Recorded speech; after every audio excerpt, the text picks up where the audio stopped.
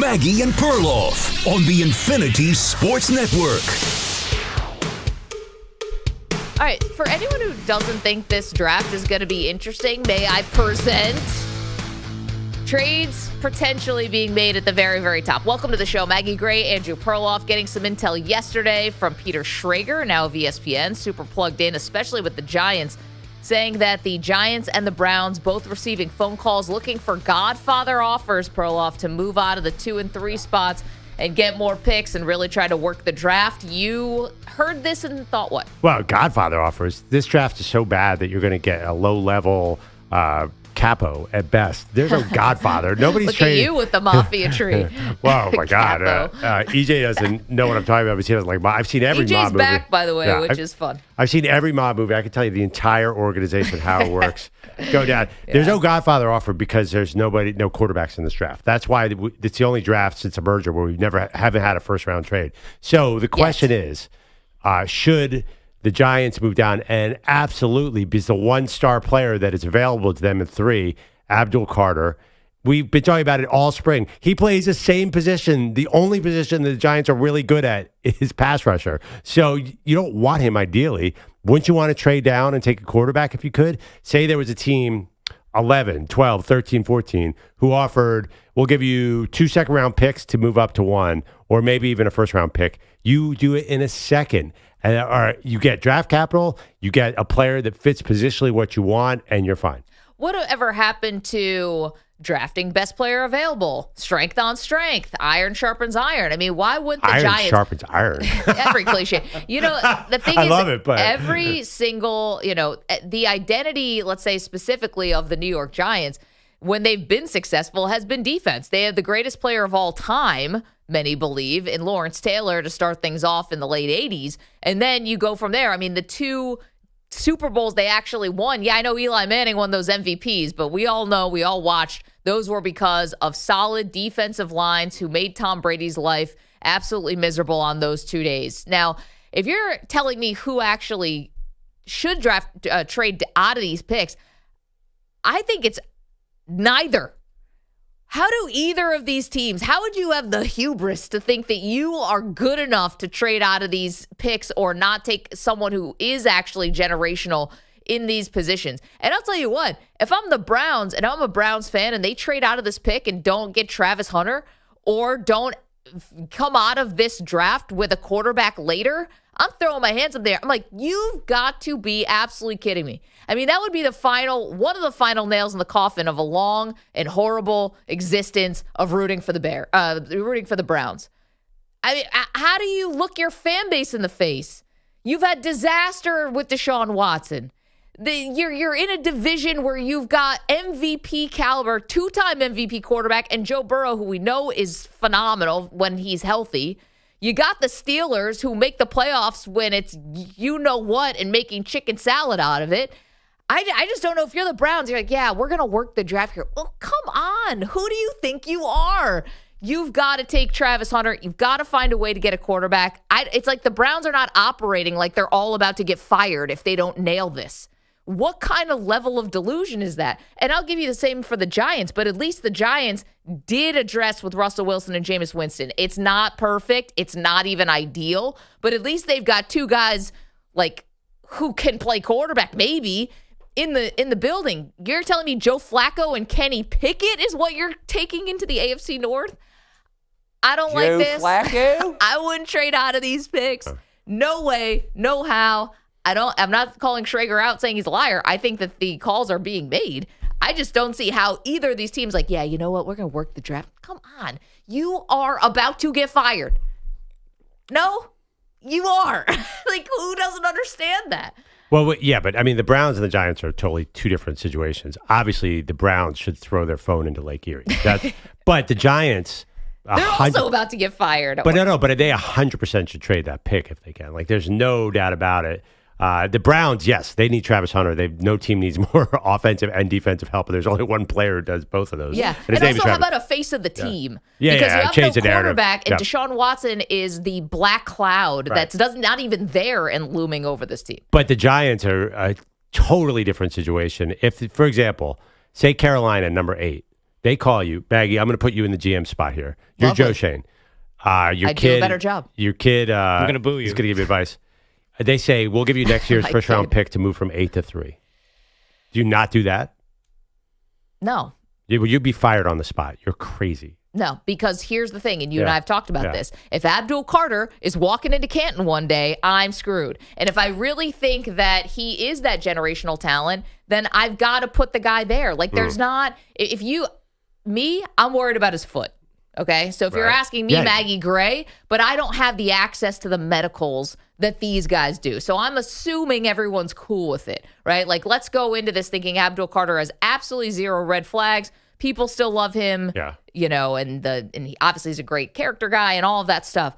You can't do it. You 8 just to 3 can't do for it. a non-quarterback, and you wouldn't do that for a first round pick on a team that probably has a good chance to be in the top 10 next year. I don't think I'm actually probably making that pick next year. If Abdul Carter wins Defensive Rookie of the Year, I'm probably fired. Who am I getting at 8, by the way? Who's going to help me? I mean, the drop off, I think after 2 is nothing. I mean, there's basically, you look at this, everybody says that after maybe Abdul Carter, but after that, everybody's the same player from 4 to 37. So, yeah, okay, I mean, I could give you a lot of players. 1, Shedeur Sanders. You get him at 8. That's not bad.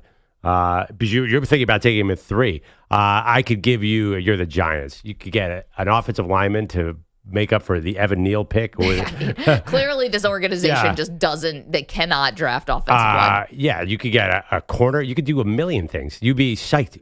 But let's be honest. You could get into next year's draft in a big way. You might be the 4 pick yourself, and then you have Carolina as the 6 pick. You might have 2 top 10 picks next year. That's franchise changing. I know Okay. that they've had that recently, and they didn't change their franchise, but that's an incredible opportunity. Yeah, they've been picking high for almost a decade now, and it Right. hasn't done jack. And here's the thing: you're asking me, someone who, if I'm Joe Shane, I'm on the hot seat. I have no idea. I'm asking for future trades in next year's one, so that someone else can make the pick. What So the heck? so that John Mara can, find the next wonderkin from, Kyle Shanahan's tree or Sean McVay's tree, and that they get to make the pick, and I don't. Well, I just think that, we say that, but that's not really how team operates. I think Joe Shane, I mean, if Joe Shane got that particular call, that to trade from 8 to 3 and there's not a quarterback sitting there, I think any team in any draft for a first round pick, you have to do that. But I don't think the Panthers can really offer a first round pick. So then we're talking about second round picks. I think they're marginal opportunities. But if somebody does love Abdul Carter, which I don't think they will because of the foot, Yeah. I think that you have to take that call, because what difference does it make? Say you got, you got almost anybody. Is it make a big difference next year whether you have Abdul Carter or you have a Membu, the left tackle, or you have Warren, the tight end? Like, is it really going to make a gigantic difference to the Giants as far as their record next year? I don't know, but I was just trying to go through this thought exercise before the show, because I was thinking, when is the last time someone traded serious draft capital for a pass rusher or for a defensive guy? Like, really, a first round pick in the next round so that the Carolina Panthers can come up and get Abdul Carter? It doesn't happen very often to me, in my opinion. So that's why I don't think either of these trades are happening. I'm calling BS on the whole thing, because you said it, to trade up for a non-quarterback, it just feels like a non-starter. And even the great ones, I mean, Myles Garrett went number 1 overall. So that was like, the Micah Parsons, the Eagles traded back. He was at 12, right? With the Dallas Cowboys. He's a character. Okay, well, whatever. They missed the bad evaluation there because he's had his nose clean. And if it's about a podcast, then that sucks to be you. He ain't in practice today is what the word on the street is. see. So I don't know. That's not a red flag yet. We're still on yellow. The other part, like, I'm thinking about the TJ Watts and the Nick Bosas. And these guys, I know they're drafted high, but you're not trading major draft capital to get defensive players generally. Right. That's what I'm saying. So That's why I don't think this is going to happen. But if you were the Giants, you'd certainly jump on it, right? I mean, you're saying you wouldn't even do it because you would just send in the pick for Abdul Carter. I think the Giants would take anything to go down, because I don't think there's a massive difference. Honestly, I don't think there's a massive difference between Abdul Carter and whoever the 8th pick is. I think there's a massive So you difference. don't think he's generational? No, I've come back. Not quite generational. But I do think there's a massive difference between Travis Hunter and the 8th pick. And I think teams are die to get into 2. I think the Browns are getting even much better offers than the Giants. I don't think there's a huge difference between the Giants 3 and say 8, 9, 10. That's why if Carolina calls with two second round picks and you're the Giants, you're very tempted. The last massive trade up for a defensive end ended up being one of the worst busts maybe in the last 25 years. Who we got? Deion Jordan. Oh my God. Dolphins traded up with the Raiders. Surprisingly, very smart Raiders move, trading back into the first round. Dolphins traded up to 3 to get Deion Jordan, defensive end, Oregon. Raiders went back to 12, took DJ Hayden. Oh, well, that didn't work out Yeah, either. well, But he had a bust for both sides, but I did a draft profile for SI on DJ Hayden. You guys noticed he died on the field. Amazing story, but he turned out not to be a great player. yeah, he had a heart condition, right? I remember when you did that story. Yeah, his heart exploded on a practice field. But yeah, that was a bad draft, as I recall. Yes.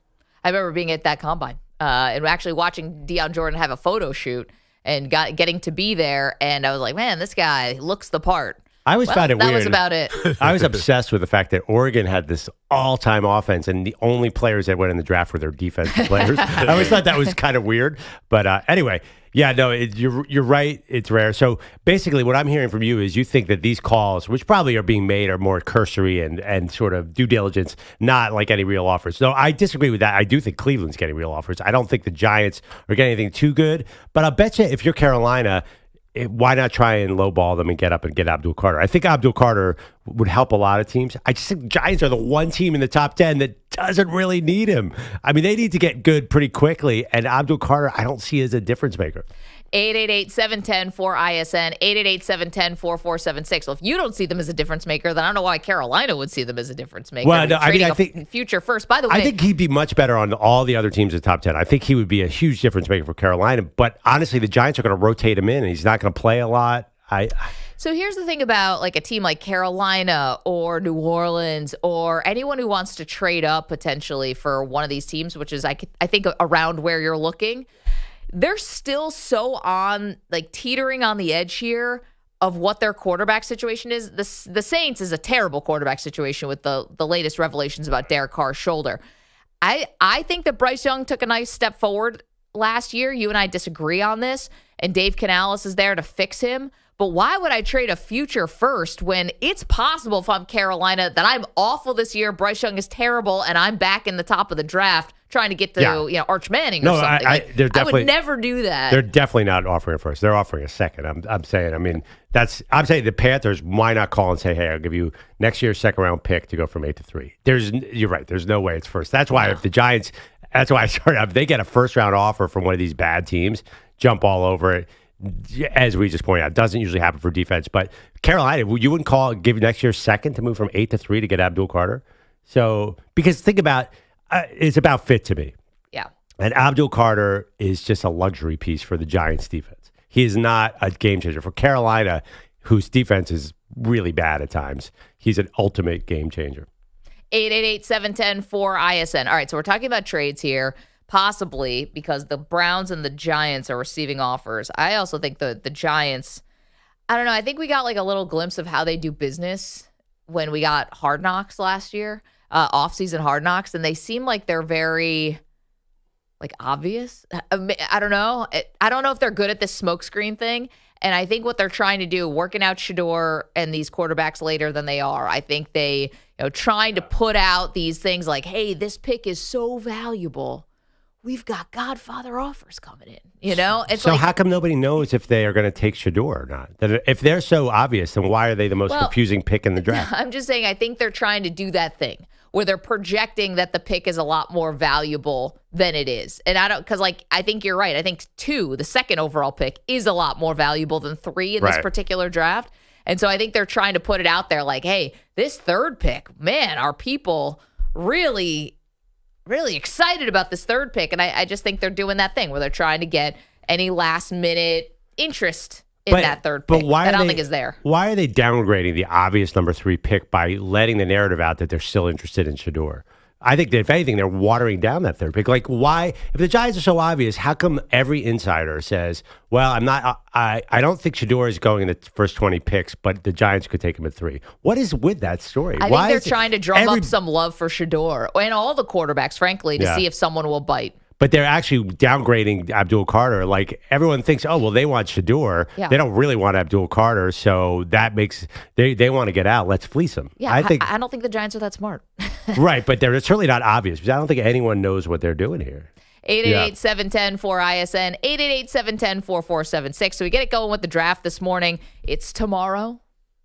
Reading some details on the logistics of having this draft in Green Bay, Wisconsin, which has been fascinating to me. I've turned into a middle-aged man here. I'm talking about routes, in and out of town, parking, hotel rooms. Like, I'm all about the logistics now. I'm a dad.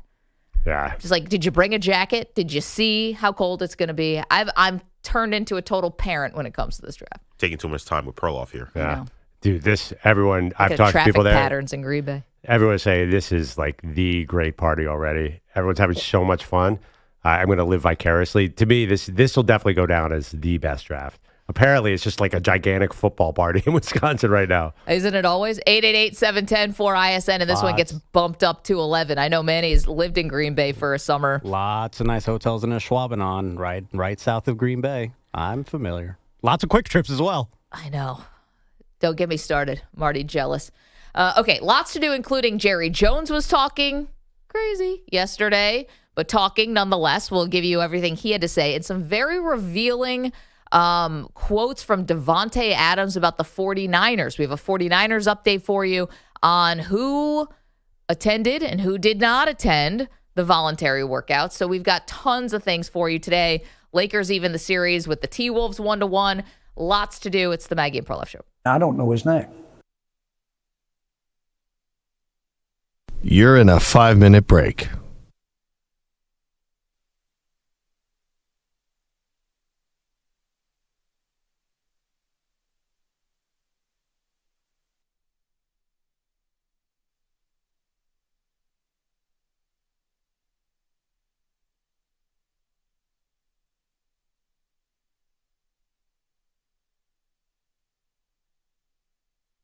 Four minutes, 30 seconds remaining.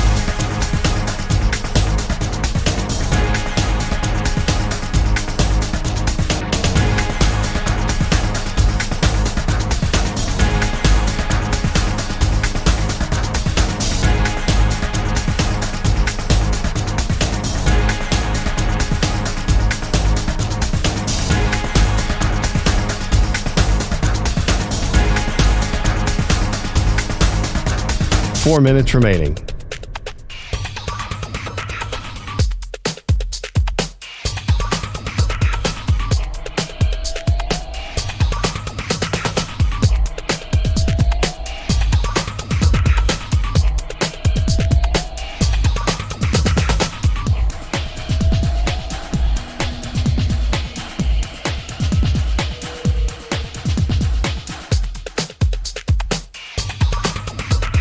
Three minutes, 30 seconds remaining.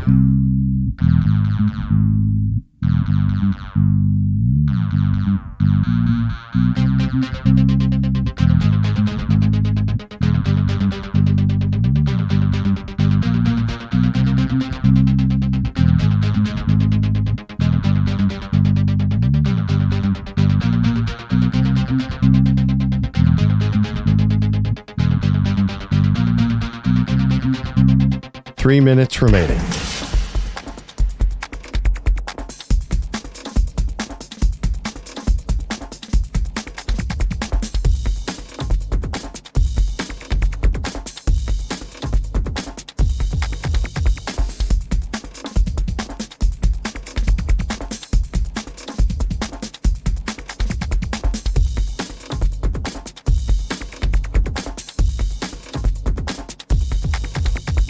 Two minutes, 30 seconds remaining.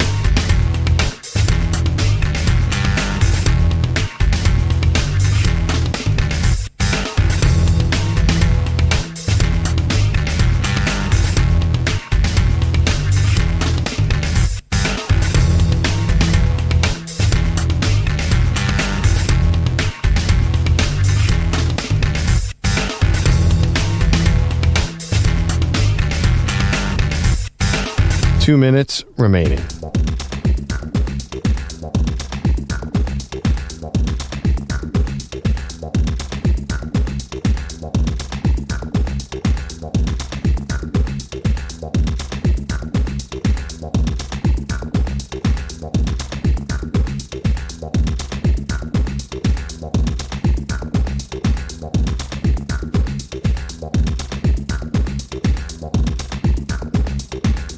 1 minute, 30 seconds remaining.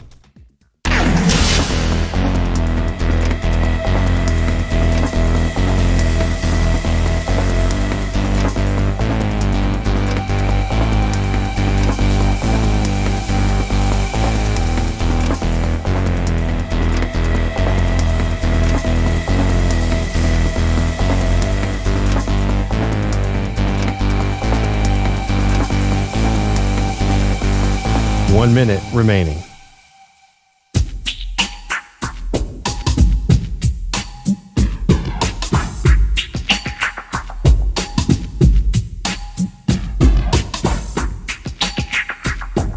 "45 seconds remaining.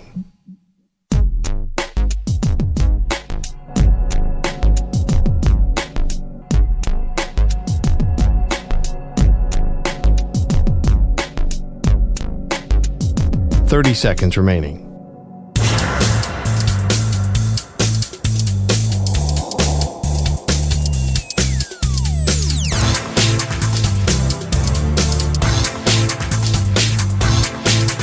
"15 seconds.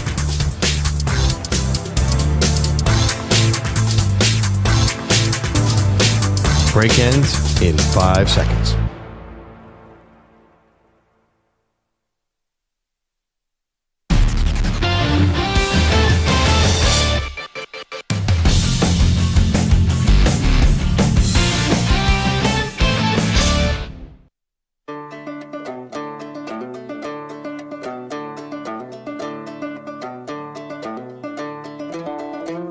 Welcome back, Maggie Perloff Show. So, This ain't Texas. sorry, I didn't mean to interrupt. Yeah, don't interrupt Beyonce. How Yeah, dare I you. mean, listen, I understand there Who are was certain you? things you just don't do. But speaking of Texas, Dallas Cowboys. So all mock draft season, it's been running back or wide receiver to the Cowboys. Big skill position. And then there's been a movement lately. I mentioned this the other day. There's reports, hey, you know, the Cowboys are scouting interior linemen. And I threw up my papers in the air yesterday. I'm like, if the Cowboys do another boring lineman, I am just quitting the Cowboys content business. They've drafted linemen, 7 out of the last 10 years? This is insane. That's what they do. Why? And it's not working anymore. I want them to make a splash. But now I guess, according to the latest reports, maybe I don't have to give up on the dream of the Cowboys actually getting a wide receiver number 2. Yeah, so you got two big things going on with the Cowboys right now. Yesterday, Jerry Jones came out and said they're having substantive talks, trade talks, before the first round of the draft, or, before this draft. I saw that and I thought, cool story, Jerry. This is not a team that has really made substantive trades probably since Amari Cooper in the midseason, and that was 2018. So it's been a while since I would classify anything they've done as a substantive trade. Jonathan Mingo, Trey Lance, not counting as substantive for you? I'm gonna put that in a different bucket. Yeah, I mean, Jerry talked about Jonathan Mingo like he had just gotten the next Randy Moss and then gave him about 1.3 targets per game, the former Ole Miss receiver. Yeah, no, he says every trade is substantive, so I am not buying it. Yeah, so that was yesterday, and you can tell us if you think Jerry's telling the truth at 888-710-4ISN, 888-710-4476. Substantive trade, what does that mean? Now we get from Diana Orsini. So Dallas is picking 12th. And Diana putting out her empty the notebook column today, saying many sources around the league expect the Cowboys to target an offensive skill position player with number 12. Matthew Golden and Teteroa McMillan are the names I'm hearing that interest Dallas. So there you go. You could get something super flashy here, someone to pair with CeeDee Lamb. Crushed. Yeah, I mean, it's been, obviously, you play the Cowboys, the first thing you know, put 2 guys on CeeDee Lamb because they've never had a receiver. Yep. Yeah, I mean, obviously, Diana is as plugged in as possible. And she's directly I would still to Stephen Jones. They have a good relationship. I'd like to with take a Jones. long shot bet here. Okay. Maybe, I don't know how we do. I still think that they could go guard. And I'm just saying that because they never do. They have to replace Zach Martin, obviously. So that's why people are linking them with guard. And this is a great offensive line draft. It's a terrible wide receiver draft. So maybe they think, oh, there's no depth of wide receiver. We have to jump on that guy now. I just think the Cowboys have always disappointed us. So until they actually draft a wide receiver, till they hand in that card, Maggie, I'm not going to believe it. I could see it. I could. I believe this report from Diana about them wanting a wide receiver more than I believe the substantive trade talks. I don't believe at all. That I gotta see it to believe it. Tyreek Hill, you're not buying that rumor out there? I mean, that would be juicy. And that's a team I wouldn't really want Tyreek Hill in my building, but Dallas has so much chaos already. Why not? Yeah, I don't know. Tyreek Hill's got another weird thing that just came out about his personal life. At this point, I know Dallas doesn't care about that stuff. Buy low, sell high. Maybe they can get him now. Yeah, I guess. I don't know. I can't sit up here and be like, you should definitely do that. There'll be zero repercussion. Oh, no, you're absolutely right. But it doesn't make sense. But what are some of the other? What if there was some possible big name out there? George Pickens, some wide receiver. Why, if you got a veteran wide receiver, then you could draft for need in other places and not have to take that wide receiver like Golden. 12 seems high for a player like that, but if you get it as a free agent, then you could avoid having to use that pick. If you were going to ask me if there is a wide receiver who the Dallas Cowboys would potentially trade for, I don't know if this would happen because it's in the same conference and they have a rivalry right now, so I don't know if this would ever happen, but I could see the Cowboys taking a flyer on Jameson Williams. Different kinds of knucklehead behavior that Tyreek Hill has a laundry list of stuff. I don't want to put Jameson Williams in the same category, but Jameson Williams is like kind of you never know what the headline could be with him. Is it a 5-team parlay that he made in the facility? Or is it just him getting personal foul calls on the field in big moments that are kind of silly? But I think he could get traded on draft day, and I maybe could see the Cowboys trying to buy low there. But is he more of a gadget player or more of an every down route runner? That's what I wonder about Jameson Williams. I have no idea. He's talking about a wild card. I just don't know right now. The Cowboys and the Lions have like a nice little thing going with their rivalry. I don't know if they would make a trade like that. Cowboys and the Lions are rivals? In what sense? Well, they had that ridiculous game 2 years ago. Remember where Dan Campbell kept going for it on the 2-point conversion, even though he kept getting the penalties that were backing him up. Lions also ran the score up on them last year. Yes. And definitely wanted to embarrass the Cowboys. And Jerry said it. He said, I think they wanted to embarrass us. The worst home loss like in Cowboys history, I think the Lions handed them. But to be fair, the Cowboys and the Eagles traded in the draft not that long ago. It was for picks. It wasn't players. But yeah, I mean, the word in the NFL, these young GMs could care less about rivalries and they'll trade with anybody, even in their own division. Not that question. You say young GMs, Jerry Jones, 83. Is he making any decisions anymore? Well, substantive trade talks. Yeah. Believe that at your own peril. Is it possible that Steve was like, Dad, we're doing substantive trade talks, and he immediately ran to the reporter and said, we got some substantive trade talks going on? I don't even think you need to hear anything. Maybe he overheard something and thought he heard something. I don't know. Maybe somebody in the lunchroom was like, hey, I'll trade you this tuna sandwich for your egg salad. Yeah. And all right, we got some substantive trade talks here. I mean, it's good as theory as any. Yeah. Well, they definitely need a receiver, so hopefully Diana is right. I mean, hopefully. I'm not a Cowboys fan. I just think that they need some pizzazz. They need a big move. They need a trade. Do a substantive trade. Get some excitement in the building instead of, with Mike McCarthy, we're 12-5 every year and had no chance in the playoffs. They need to go upside or just rebuild and be 3-14. I can't take any more of this middle ground for them. Well, I mean, get used to purgatory, I think. But we'll see. CeeLo is here. Chris Lopresti has all the latest for us. Very busy night last night. What's up, CeeLo? It's that time of year, right? Love it. Riddle sponsored by Progressive Insurance. What we begin with, what do your home and auto have in common? Progressive protects them both. That was an easy riddle. Learn more at Progressive.com. The Lakers, here I am, got the bounce back win they needed to even their series with the Timberwolves, and Luka Doncic was right in the middle of it. Here's Austin Reeves into the front court. Reeves to LeBron. LeBron to Luka. Luka driving down the middle, got to the rim, lay it up and in. 31 for Luka to go along with 12 rebounds and 9 assists. Lakers radio late in that one last night, and that was Luka's final line as the Lakers pulled away from the Timberwolves. What's up with that? I don't know. You like saying Luka as they win 94-85. LeBron added 21 points and 11 rebounds, but this was a Doncic night with head coach J.J. Redick saying he played like a warrior tonight. I'm sure that he's probably in the X-ray room right now. but he did a lot of really good things. All seems to be fine with Doncic. He gets the Lakers even before the series shifts to Minnesota. Game 3 will be Friday night. Elsewhere, the Bucks got Damian Lillard back from the blood clot issue that kept him out for over a month. Didn't change the result for Milwaukee, though, as they fell to the Pacers in Indiana 123-115. All 5 Pacers starters finished in double figures, including 21 and 12 assists for Tyrese Halliburton just hours after an anonymous player poll named him the most overrated player in the league. So naturally, he was asked if he saw that when he met the media post-game. I did. What was your reaction to that, and did it at all impact the way you played today? It didn't impact the way I played today at all. I must be doing something right, if that's the case. I don't have a big speech or comment on it. Though he did continue for a bit after that. Not worried about, what anybody thinks. My teammates trust me. So does, my front office, my coaching staff. So I'm good. I could care less. Now, this is a little awkward. I was going to bring this up. It's a little pet peeve of mine, but it's awkward because Perloff just did it a couple minutes ago. Maybe I'm wrong. Is it could care less or couldn't care less? Yeah. Right? It's couldn't care less. Could yes? not. You can't. I could not care Because less. if you could care less, then care less. Yeah. Exactly. Yeah. Did I say could? You did, yeah.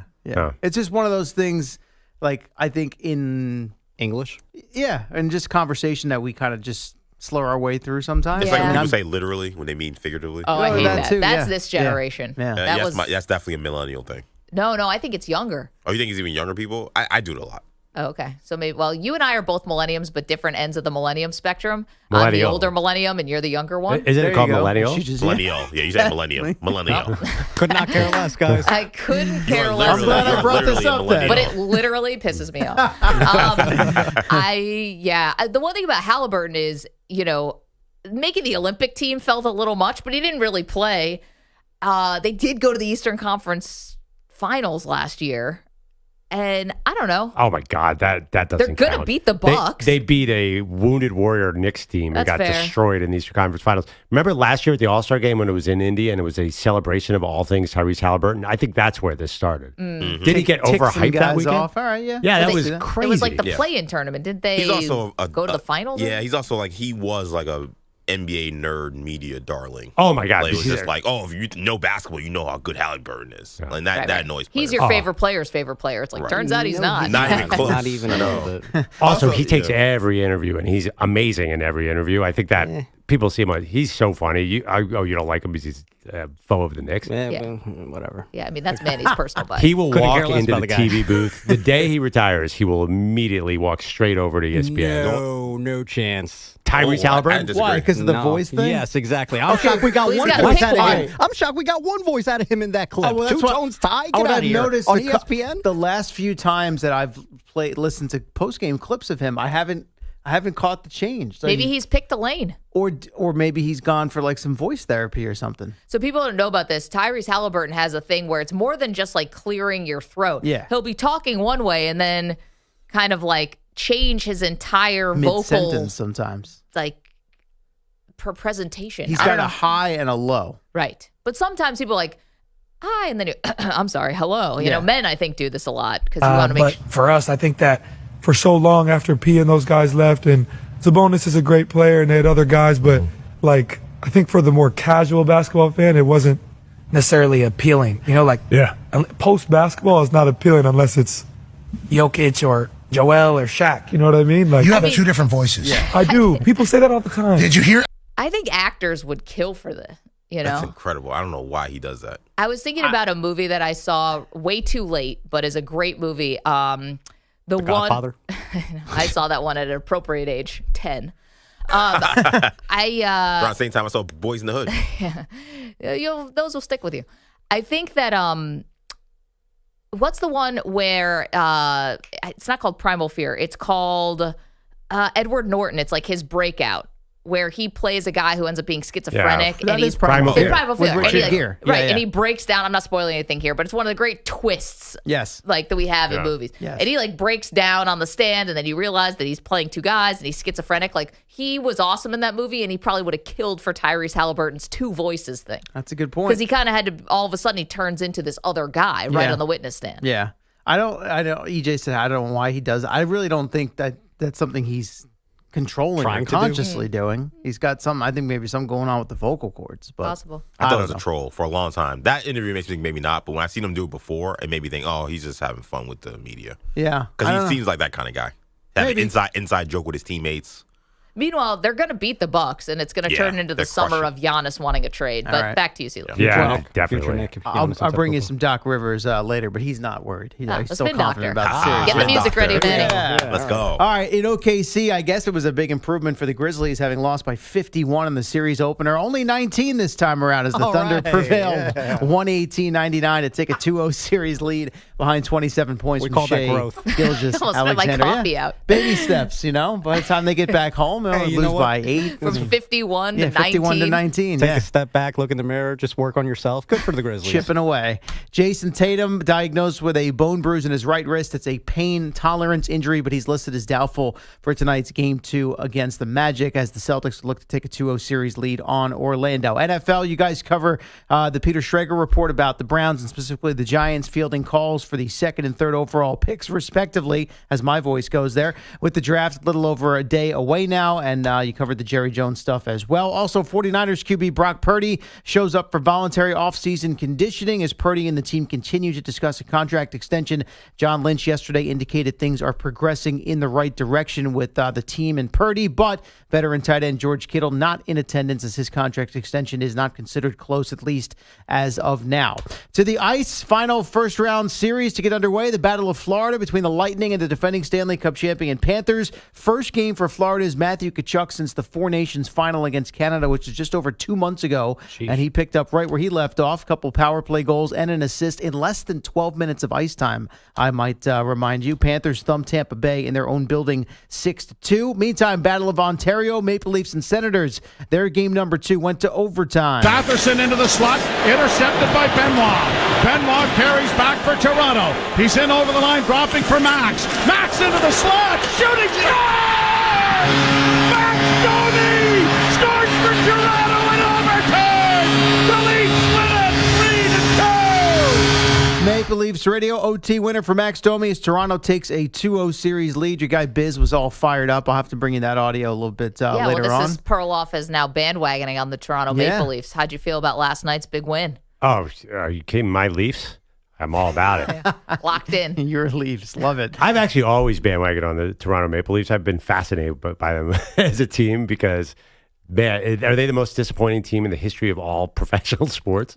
I have a lot of friends in Toronto, and That's a great question. They definitely are because they're the Cowboys of the Canada, right? They're the most popular team by tenfold. Yeah. And, man, they stink usually. But They this kind is of the first one. remind me of the Knicks, to be honest. Stink. Like they kind of got like mecca of hockey, mecca of basketball, but no championships. Right. but There's they a get- prestige there that maybe hasn't been, earned lately. Yeah. But they get buzz like the Cowboys, apparently. Like, people want to know what Toronto's doing Yeah. all the time, like anywhere in Canada, which makes no sense because they have other better teams usually. Other Canadian teams. Yeah. Yeah. I don't know. You think they have Leafs Quickie on TSN? Definitely. Like we have Cowboys Quickie. Do you think they do the whip? Yeah, They got that better You know how- alliteration than least quickie. You do Cowboy Quickie, there's a little alliteration there. Like You know how everybody sticks at LeBron and the Cowboys in their rundown and every show ever? They have to Connor McDavid and the Leafs. That's what we're doing today. That's the Every hockey day. version? Yeah, that's Canada tonight. What's our show called? Hockey tonight. Hockey night. Hockey night. Hockey night in Canada. Hockey night in Canada. Yeah. In any event, they win the game. They take a 2-0 series lead on Ottawa. Same for the Carolina Hurricanes, who handled the Devils 3-1, and the Minnesota Wild get a split in Vegas, dumping the Golden Knights 5-2 behind a couple of goals from Kirill Kaprizov. That's all I got for Fantastic. you right now. CeeLo. Sorry, I wish I had more. But it was pretty good pronunciation there. I know. You sound Kirill very Kaprizov? confident. Oh, yeah, I'm not worried about that. No, Lepressi's hockey guy. Maggie looked at Oh, me you're a like, hockey guy? Oh, yeah, I'm a hockey guy. Capri yeah. Sun is his name? Kaprizov. Oh, excuse me. Capri Sun would be fun. Kirill Capri delicious Sun. I as like well. that. Maybe that's the nickname. Capri Sun, elite lunchtime so drink. good. You want to know what's the best about a Capri Sun? Not to gloss over hockey here, but the best part about a Capri Sun, it's probably the best first taste of any food. Like you put the straw in the pouch, you're thirsty. Straw in the pouch, ice cold Capri Sun. That first squeeze of the pouch and how that juice goes right in, that is so satisfying. That's the key, though. Ice cold. It's got to be. Well, every drink. Yeah, depends. but that one specifically. Is there a drink better hot besides like tea, coffee? I don't know. Maybe not better, room but temperature. yeah. What's better room temperature? I like water room temperature. If I could choose, Really taste it. If I could choose, I would always drink water room temperature. In fact, when I was in PA this weekend, my parents, they always have a bunch of water bottles just laying around. Yeah. My mom's the same way. And I was in heaven. I drank the most water I've drunk all year.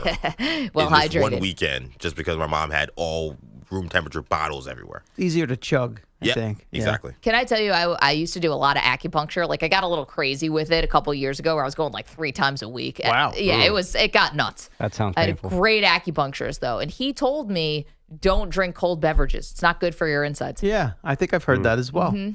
So Everything should be room temperature, but ice cold Capri Sun, yeah. milk, Gatorade. Ooh, room temperature milk. That's a no-go. Room temperature No, milk. No. It's possible. All That's right, what I'm let's go to saying. break, That's y'all. It's a totally no-go. different Yeah. thing. Yeah. That's called spoiled. The reason it's cold. Well, No, that's you if it could sits have out it for sit too out for an long. hour. Yeah, and yeah. It's not spoiled. Right. I don't think you want a glass of milk that's been sitting out for an hour. The will start to. An I'm hour is nothing. okay. I'm good. I'm on Perloff's Let's side here. experiment with that, shall we? You don't think you get sour within an hour? Let's experiment. Let's get milk from the make Manny drink it. It probably. I think it takes Hold on. a half a day. Let's say. To actually How get long? sour. When it starts to smell a little bit. Does it? Not an hour, dude. How many hours till it's sour? I mean, I definitely segment. like had cookies with milk and not finished it, and then like maybe a half hour be like, oh, I didn't finish this milk, and then drunk it and Yeah. fine. Dude, I got a 5.5-year-old, but you can have milk. And he's not far off. It says if milk is left out of refrigeration for more than 2 hours, especially if it's warmer than 40 degrees Fahrenheit, it can start to spoil rapidly due to bacterial growth. Look at Perloff. How about that? Regular Midwestern farmer here. But it does say that it begins. It also says unopened refrigerated milk generally stays. Oh wait, hold on. Oh, never mind. Wrong sentence. Okay. My bad. It's like, what are we doing? Can we here? get back to sports? Yeah, Jesus. let's do that. Listen, just because you may have missed the Capri Sun era doesn't mean it wasn't glorious. True. Well, yeah, like there's an NFL draft tomorrow, and I just got how many gallons of water EJ drank this weekend. Listen, let's move on, Well people. hydrated. we have to sit through Sixers talk. You can sit through a little Capri Sun talk. 888-710-4ISN, 888-710-4476. CeeLo, thank you. Coming up, lots to do, including some really interesting comments from Davante Adams about the 49ers, retail and wholesale. He's got things to say. Plus, he weighs in on his former teammate, Aaron Rodgers. Do that next. For Luca. You're in a 5-minute break.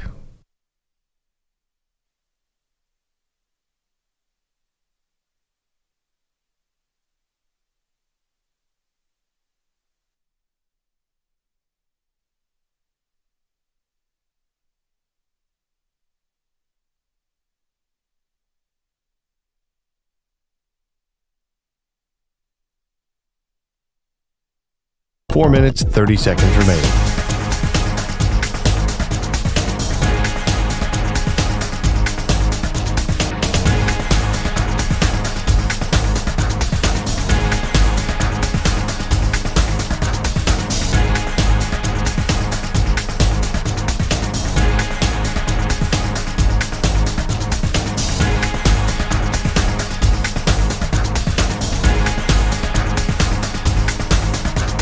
Four minutes remaining.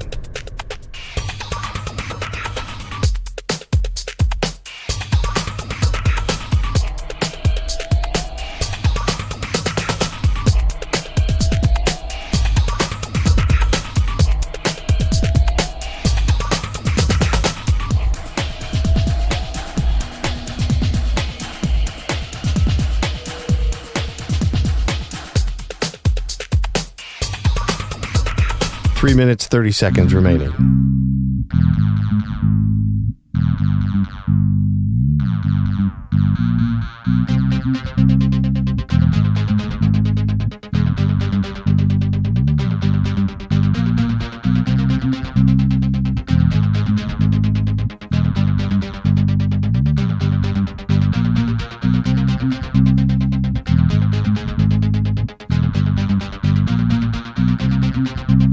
Three minutes remaining.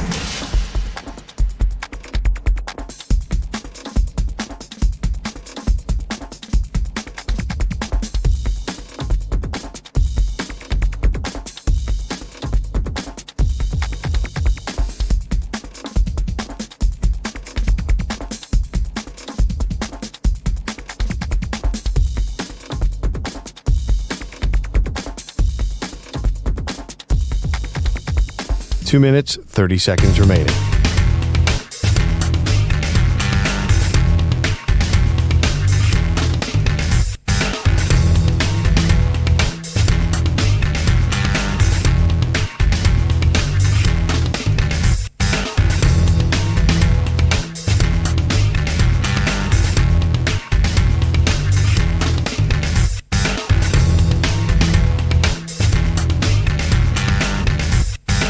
Two minutes remaining.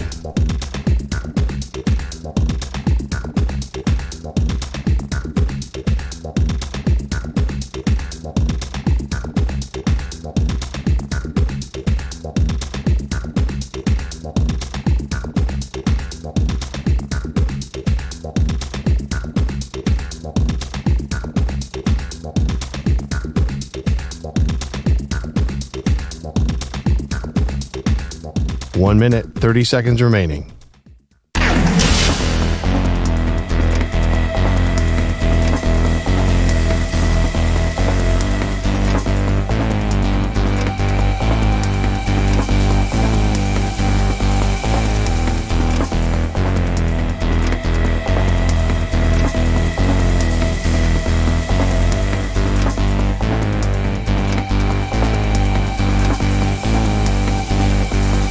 One minute remaining.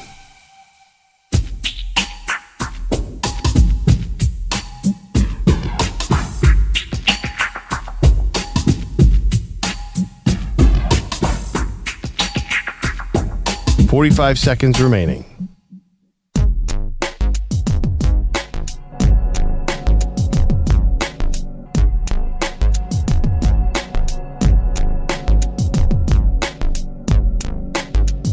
$30 seconds remaining.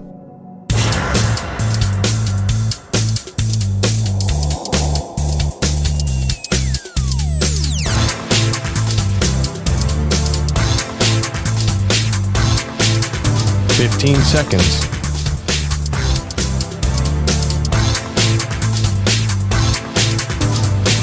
Break ends in 5 seconds.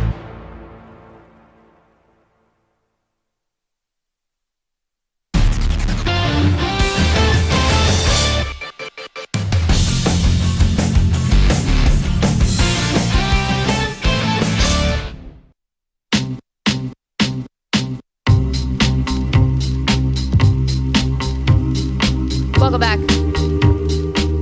Maggie Gray, Andrew Perloff. I do want to get to the 49ers. We will get to that in a minute because they had a big day yesterday, Pearl. Voluntary workouts open on the same day that a big article from Mike Silver from The Athletic dropped where he did an in-depth interview with Davante Adams, who has no history with the 49ers, but apparently was on their radar this offseason. Sure. And so it kind of gives a little window into how the 49ers are thinking and approaching this. But I saw this article and I immediately thought of you because you are more into this topic than any person. Wait, what topic? And it's not the draft, which I know you're scouring for any nuggets. No, I have no idea what you're going to say right now. Doomsday preppers. Oh. Dude. I was like, I thought you were going to say George Kittle. I'm like, yeah, I guess I'm interested in George Kittle. So, okay. Yeah, doomsday preppers is everything. I mean, are you prepared? Do you have a water supply that'll last at least 2 weeks? No. And I didn't realize everyone else did and was doing this without me. So you have a go bag? No. Why would I have that? A massive New York Times spread. It's like this multimedia whole thing. So a survey from 2023. So now I guess maybe a tiny bit dated, but I bet it's gone up since here. A 2023 survey found that about 1/3 of American adults were prepping for a doomsday scenario, spending a collective $11 billion over 12 months. Yep. Guys, 1/3 of American adults? Can someone better at math do that for me? 300 million people live in this country. There are 4 people of us right here right now. So which one of us is the doomsday prepper? Like 1.5 Well, million. I'm an aspiring doomsday prepper who's actually never taken any steps to prepare for the doomsday, but I'd like to be. Some of the things they're showing though these are not comforting at all. These they're little boxes that almost look like it's giving me like something that would come off a cargo ship. No windows, no nothing, with these big doors that, obviously, yep. I get it. But it's like, I can't believe that people are really spending money on this. Am I crazy here? Well, I don't know. What if there's a dirty bomb or something? God Yeah. forbid. No, I and hate thinking there's about this, nuclear but- radiation in the air. Where are you going to go? You got to get out of the city or away from the city to try to avoid as much of the radiation as possible. Right. Where do you go and how do you get there? These are all questions that you're asking that I'm not thinking about. So I actually think about it. I said to my wife the other day, we just in case something happens, we have to get out of Brooklyn, Yeah. which is impossible. Good luck. You start swimming. We should keep the tires on all the bikes inflated at all times, just in case we need to. Because bicycle is our path out of the city. It's going to take you like a week. Yeah, no. I mean, what's your better option? All the highways will be jammed with cars. I am seeing a video here of somebody who has a fireplace that, like James Bond style, opens up, like slides from left to right, and behind the fireplace, like, what is it, the Clue Mansion? And you go back in there and you escape. Here's my question. And it's not trying to get political. It's just there's always been a threat of something happening in our world, right? Right. And unfortunately that exists all the time. So why now? Well, you say I think always. it's the influx of shows and video games and things like that, because where's all this discretionary spending coming from? Also, for a third of Americans to be spending all this money on bunkers and shelters and all that stuff, where's everyone coming up with this cash? So you say always. Now, I don't want to get political, but in 1975, where technology was, and I think the threat as the world becomes more global and there's more technology, it seems got to be greater now than it was 50 years ago. We lived through the Cold War. The Cold War was the threat of Russia dropping a nuclear bomb. Exactly. What's this? This is in between, not full nuclear annihilation, but partial disaster. You're not prepping for an all-out thermo-global nuclear war. Man, you've really thought about this, and I really thought have about not. it. It's you can even Manny, EJ, you guys are young and probably haven't thought about it, but you thought, well, what if there's a massive terrorist attack that has or maybe a huge weather event like a hurricane? You've never thought of that? I've thought about like really crazy political uprising.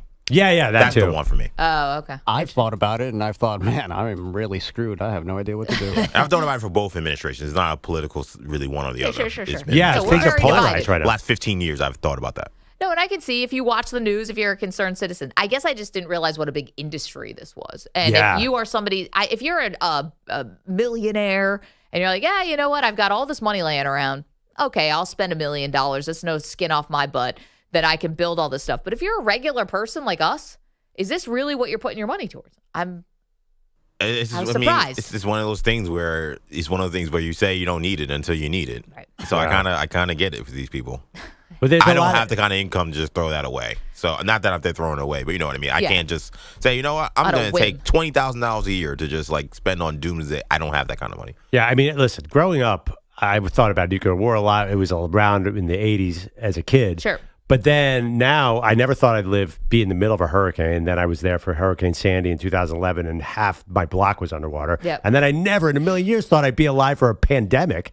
That wouldn't have even crossed my mind. That happened 5 years ago. But a bunker wasn't going to help you then. But I'm just saying we're on a crazy run right now. And then the political disruption I've seen, outside my window, I could see the Brooklyn Bridge. I saw a bunch of people overturn a cop car. Like I've seen things that I never would have thought possible. It does feel like the world's a little bit tilted. No, so I'm definitely prepping. We're on a 21-0 run. I'm definitely the Knicks.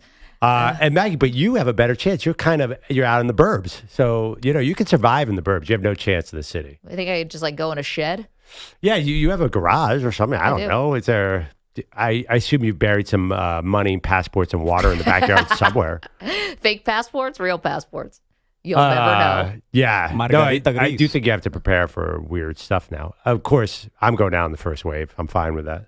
Well, You're you doing all got of your this bike. prepping. Wait, hold on. You're doing all of this prepping? You're going down in the first wave? I live just in the heart of everything. I live next to one of the biggest targets in the world. brother, The Brooklyn believe Bridge in is right yourself. outside my window. You got to believe, man. You got your bike tires are all filled up. You guys are going to be fine. Yeah. No, I know exactly where we'd go. I have the route. I have a route memorized. By the way, you laugh. You're in Jersey. You think you're getting anywhere in your car?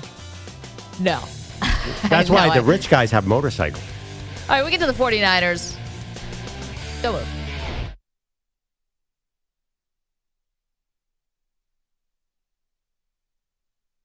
You're in a 5-minute break.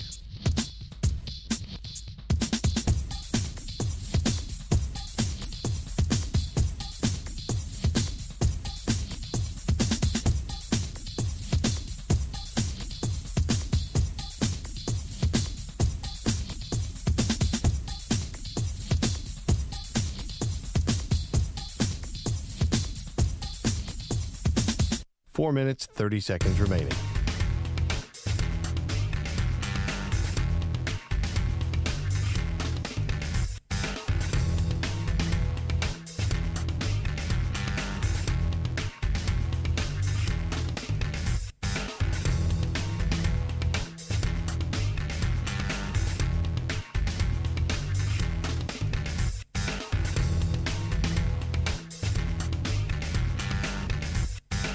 Four minutes remaining.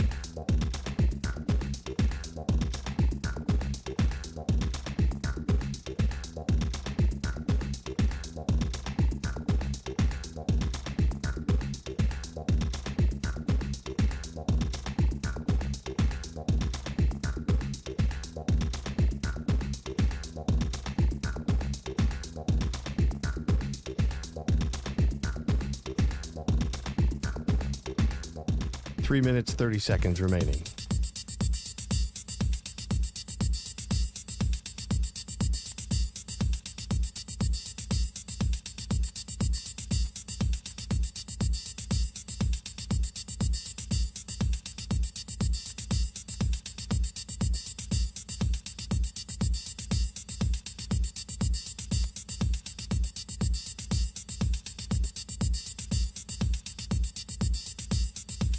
Three minutes remaining.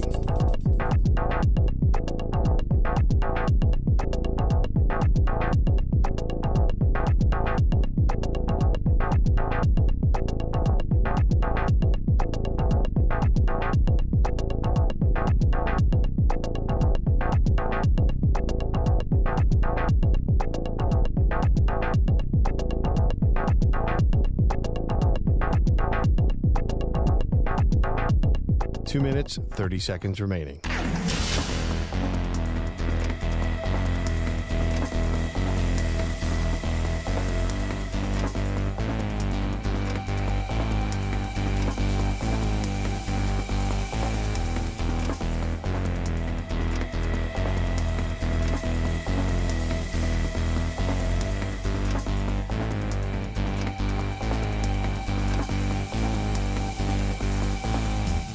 Two minutes remaining.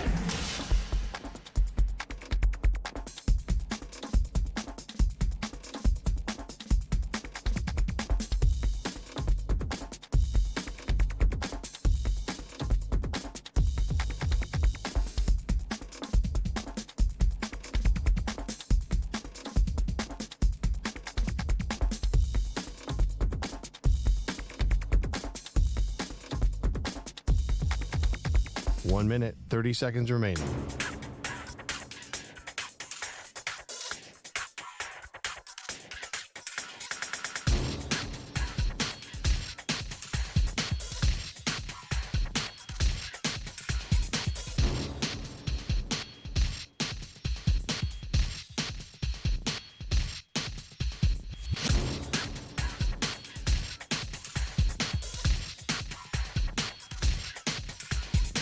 One minute remaining.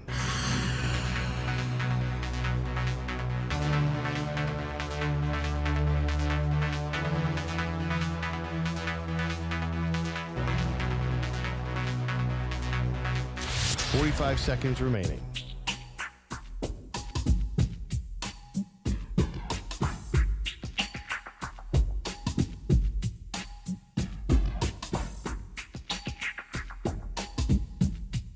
Thirty seconds remaining.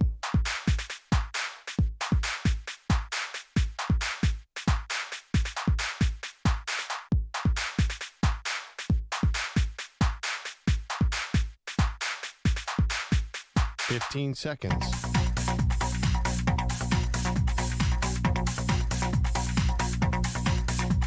Break ends in 5 seconds.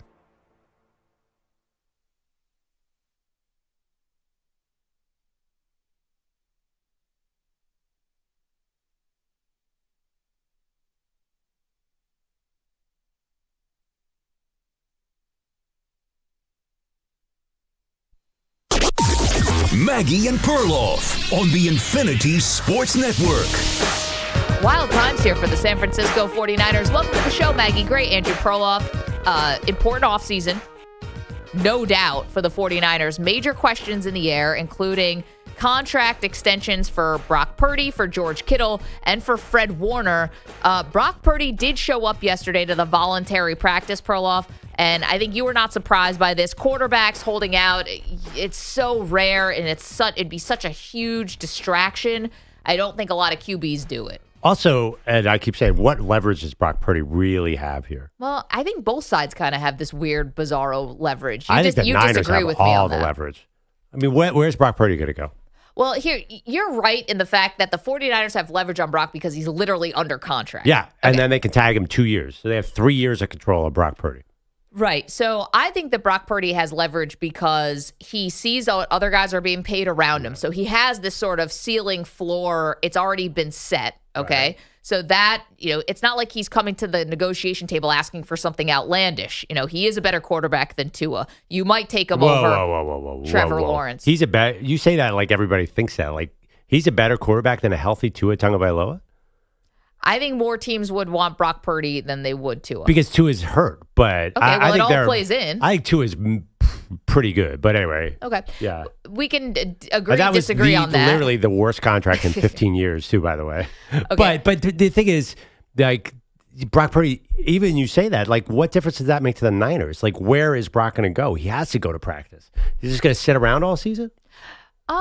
No, but I think that, first of all, the 49ers have put it out there that they want to get something done with him. So you are setting him up and your fan base up and everybody up that something's going to get done. It's going to look pretty bad if you don't. I think there is an optics part of this. If you want to play hardball from the beginning, you play hardball from the beginning. You don't tell everybody and signal, we love him. You don't have the owner come out and start talking about how Brock would have been like the 40th highest paid college quarterback.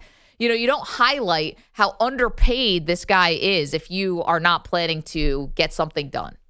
Yeah, I understand what you're saying, but at the end of the day, that's just window dressing for the fans. And in reality, when you're sitting in that building and Brock says, I want $58 million, why do you have to say yes? He's coming one way or the other. You could say, we're giving you $20 million, and eventually, even if he doesn't take it, he's showing up. He can't sit out. It's not even an option for him. So they have all the leverage to make. So Sam Darnold was not a viable threat. I don't think Mac Jones is a threat. The backup quarterbacks I'm talking about to Brock Purdy. So I think he's sitting in a pretty good spot. Anyway, he did show up yesterday. But as far as George Kittle, that was a no. If you want to get a little glimpse into what the 49ers are kind of thinking about this offseason, Pearl, again, an important one. I think last year they decided we got to try to go all in. We just lost in overtime of the Super Bowl. Let's see what we can do. And the season fell apart because of injuries and other reasons. And they inadvertently had their reset last year. I thought we were prepping for another all-in kind of season here for the 49ers, okay? Here's Mike Silver, who actually, I'm going to just read the quotes for you on this one. He did this big story with Davante Adams. Adams had interest from the 49ers, which would have been very interesting. He ends up signing with their rival Rams. The 49ers would not meet the market value. The quote is, he felt that the 49ers were trying to pay wholesale rather than retail. Adams signed a 2-year, $46 million contract with the Rams. Now, you could look at Adams' age. You could say maybe that was very smart. But the wholesale over retail gives you a little glimpse, I think, into the 49ers overall. They've got a lot of draft picks in this draft, 4 in the top 100. Were not major players in free agency. Saw a lot of older guys walk out the door. I do think this is, maybe the owner, Jed York, saying, listen, I've been spending a ton of money. Yep. And we've been contenders, but I don't know if I'm ready to just throw all caution to the wind here to try to go in an all-in season. Yeah, definitely. It does seem like the message from the combine. I remember John Lynch said, yeah, we're going to have to cut spending. Mm-hmm. So, look at the losses this year. They basically lost everyone. Travaris Ward, Hufanga, Deebo Samuel, both good running backs that sit behind McCaffrey. So, yeah, it does seem like they're taking a step back. I kind of get the Davante Adams thing, though, because the Packers are a very smart franchise, and they let him walk 3 years ago. And was it 3 years? And the Chiefs let Tyreek Hill walk. So smart teams do not pay old wide receivers. Now the Rams are pretty smart too. So that I'm not. You definitely in a vacuum, you can't kill them for that move. But I think what you're saying is they're cheaping out overall. That's what I'm hearing. Cheap might be a little strong. Cheaping out, but they're not going all in. I don't think so. Now, listen, as long as Brandon Ayuk comes back and is healthy, I mean, you could argue that they actually are pretty set at the wide receiver position. Yeah. You know, using first-round pick for Ricky Pearsall, they've got Brandon Ayuk, who they paid. Obviously, they love Juwan Jennings. They extended him as the third guy. Here is John Lynch, though, said, heard the quotes from Davante Adams, said he thought they were trying to play wholesale rather than retail, but didn't mean any offense. I saw the quote, and it said his agent had told him that. That wasn't me. I've always had a great deal of respect for Davante. That didn't line up. He's on a division rival. We're going to have our work cut out covering him and playing against him. He's a really good player. So if there was any disrespect taken, none was intended. Okay, so that's what's going on with Davante Adams. Again, just a little bit of a window, it seems like, into the 49ers. It's no longer going to just be the freewheeling spending. And I'm curious, not how that impacts Purdy, although that's going to be the headliner, but also about Kittle. You've seen that they've decided to get, or they're trying to get, I think, a lot younger, Pearl, in some areas. Yeah, I mean, they can't get older. Well, that's true. Here is John Lynch. Can I hear cut 9, please, Manny, about George Kittle and non-committal. We'll see on that. These things are voluntary right now. But, again, with that, we've had good communication, good talks, and we'll see where that goes. Yeah. So I wouldn't be surprised if Kittle is not extended here. I think you've seen where the 49ers want to go. And beyond that, there was a quote, some very telling quotes from Kyle Shanahan not too long ago. It was an article that came out about the sort of mistake, I guess, that they made. I think some could see it as a mistake where they kind of maybe overpaid for Brandon Ayuk. I'm not sure about that. Oh, yeah. But anyway, the way guy got hurt, so it's a little unfair to say that. But now, obviously, they overpaid. He tore his ACL. Of course. Yeah. So there's like a scene that almost feels like it's out of a movie where Kyle Shanahan all of a sudden gets very worried that they're going to trade Ayuk, and he's get traded to Washington or whatever. And he tears through the building, running at full speed, taking stairs 2 at a time up to John Lynch's office, busts through the door and says, I got to have Brandon Ayuk. And they end up doing the deal with him. And they said that was like an emotional response that they were having. And they're really trying to take the emotion sort of out of these negotiations. And that's not great for Kittle because Kittle is awesome, but obviously he's like it's like a legacy. It'd be like a legacy signing as opposed to, can we not win without Kittle? I don't know. Yeah, it's also one of the great tight end drafts of all time is what everyone's saying. So they could get somebody at some point to fill in. So Kittle is 31, turns 32 October 9th. It's pretty old for a tight end. At that point, you're sort of a complimentary piece like Rob Gronkowski. Like late Gronk was effective, but he couldn't play every down. Yeah, big like in the playoffs, though. Yeah, big in the play. Right, exactly. And I think that's what they would want for Kittle, to be sort of a between a part-time and a full-time player as a secret weapon. Now, here's where I'll tell you one thing the Niners fans could be excited about. What's that? I'll paint a picture. So they presumably, I don't know what Kyle Shanahan's contract. He's got to be one of the top 3 highest-paid coaches in the league, considered by many around the league as the best offensive mind. They just made Robert Saleh the highest-paid defensive coordinator. So everyone keeps talking about all these offensive players. Their defense has fallen off over the last 2 years, unlike their offense. Their offense is still top 5.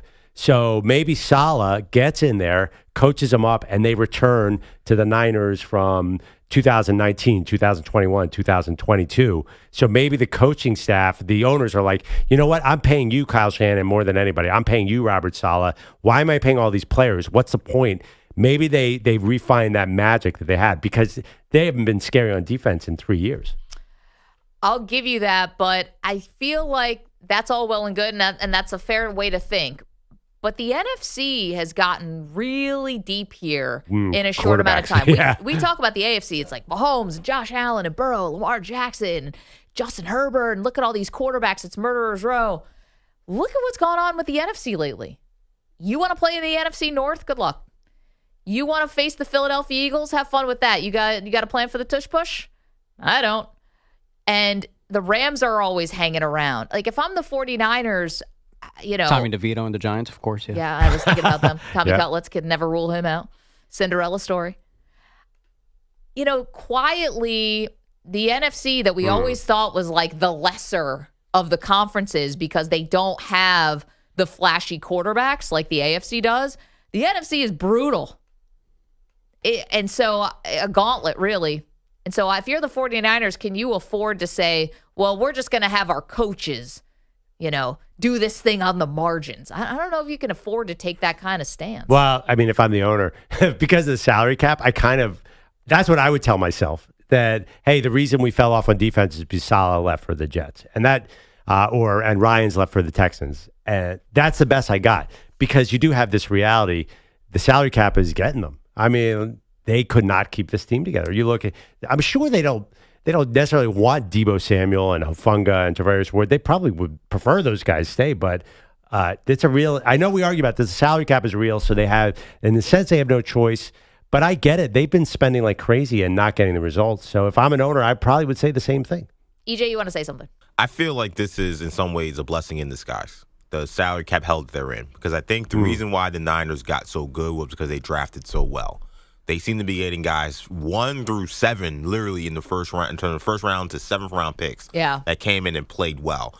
And what happens is those guys eventually have to get paid, and you get fat on those players. And some of those guys maybe you keep a little longer than you have to. I think the fact that they can now hone in is okay. Yes, we lost some good players, but now we can maybe draft some guys on cheap contracts that can go out there and outperform over their skis, because we got Kyle Shanahan as an OC and we got Robert Saleh back as a DC.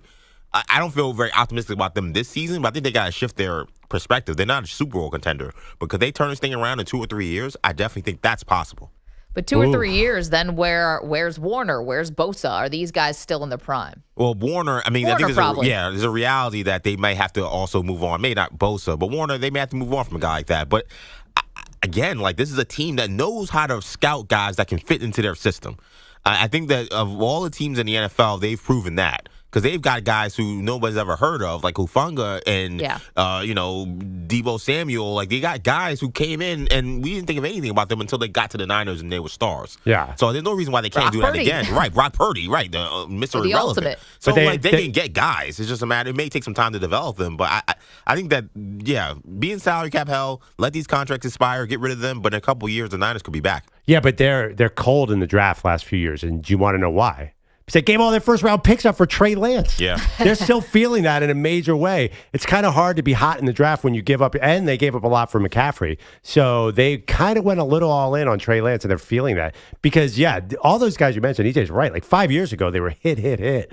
Who's the last 2 or 3 years? It's been Pearsall's a miss so far. Well, we'll see. I mean, that unfortunate incident with him that thankfully he Pooney lived through. seemed good, but then kind of fell off towards the end of the year. They drafted Jake Moody in the 3rd round 2 years ago. Terrible.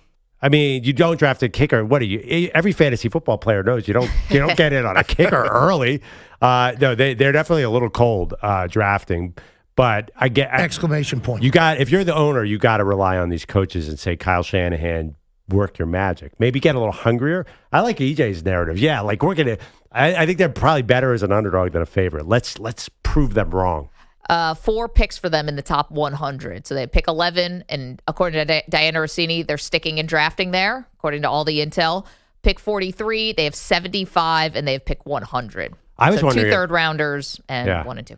I was wondering if they're one of the teams that called up to the Giants. Because, man, would they love an Abdul Carter going across from Nick Bosa. But that's a lot to go from 11 to 3 when you don't have you'd I have don't to think give you have the a lot. capital to get that done. Yeah, they have probably nightmares from going from 12 to 3 for Trey Lance. They should. 888-710-4ISN. JT is in Atlanta, wants to weigh in on the draft. Good morning, JT. Hey, thank you guys for taking my call. I'm just listening, and I'm earlier hearing Perloff talk about how he wants the Cowboys to do good and the Giants to do good, and I'm like, aren't you an Eagles fan? Like, what is this? What are we doing here? What are we doing here? Why are we rooting for these guys to have successful drafts that we have to deal with later in the season? I'm an Eagles fan too, so I'm totally opposite of that. I don't want to hear any of that. JT, I got to be honest. I'm a little bored by how easy it is to beat the Cowboys now, and how easy it is to beat the Giants. There it is. It's like playing with your food at this point. Would you like a little challenge, something to make it more interesting? Yeah, I mean that's what we have the Washington. Don't take the bait, for. JT. Don't. I know you're an Eagle fan too. Don't take the Perloff bait where he gets to troll everybody. But no, honestly. Sorry, go ahead. I was going to say, and that takes me to my next point. I was like, I get triggered sometimes by Perloff because he argues like my ex-wife, right? Like yesterday, he was talking about the Shedeur being able to play in cold weather. And then next thing you know, he's talking about his size. And I'm like, I don't know what that has to do with cold weather. I mean, he's not a polar bear. I mean, it's just either you don't have to be big to be in the cold weather. I mean, cold weather doesn't have size is not relative. But the whole argument turned to how big he was. And I was like, I've seen this before. And it's a great tactic because if you're not careful, you'll find yourself arguing about the size of people and how that affects cold weather, and you're like, wait a minute, what were we talking about again? Yeah, two things that have never been correlated before, right? Size and cold weather are not things that have really been correlated. No, what? Come on. And football? No, you want a big quarterback with big hands in cold weather, which makes no sense why the Steelers took Kenny Pickett. Now it's going to be the hand size, right? It's like now it's like, okay, cold weather and hand sizes are a thing, and it's like, who's never heard of these things with Perloff? What? Perloff, Are you crazy? he's so awesome at it. No. First of all, I, by the way, heard McShay on his podcast yesterday saying that there are real concerns about Shedeur's size and the weather. And then a million people were like, what about Colorado? Like you said yesterday. Yeah, we went and literally looked up the temperatures in Colorado in late November and early December. And just, spoiler alert, it's really freaking cold. But I'm definitely not going against the grain to say that people worry about size and outdoor quarterbacks for cold weather. Like Drew Brees famously was the best indoor quarterback. Right. And everyone knows what Drew Brees did in the outside weather. So like that's not a me thing at all. I think that maybe instead of saying the word size, I think you need to put durability, which is sometimes correlated to size, but sometimes not. Or arm strength. All right, JT, but can we please just clip forever Perloff argues like my ex-wife, because that is just awesome, JT. Thank you. I think it's more about, you're talking about durability. Yeah. Well, I just think it's interesting that you guys are smarter than Todd McShay and Daniel Jeremiah, who both mentioned that the weather is an issue with Pittsburgh. It's interesting to me that. Okay, so Daniel Jeremiah is going to join us in the 9 o'clock hour. Yeah. I mean, it's an obvious narrative. If the Steelers had Big Ben for 2 decades, like that kind of makes sense. Right, but I could also say that the Cleveland Browns, the best quarterback they've had in 2 decades was Baker Mayfield, and no one says he's big. Right? So, like, I'm seeing guys who are short and slight who keep going number 1 overall. And so if they were really that compromised, why are they not even just going in the first round? Why are they going 1? But it is, okay, I understand what you're saying, but like generally, it is a thought that you would want a guy with big hands in cold weather, like to hold on to the ball. And bad weather, too. Wet. Did you see the headline? Boomer Esiason would say the same thing down the hall. Everybody would. Every draft analyst since the beginning of time says that's a factor. I'm not saying it's the factor, but it's definitely something you think about. Did you see yesterday the headline where Mark Andrews said his gloves were wet in the AFC title game, and that's why he dropped the ball at the end? Cold weather and water and everything changes the way a quarterback plays. I look at Shedeur Sanders and say, man, he would kill it in New Orleans because he'd be indoor. It's a big deal. Quarterbacks like to play indoors, especially guys who are not huge. And that's the one thing on Shedeur Sanders. He's really effective in college, but he's not an overly big guy. He's listed at 6'1", 216. I mean, Bryce Young got drafted 1 overall. A team traded up for him, and he is playing outdoors. I know it's warmer because it's the NFC South, but still. Like you're going to have to, if you play this thing out, if eventually you actually become good and you're the Carolina Panthers, you're probably going on the road to Philadelphia to play a cold weather game. You might have to go to Seattle where it's raining. You might have to go to the New York Giants, the Washington Commanders. It's not warm in Washington, D.C. in January. Like my thing about Shedeur yesterday and our whole argument about whether or not he's like gets dinged or would be a liability in cold weather is I feel like if you go play at Colorado and you play well, you are no longer should have to answer that kind of question. If you played in the South and played in the warm weather your whole life, he's from Texas, Jackson State, if he had stayed at FSU or if he'd gone to FSU, or if he had gone to LSU, okay, maybe you're wondering about the cold weather. The dude went to Colorado, took the challenge. It's not warm there late in the season. I think question answered. That's a great point, but yeah, I do think that you could also say, well, you know what? He's not huge. His arm strength is not going to cut through the wind late in the season. I don't know how. Okay, that's a different question, though, but right? How is that a different question? That's what we're talking about. No, but you're talking about can he play in the cold weather? Like I didn't see a lot of fumbles. I mean, I didn't see a lot of these things that would be associated with cold weather and guys like you're talking about. You want a big guy with big hands. I don't remember Shedeur having trouble handling snaps, handling the ball, all the stuff you're worried about. But it's a projection. I mean, how many, probably what, two or three below freezing games at Colorado? I still think there's, you only saw him in 2 seasons at Colorado. It's a projection. Patrick Mahomes and Josh Allen, their arms cut through the wind. Right. Kansas City has a lot of cold. I mean, that to me, I'm like, I kind of want a bigger quarterback with a big arm. And there's a reality that we saw how much different it was for those quarterbacks playing in the college football playoff in terms of weather, right? Mm-hmm. Like poor SMU. Yeah. So December, November, Drew Aller looked different than December Drew Aller playing in Beaver Stadium, right? Like the weather changes for a team like Colorado or even a Penn State. It's bad weather, but not what you experience during the playoffs of the NFL, which is kind of what we saw some of these quarterbacks struggling mightily during the college football playoff. That is an adjustment even for someone like Shedeur. Right, but don't you make the adjustment? I mean, like Tom Brady started wearing a scuba suit underneath his uniform. You do either you make the adjustment or you don't. When players say cold is a mindset, I completely agree with that. College is done a lot earlier than NFL, so I think that's one difference. They're done pretty much by Thanksgiving. I know he had one, you pointed out, one late game. So I'm sure the weather was pretty nice. Usually it starts getting really cold in December. You see NFL quarterbacks start to struggle in the cold. Aren't you psyched that you have Josh Allen in Buffalo? You've always said, and you can't ignore Lamar Jackson in the cold weather. You can't ignore Tua. Do you remember when Tua had to play in that cold game? Now, I know he's small. So he's from Hawaii. I mean, I do think you look at size and cold. I think that's a natural. I don't think that's something that, it's definitely a factor. I would think Big Ben is the perfect quarterback for Pittsburgh to me. I totally get that. Yeah, I guess I think it's really dependent on the person is kind of where I'm going with this, because there should have been no evidence that Jaden Daniels would have been awesome in the cold weather, and I didn't see it affecting him at all. I think it's just a case-by-case thing. I'd like to see his splits. I'd like to see his splits in cold weather versus warm weather. Because I'll tell you right now, he didn't do great against the Eagles in the NFC title game. The Chiefs got smoked by your Eagles. Yeah, Everybody lost that. The Packers lost to the Eagles. Do you think the Packers have trouble with the cold weather? I don't know. Jaden looked pretty comfortable in that dome in Detroit. I would like to see his splits. 888-710-4ISN, 888-710-4476. Okay. Do you think Shedeur should answer questions about playing in the cold weather? Well, apparently Shedeur has a lot of other questions as well. This is one of the most interesting quarterback prospects I can remember. I'm such a wide variety of opinions. Yeah, this one came out not great. We'll get you the latest on who had something very pointed to say about Shedeur Sanders, and it has nothing to do with football. We get to that next, M&P. I get triggered sometimes by Perloff because he argues like my ex-wife. You're in a 5-minute break.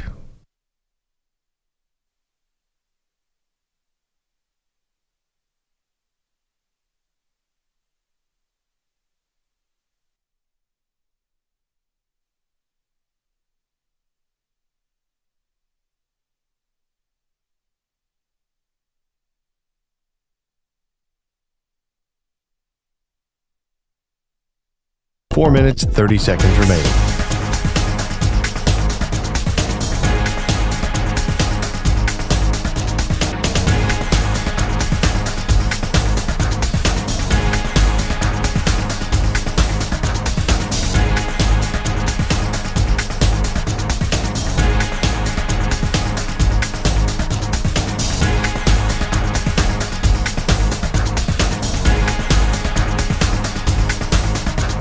Four minutes remaining.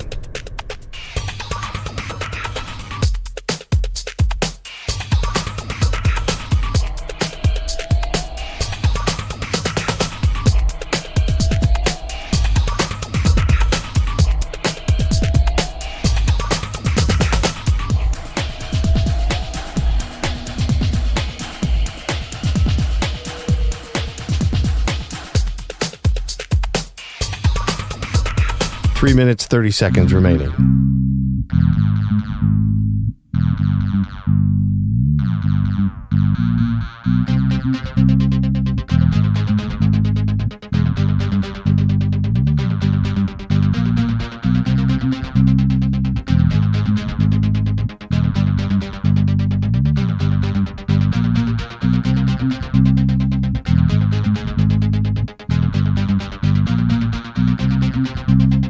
3 minutes remaining.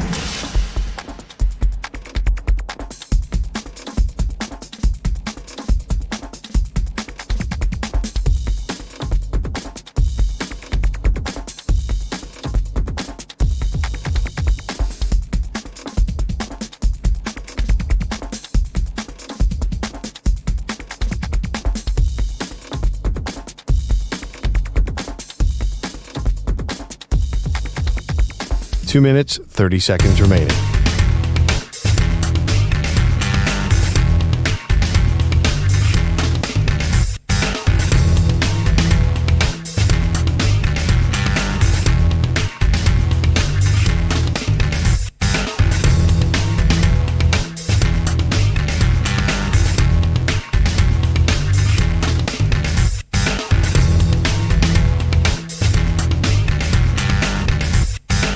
Two minutes remaining.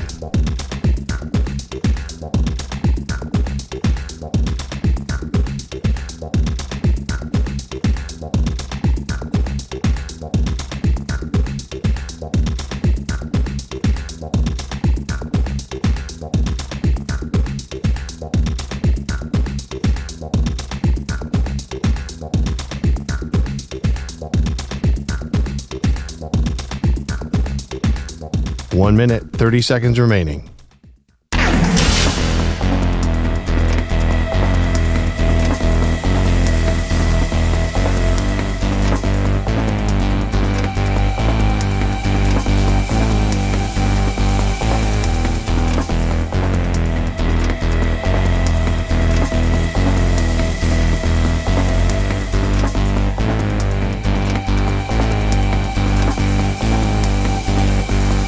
One minute remaining.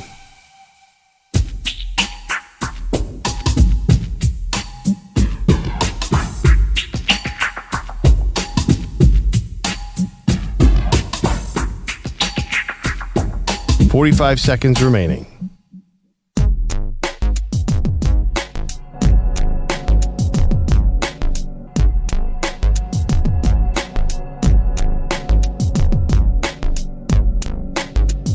.30 seconds remaining.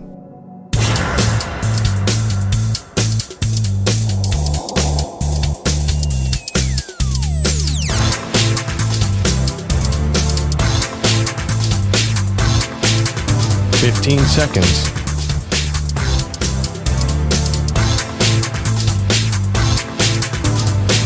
Break ends in 5 seconds.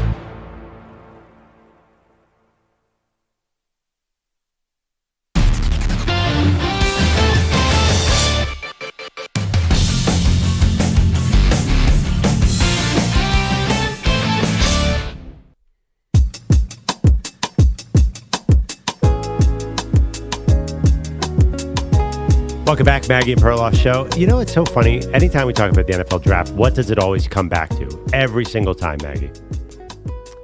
Need? Hand size. Oh. I mean, it's just a matter, but basically that's the only measurement I want. I don't want to hear your 40. I don't want to hear your wingspan, although wingspan is getting a lot of love. Just for the linemen. Yeah, for the tackles. So if a tackle is undersized, it makes it sound like he's a Tyrannosaurus Rex. He's got such little hands, he can't find the pass rusher. How did Will Campbell exist at LSU with these little dino T-Rex hands? Yeah, although, I mean, I watched him be awesome. I think that's where the surprises start in this draft. It seems like 1, 2, 3 might be set. Cam Ward 1 to the Titans, Travis Hunter 2 to the Browns, Abdul Carter 3 to the Giants. But then everyone has Will Campbell in their mock draft to the Patriots. Maybe things start to. When does it go off chalk here in this draft, Maggie? Answer me this, because it seems like everybody has the same top 4. So Peter Schrager just put out his mock draft, and he's like, only does one a year, and he's been remarkably precise and successful in doing pretty. Yeah, he's among the best for sure. Right. So I'm surprised. If you're asking me where I think the draft starts, to me, it's either 5 with Jacksonville, if they actually are going to take Ashton Genty, which Peter Schrager thinks they will, and that's kind of trending that way. Listen, I don't mind taking a running back high. That one feels, is that exactly what Jacksonville needs? Maybe it is. I don't know. Genty's he's a stud. So I think that's interesting. And I just don't see how the Saints pass on a quarterback, but that's exactly what Peter has them doing. I mean, and everybody. taking Michael Williams from Georgia, the pass rusher. There's multiple reports the Saints do not want a quarterback at 9. Which is like odd to me because. Well, I don't think these quarterbacks are really, where the Saints are right now. You bring Shedeur Sanders to that team, you have no talent around him. So if the Saints do not get a quarterback, I would watch for the full-out tank for next year. And then he does have Shedeur Sanders, though, falling to the Pittsburgh Steelers. Right, which seems like a no-brainer if you're Pittsburgh at this point, right? I mean, I understand there's a lot of critiques of Shedeur Sanders now, but I love the one point that keeps coming up. They have nothing but sons of pros on that team. Cam Hayward, Joey Porter Jr. Cam Jordan. Yeah, they just have, and they have brothers. Oh, no, I'm sorry, you're talking about Steelers. I was thinking about the Saints for a second. I'm sorry. They have brothers, TJ Watt. So it seems like Mike Tomlin would be perfectly comfortable bringing Deion around. The match is made of heaven. Tomlin's not threatened by Deion, where Kellen Moore would likely have an issue with Deion Sanders being in the building. So I think that this is just globally, Pittsburgh and Shedeur seems like the most perfect fit of the draft to me, more so than the Giants at 3, because 3 feels rich for Shedeur Sanders, but 21 is just fine. What's the risk? They don't have a second-round pick. Keep that in mind. So they can't get back in on the second-round quarterbacks. They traded it for DK Metcalf. Kind of feels like the universe is putting this together. Yeah, here is Omar Khan, the GM from the Steelers, talking yesterday about how the Steelers need to add to that quarterback room. He knows it. We discussed in Palm Beach a couple weeks ago, we go to camp with 4 quarterbacks. Right now we have 2 on the roster. And, all options are on the table and how we acquire those last 2. I assure you we'll have 4 when we get to Latrobe. Okay, so he's telling you there's 2 that they need to fill. I don't think it'd be 2 in the draft. It's very rare that teams do that kind of thing, like what Washington did all those years ago with RG3 and Kirk Cousins. And I don't think they believed that Kirk was actually going to become what he became. But, yeah, I think that Shedeur makes a lot of sense. Now, what I said heading into the break, Tom Pelissero from NFL Network putting out a report yesterday that an NFL assistant head coach said about Shedeur Sanders, quote, the worst formal interview I've ever been in my life. He's so entitled. He takes unnecessary sacks. He never plays on time. He has horrible body language. He blames teammates. But the biggest thing is he's not that good. Tell us how you really feel. That's a sniper. Yeah, I mean, the blaming teammate thing was my original concern about him, which is funny because Kuiper said that's the one thing he doesn't do. I have no idea where it came from. Where he came out and said, who was the quarterback he was playing against? And he said, well, that guy didn't get touched the entire game. Dylan Raiola. Yeah, Dylan Raiola. So wait, okay, back to... Can you forgive one moment? I mean, the guy's under fire for 2 seasons in a row. He says one thing, and it's like, oh, this is not a team-first guy. Like, come on. We've forgiven way bigger stuff with quarterbacks in the past. For quarterbacks? I don't know. Quarterbacks, they have to be robots. It's all about the team. It's all my fault. That's like from day one, that can be the only message that comes on. Yeah, and if a college kid slips up one time, I don't think that means that he's some me first selfish, jerk. Yeah, but I mean, listen, you what do you have to scout on? You have to take guesses. You don't know what a guy's going to be like in your building, so you have to work with what you have. I mean, you never know. Maybe 5 years from now, we say, oh, Shedeur was a little me first. Maybe it's... Who knows? Maybe Cam Ward's will be first, but I think you have to go with what you have. Let me ask you this for the Steelers, 2 quarterbacks. What if they think they're getting Rodgers and they wait to the 3rd round and because it's cold there, take the biggest quarterback in the draft, which is either Tyler Shuck or Will Howard, both who are gigantic. Maybe they get a quarterback in the 3rd round, do a mid-level guy and either Kirk Cousins or Aaron Rodgers. If you're a Steeler fan, are you okay with that, or do you need to come away with Shedeur Sanders right here? It's asking a lot, actually, quite frankly, of Mason Rudolph. I mean, then you're really putting him as the veteran guy who's going to show these guys the way. Maybe that's fine. No, I'm saying in that scenario, one of the 2 quarterbacks you're adding is Rodgers or Cousins.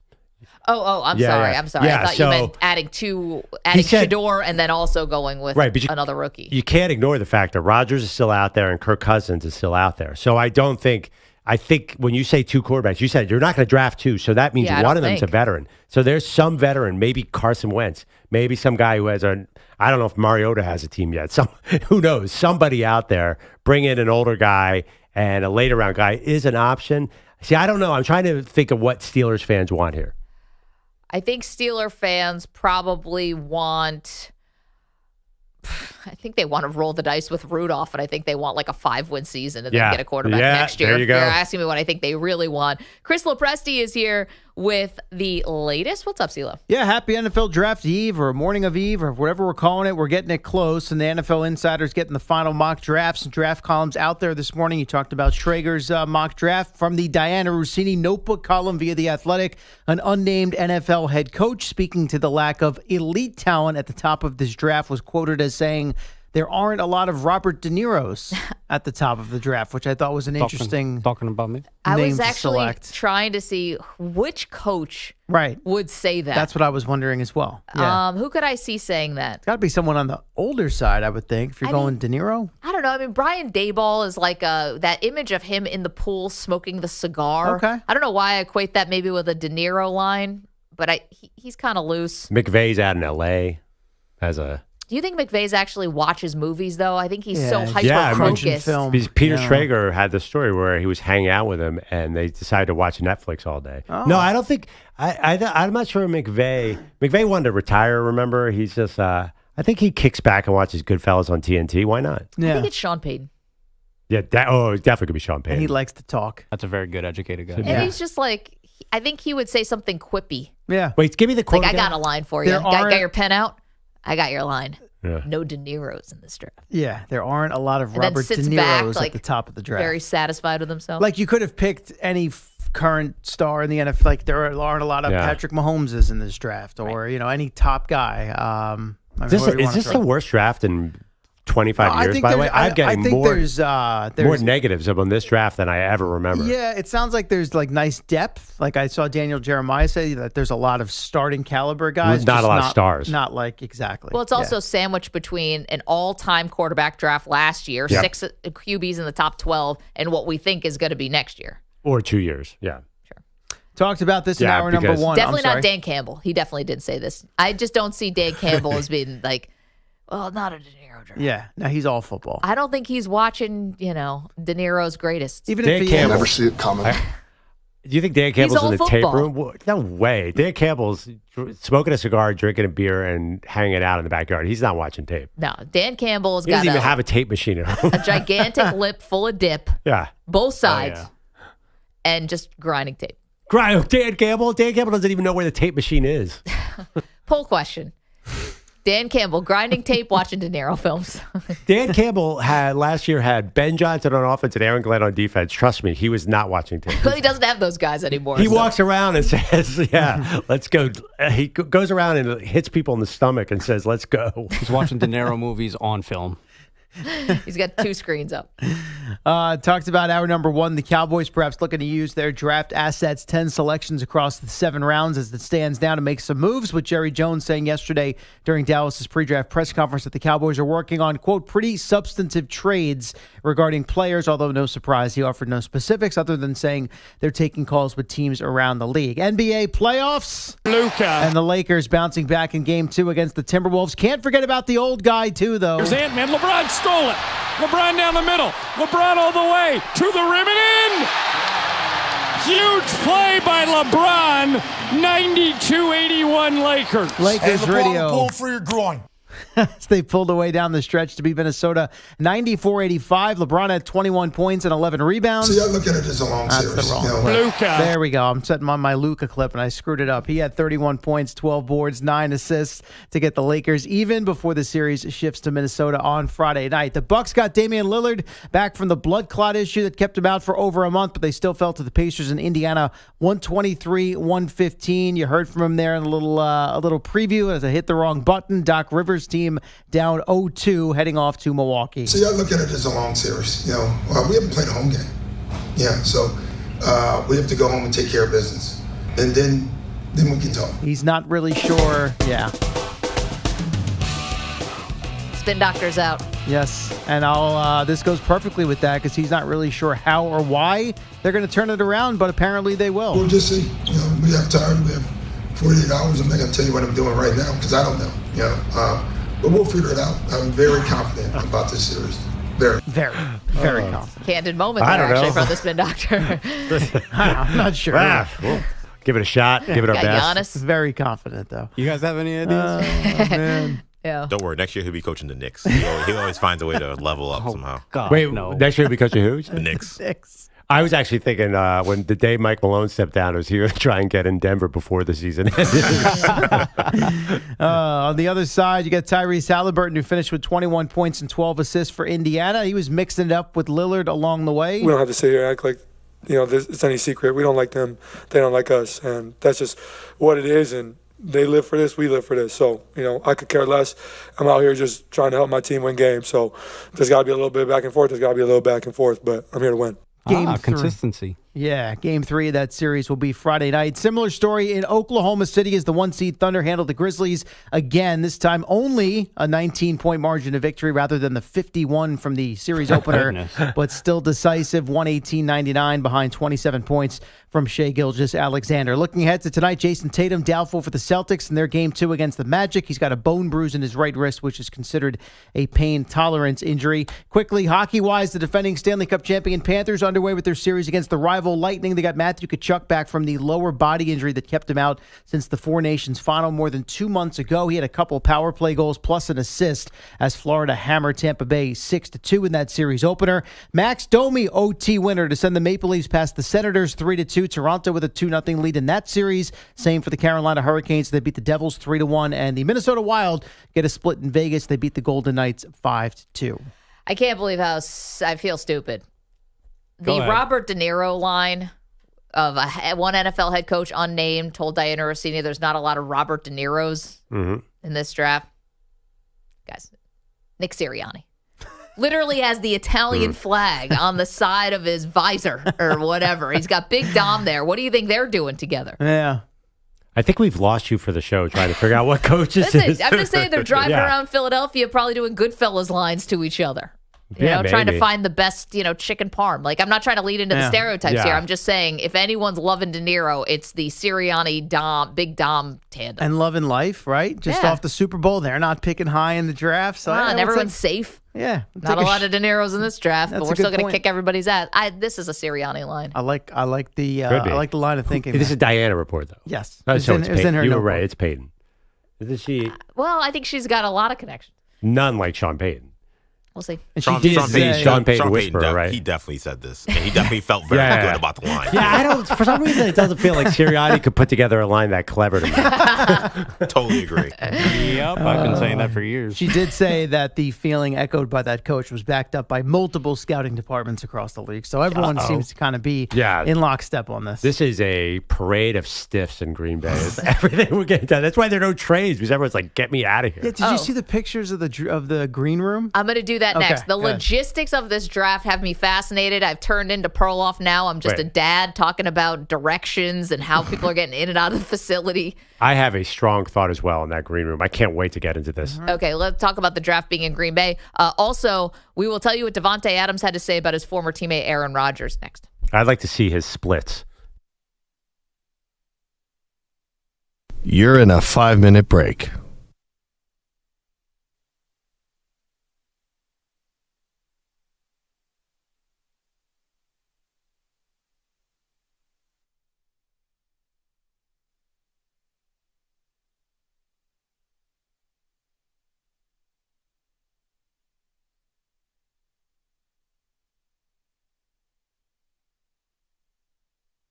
Four minutes, 30 seconds remaining.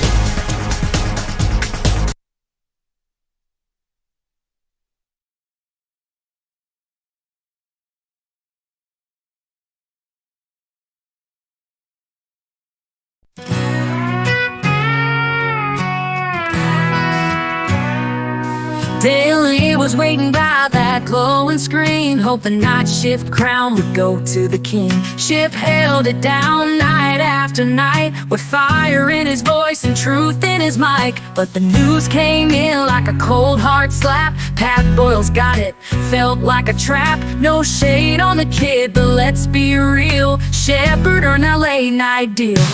Now Shepard ain't sleeping and Daly's in tears. The Shepard maniac's been loyal for years. We stayed up late, we rode every wave, but they gave it to Pat and dug Ship's grave. So we howled the moon and cursed at the sky, asking one question: why, oh why, oh why?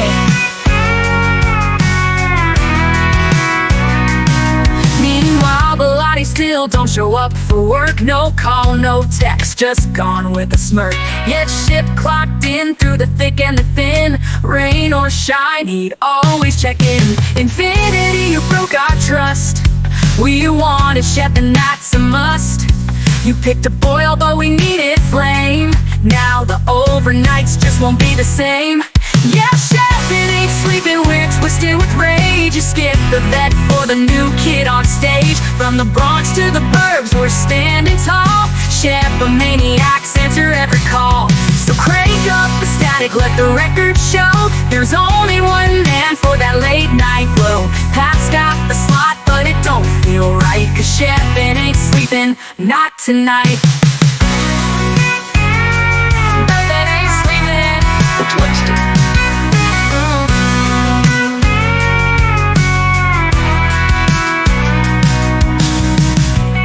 Still ghosting.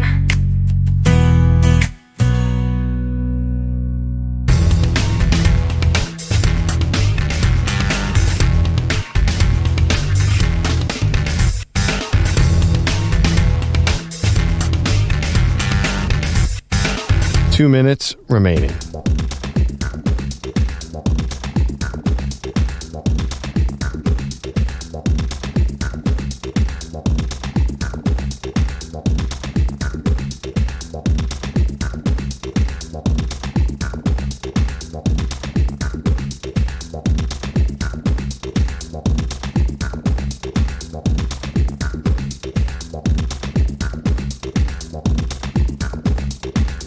One minute, 30 seconds remaining.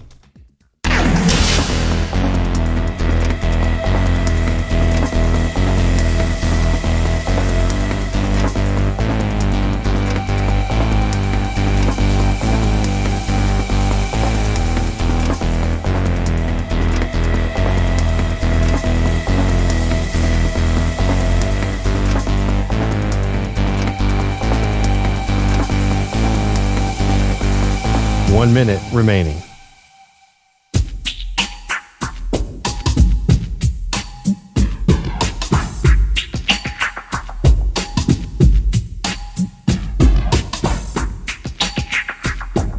.45 seconds remaining.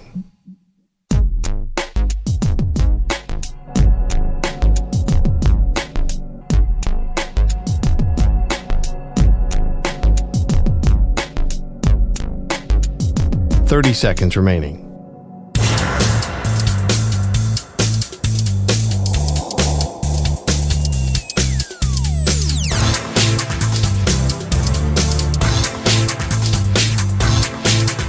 .15 seconds.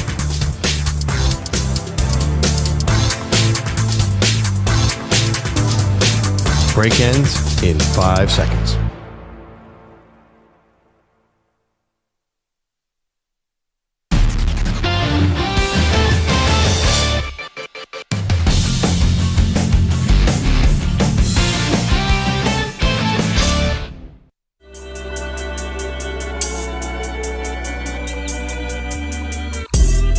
You said, I think it was 2 years ago when you guys lost the Eagles, you said you buried the tape. Did you actually bury the tape? Yeah, AG took it out there. Okay, good. He took it out there, and every one of the players had an opportunity to just throw a little dirt on it. Yeah. And Okay. yeah, it was literally, it's buried out there somewhere. Tough morning, we got you. It's Maggie and Perloff. and Dan Campbell on Part of My Take. Yeah, question was, some unknown NFL coach gave a great quote to Diana Rossini, the Athletic, saying there's no Robert De Niro's in this draft. And I said, the last coach who said that was Dan Campbell. Yeah, and yeah. you think he actually is out there watching more feature films than actual film. No, I just don't. I mean, listen, I've heard this narrative that the Lions are definitely falling off without Ben Johnson and Aaron Glenn. This happened to the Eagles. You have a really good season, you lose both your coordinators. I just don't think Dan Campbell's a strategy guy. So why does he have to watch tape? He's not game planning. He's not play calling. Oh my gosh, he's Has one of he the ever guys who play we call? criticize more for game plan than anything about going forward on fourth downs and That's analytics. not game plan. That's the opposite of game plan. coaching. That's right. That's emotional decisions reach out the fourth quarter. So he, I don't think he's ever play called, but we'll have to check that. Did he play call in Miami or any other spot? No, but I think he's generally he's known as a vibes guy. No, I think it's the opposite. I think that he is a fourth down. This is the philosophy. And actually, if you actually did it with emotion, I think he'd probably be a lot more conservative at certain times, and he's not. I think he's kind of, to me, Dan Campbell, like the perfect combination of like meathead jock that you kind of need for a locker room, and then like nerdy analytic dude who is committed to, being aggressive on fourth downs and kind of doing this modern NFL thing. Yeah, I just don't think that he was the guy who's saying, how do we attack the Bears secondary? I think that was Ben Johnson. And I think we're gonna see that next year. We'll dive more into that in a minute. I want to get to Joe, though. He's in San Francisco. We read you, and I'll just read it quickly again. So Tom Pelissero from NFL Network had a quote from one NFL assistant coach, said, Shedeur Sanders, the worst formal interview I've ever been in my life. He's so entitled. He takes unnecessary sacks. He never plays on time. He has horrible body language. He blames teammates. But the biggest thing is he's not that good. I mean, that's taking somebody out in every possible way you can. Joe, you heard this and thought what? I called you guys a couple of weeks ago. I told you they was low jacking him because they trying to get him for a cheap price. But the bottom line is, you listen to all that stuff when they saying that his hands are too small and he can't play in cold weather and all that stuff. But the football is going to be the same size as whether he in college or NFL. So, the bottom line is the scouts today, they're looking for a reason not to sign him. When they should be looking for a reason to sign him, but that's the problem right now. Like they always looking for these reasons not to sign a guy, but for him, they're just trying to low jack him. So basically, if they can get him in the second round, give him less money. If he don't make it, they're gonna say, yeah, we was right. But if he makes it, they're gonna go, we a genius. So wait, Joe, are you saying that there's a team putting this out there that really likes Shedeur and therefore is putting on negative words so he'll fall to them? Yep. He gonna play somewhere. I can guarantee you that, but it may not be for the money that that he probably should get. But he gonna play somewhere because the bottom line is if he couldn't play, they wouldn't be talking about him. Yeah, I mean this is laying it on pretty thick. If that is indeed the case, and Joe, thanks for the phone call. If you're really trying to sort of just go negative here on Shedeur, I mean to talk about. This is like hitting it so on the nose. It's like hitting it over your head. Some of them are obvious and have been. He definitely does not play on time.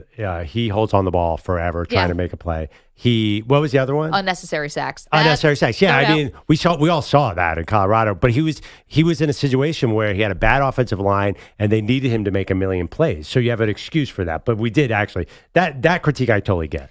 Yeah, the one thing about trying to do this like to make less money. So I can understand when we had the old system, which was like Sam Bradford and Mario Williams, and these guys would hold out before they ever played an NFL snap, and they'd get $50 million guaranteed, and we knew nothing. Yeah. Now it's like this wage scale. You know what you're paying, So if he can play and say he's really good, he's going to get a big contract because he is a quarterback. If he can't, whether it's like the top 5 pick, top 15, top 20, I don't know if the money is so different because it's all slotted.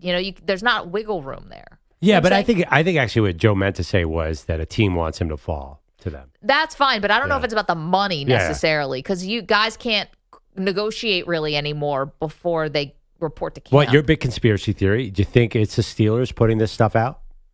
I don't think the Steelers at 21 from everything I'm reading, and again, I want to see it before I believe it with the Saints not taking him, but from everything you're reading is that he's going to be sitting there at 21. Well, I don't that's know what why I mean. the Steelers would have to put out anything negative. No, I'm saying but we've gotten to this point because people have been ripping Shedeur behind the scenes. Right. Maybe it was a brilliant move by Omar Khan saying, hey, Tom Pelissero, this guy's a jerk in meetings. Worst meeting ever. Although there were a lot of reports that their meeting went well with the Steelers, so that's kind of hard to believe. But I do like this theory. We've talked about this a million times. When you start hearing negative character stuff, you got to watch out that teams are putting it out there as false flags. I mean, that could easily be the case. Well, the ultimate, and the Steelers were the ones who got burned by this, and I got to take you back to the 80s, was Dan Marino.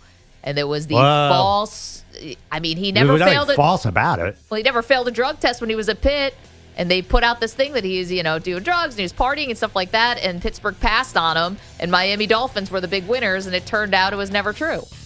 Wait, where did you hear it turned out it was never true? He never failed a drug test when he was at Pitt. And it's Dan. He might not have failed it, but I've met Dan Marino. He was definitely having a good time. I'm not saying hard drugs, but he was partying at Pitt.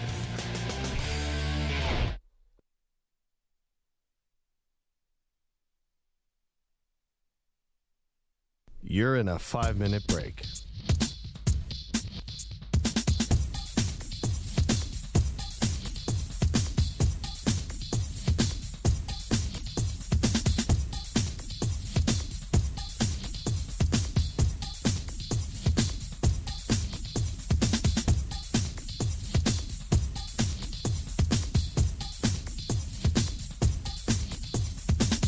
Four minutes, 30 seconds remaining.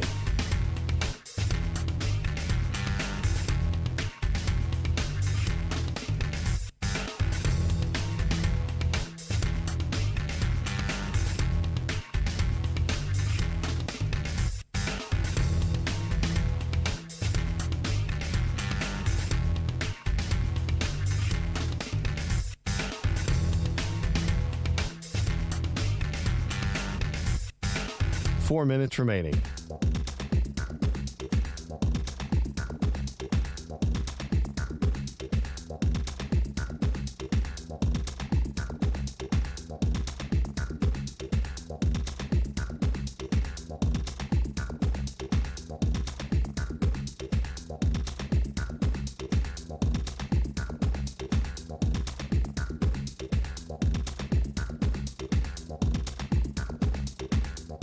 Three minutes, 30 seconds remaining.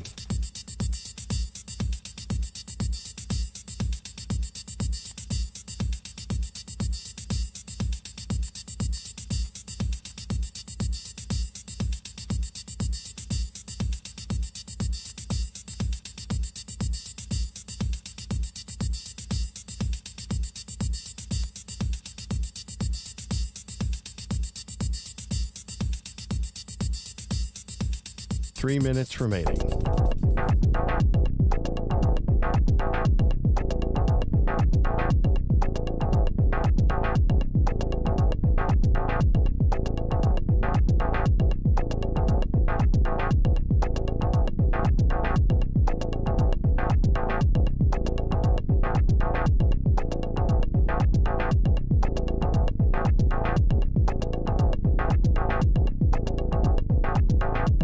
Two minutes, 30 seconds remaining.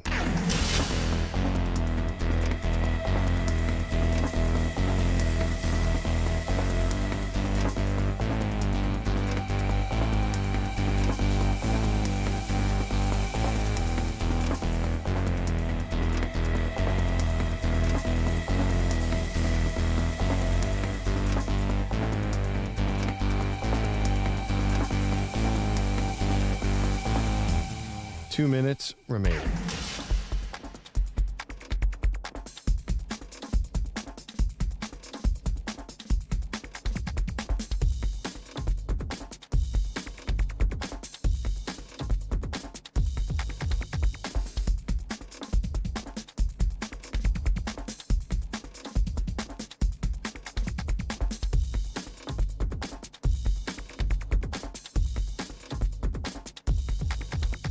One minute, 30 seconds remaining.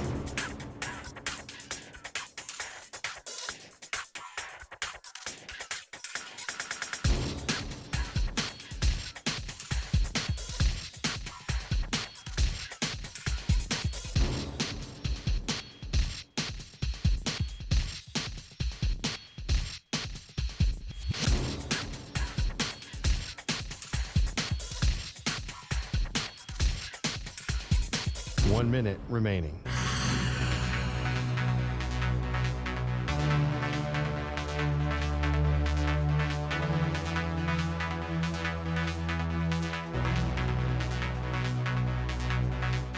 Forty-five seconds remaining.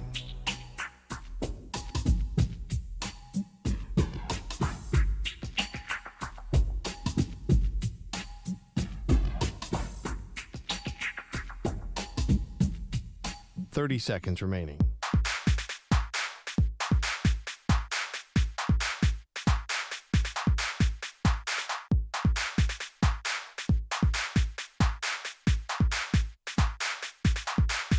Fifteen seconds.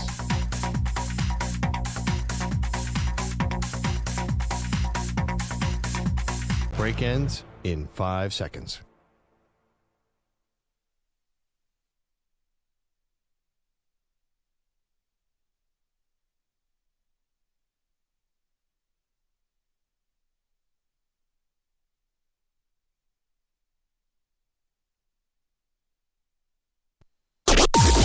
Maggie and Perloff on the Infinity Sports Network. All right, the draft intel flying in fast and furious as we are one day out. Welcome to the show, Maggie Gray, Andrew Perloff. Okay, so a lot coming in here from the insiders, and it appears all of them, Pearl, seem to think at this moment the Steelers and Shedeur Sanders are a thing. So I'm curious from the Steeler fans, do you like that option? There's a bit of a caveat. They say the Giants have a small chance of taking him at number 3. Nobody's abandoning that, but everyone's saying no on the Saints at 9 and then 21. Yeah, I mean, listen, the Steelers are probably pretty psyched that Shedeur is going to fall there. Although there were so many reports earlier that they liked Milroe, they liked Jackson Dart. I think they didn't expect Shedeur to be there and throughout this process. So I think they kind of have to take him. I think they'd be excited. So there's a lot of lying that goes on this time of year, but Omar Khan, the GM from the Steelers, came out yesterday and said, we have 2 quarterbacks on our roster. We like to go to camp with 4, so we are going to add 2 come hell or high water. And I actually believe that. And I think if one of them is Sanders, I am curious how that changes whatever that other slot is going to be. Is it going to be Aaron Rodgers? Does Rodgers want to go in and, in theory, I guess, compete with Shedeur? I think he would win that one. I don't. He's not going in to compete. Rodgers wouldn't go there if he was competing, right. He'd have to be assured that he's going to get the starting spot. Or Kirk Cousins, who just got snake bitten in one situation in Atlanta. I don't think he's running over. He's got a no trade clause. Yeah, I don't think that he would come either. That. So, if you have Shedeur, if it does in any way impact that other position that you're filling, well, I don't know. Obviously, Shedeur would be for the long term, but that's where all the insiders think he's going. Immediately, you know who I would link to him? Carson Wentz. Yeah, great locker room guy. Well, just say the free agent quarterback's available. I think he would make the most sense. He's been floating around as a backup. Why not sign it? I think he's still out there. So if you draft Shedeur, then you can bring in an older veteran. Then you have Mason Rudolph, another old option at Shedeur. You could, they want 4, so they bring another one. I think that room is fine. I don't think you need Aaron Rodgers if you get Shedeur. To me, if I draft Shedeur Sanders, I'm saying, Aaron, you can come if you want, but we don't care that much. Yeah, I do quickly want to play the Davante Adams stuff on Aaron Rodgers, but first, John is in Boise, Idaho. Good morning, John. Hey, good morning, guys. So I have a question, like Shedeur Sanders, his only coach his entire life has been his dad, middle school, high school, college. And if he, not if, but when he gets drafted by a team, how is he going to, handle a different type of coaching, a different style of coaching? Because his entire life, he's only ever known his dad's way of coaching. John, it's a fair question. Great question. We have no idea. And thank you for the phone call. I could see this 2 ways.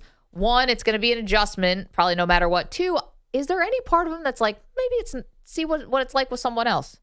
That's what I would be like. But I think from a team standpoint, this is definitely a red flag. I'm not saying that it's a decision maker, but I think that this is something teams do not like. Why? It's a big unknown. As John put it out, you just don't know. So you want as many knowns with a pick as possible. To have a guy who's never been coached by anyone but his dad is definitely not something teams are excited about. Okay, but a little bit of a double standard there, because I think that when you have coach's son is generally looked at as being a positive. Now, not all of them are inner circle Hall of Famers like Deion Sanders, but we think about that, whether it's basketball, football, hockey, coach's son is always associated as a positive. In basketball, though, it's a bit of a he's got a good personality. He's out there. He's a coach's son. It's a little white guy. I do think he's a coach's son.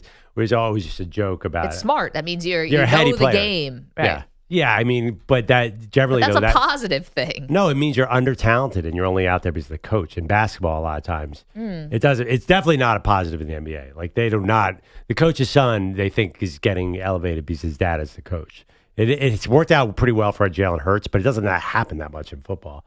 If I just say blind resume, one guy is a 19-year-old kid who's barely won anything in college basketball. The other is a 4-year starter, coach's son. Who you taking? Well, okay, there's different levels to this. Dan Hurley putting his son out there to be the final guy holding a basketball when when they win a national championship, when he's played 4 minutes all season, is very different. I think, though, coach's son is generally associated as a positive, somebody who has grown up around it, a smart player.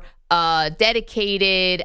I don't know. I generally see Coach Son as a positive. But I get what John's talking about, that he's the only coach he's ever played for.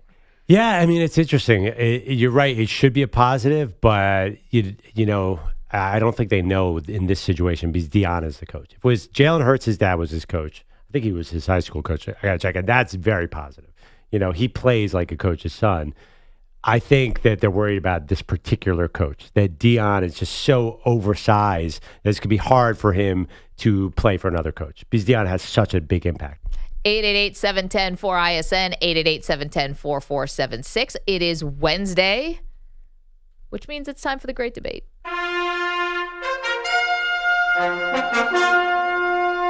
The Great Debate Series.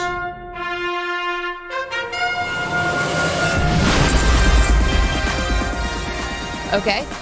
We do this every Wednesday, loosely based on the news. What's the big news this week? Of course, it's the NFL draft. So we're asking you, shocker, Manny. I got to read the rundown once in a while. What is the top NFL draft moment of all time? Now, you can interpret top whatever way you want to interpret top. Most exciting, embarrassing, whatever top means to you. Yeah, you might go craziest moment in NFL draft history. Totally. So, Pearl, why don't you start us off? Well, I mean, I kind of went the crazy direction, and let's go back to 2016. You look at a mock draft, and there is a talented left tackle in the top 5 named Laramie Tunsil. Getting ready for the draft, getting my popcorn. I'm all ready to go, and then this happens. With the 13th pick in the 2016 NFL Draft, the Miami Dolphins select Laramie Tunsil, tackle, Ole Miss. There we go. I saw the video. It does not look 5 years old. I'll be very honest with you. And I understand that there's going to be some spin here said about this young man whose Twitter account has been suspended right now as it currently stands. But he's going to get an opportunity. So, of course, he's referring to, there was a video of Laramie Tunsil smoking from a gas mask, a sort of gas mask bong thing he had. And I was reading the story last night. I didn't realize he had also been asking the college team for more money in the same video. I never got past the pot part of it. But so he falls to 13, probably would have been top 5 pick. I actually looked back at this draft last night, Maggie. So he fell to 13, became an NFL star. Turns out he's a bit of a contract headache and has been on a couple teams.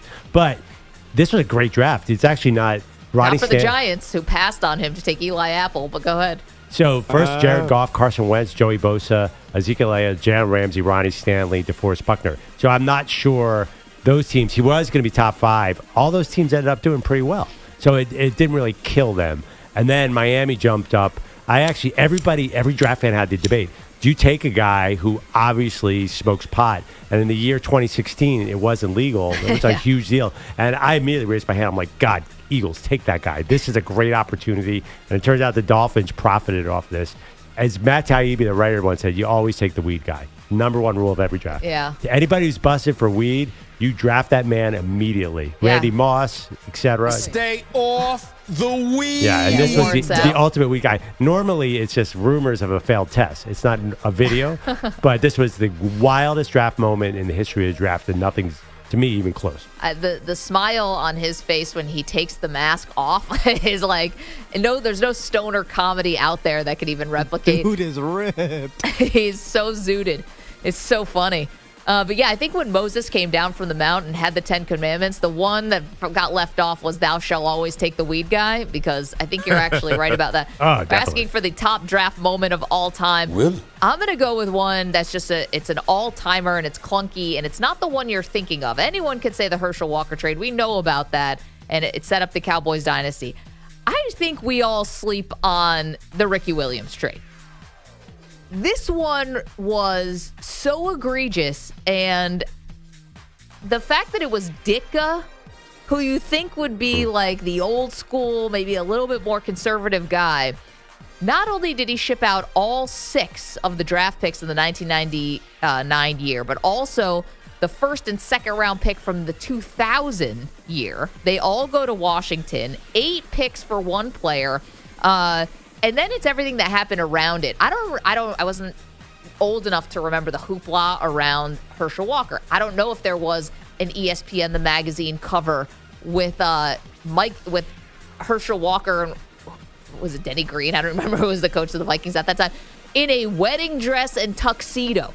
Because that's what happened with the Saints. Mike Ditka in a tuxedo and Ricky Williams in a wedding dress because they're now married to each other. Also a very awkward thing where Mike Ditka's wearing a wig that has braids. Like, that has not aged well. And the Saints went 3-13 and Ditka got fired. It's so unbelievable. And the fact that it's like Ditka was so famous at the time and remains so famous, I think this one, it's right there with Herschel Walker. Let's hear about it. Chris, the Ricky Williams wait is just about over. The Saints have just completed a trade with the Redskins for this pick. The Saints are going to get him cheaper than they expected. They're giving up all of their draft this year and next year's number 1 and number 3 picks. So they get Ricky Williams for less than some people might have imagined. Chris, they couldn't be more excited. Mike Ditka came in with a big cigar here today. I think he just lit it up. The New Orleans Saints select Ricky Williams, running back, University of Texas. You know, I'm going to be honest. I didn't think about this until just now. Ricky Williams, the one time you don't take the weed guy, because, you know, Ricky could have had a much better career. Ricky had an okay career. Off the weed. But not what we expected coming out of Texas. I think Ricky would even tell you that. And it's not because of the weed. He says selling weed like kind of saved his life. But he had like depression and other issues, and it just never worked out. Yeah, I'll tell you, as our resident old here, that the shocking thing too, that the Colts took Edgerrin James, who we didn't really know, ahead of Ricky Williams was shocking. Because Ricky Williams was the biggest star college football had seen since Herschel Walker. He was gigantic. And at 99 out of 100 fans were excited for the Saints. Eagles fans were booing like crazy because they didn't take him. Ricky Williams, we had no idea running backs were not worth drafting that high. It was Ricky going to 5 was one of the great draft bargains of all time. Didn't pan out, but it seemed like it at the time. The whole draft. The fact that Edgerrin James would be the Hall of Famer going number 4, shocking. Also, I love that. They got him for way less than they thought they would get him for. Right. Were they going to give up 2 full drafts? Because he wasn't supposed to be there 5. He was supposed to go 2. Yeah. And then they Tim Couch, Donovan McNabb, Achilles Smith. So we're asking you for the top draft moments of all time. It's our great debate. EJ, go ahead. All right, so I'm going with low-hanging fruit, but I think it's one of those moments that will live in infamy with the NFL draft. Of course, we know Eli Manning as the great Giants quarterback. Yeah, but did you know he was actually drafted by the San Diego Chargers? Why don't you want to play for the Chargers? We're not really giving details right now. We just we've made our decision, and that's what we're sticking to. I wanted to do this. I was not told to do this. We talked about it, and I thought it was the best idea, so I went with it. With the first choice in the 2004 NFL Draft, the San Diego Chargers select Eli Manning, quarterback, Mississippi. If you want to talk about draft day drama, this Eli Manning, one of the biggest college prospects we had coming out in years.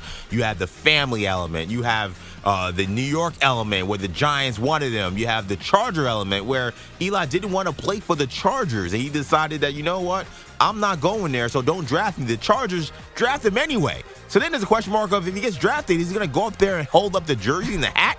Sure enough, he went up there and held up the jersey as if he was going to San Diego. We were like, what the hell is going on? He eventually did get traded later that day to the New York Giants for Phillip Rivers, and kind of the future of the NFL changed drastically on that one day. But Eli Manning being drafted by the Chargers after saying he did not want to play there and having to go up there and hold that Charger jersey, one of the craziest things I've ever seen in the NFL draft. It's unreal. And we keep asking, like, could that happen today? How much bigger it would be, if a team decided to do that? I don't know if we'll ever know. Was that the set the tone for modern NBA drafts where the hats are bizarre? Oh, irrelevant. yeah. That was the original, the OG. Yeah, that was. It was crazy too because we all knew something was off. Yeah, of course. Manny, the top NFL draft moment. Are you really going with the thing you texted to everybody last night? I am going with the 2019 draft. You guys are going with first round selections. I will go with a random 3rd round selection. This was well before this one individual just exploded in the media world, and that's why I think it's one of the top moments in the draft. It's when Pat McAfee went on the stage in Nashville, Tennessee, eviscerated the Titans, and mispronounced Bobby Okereke's name. Hello, Nashville! I'm not going to say a single word about the Tennessee Titans record against the Indianapolis Colts because I was a punter, and there's no reason for me to talk about that. With that being said, we did not punt much against the Tennessee Titans, so you probably have no clue who I am. With the 89th pick of the 2019 NFL Draft, the Indianapolis Colts, Jim Irsay and Chris Ballard select future Hall of Famer, linebacker from Stanford, Bobby Okereke. Bobby Okereke, I don't know if he is making any plans to go to Canton anytime soon. He's no longer on the Colts as well. A few months later, Pat McAfee, a show called The Pat McAfee Show started, and then he would sign on to join the crew at ESPN, parlay that into College Game Day, and now he's just a guy that is part of daily life in Americana. I got Pat McAfee. Manny, at first, very skeptical. I was like, Pat McAfee was actually drafted. Why would that be a bigger moment? I had an angle. But you did have an angle. It did give birth, maybe, to now one of the big media darlings. Okay, I can see it. Chris Lopresti, give us your top draft moment. I was thinking along with EJ being a Giant fan, and that Eli draft was my senior year of high school, the end of high school baseball. I remember that day being pumped for the draft. So, yeah, well, age is just a number, Manny. What can I tell you? So we'll stick with a quarterback theme. I'll go bang for your buck as my theme here, I guess. And I guess this will speak to Maggie's fandom a little bit. So I go back to the 2018 draft and the Bills and their selection of Josh Allen. Tampa Bay Buccaneers have traded the 7th pick to the Buffalo Bills. With the 7th pick in the 2018 NFL Draft, the Buffalo Bills select Josh Allen, quarterback, Wyoming. You hear kind of the mixed reaction there a little bit there in the crowd. And I had forgotten, I knew they traded up. I had forgotten that they traded up not once but twice to get Josh Allen, because the first they went from 21 up to 12 in a trade with the Bengals where they gave up Cordy Glenn, and then going all the way up to number 7 and only having to give up a couple of second rounders to do it. So think about going from 21 to 7, couple of second round picks. And in that 2018 class, of course, you had Baker Mayfield go first overall to the Browns. This was the Sam Darnold draft. And then Josh Rosen. What could have been? And Allen was sort of the, high risk, high reward guy from Wyoming, all the athleticism, the big arm. So we, of course, know him now as one of the best quarterbacks in the league. And yes, he hasn't gotten past Patrick Mahomes and the Chiefs just yet.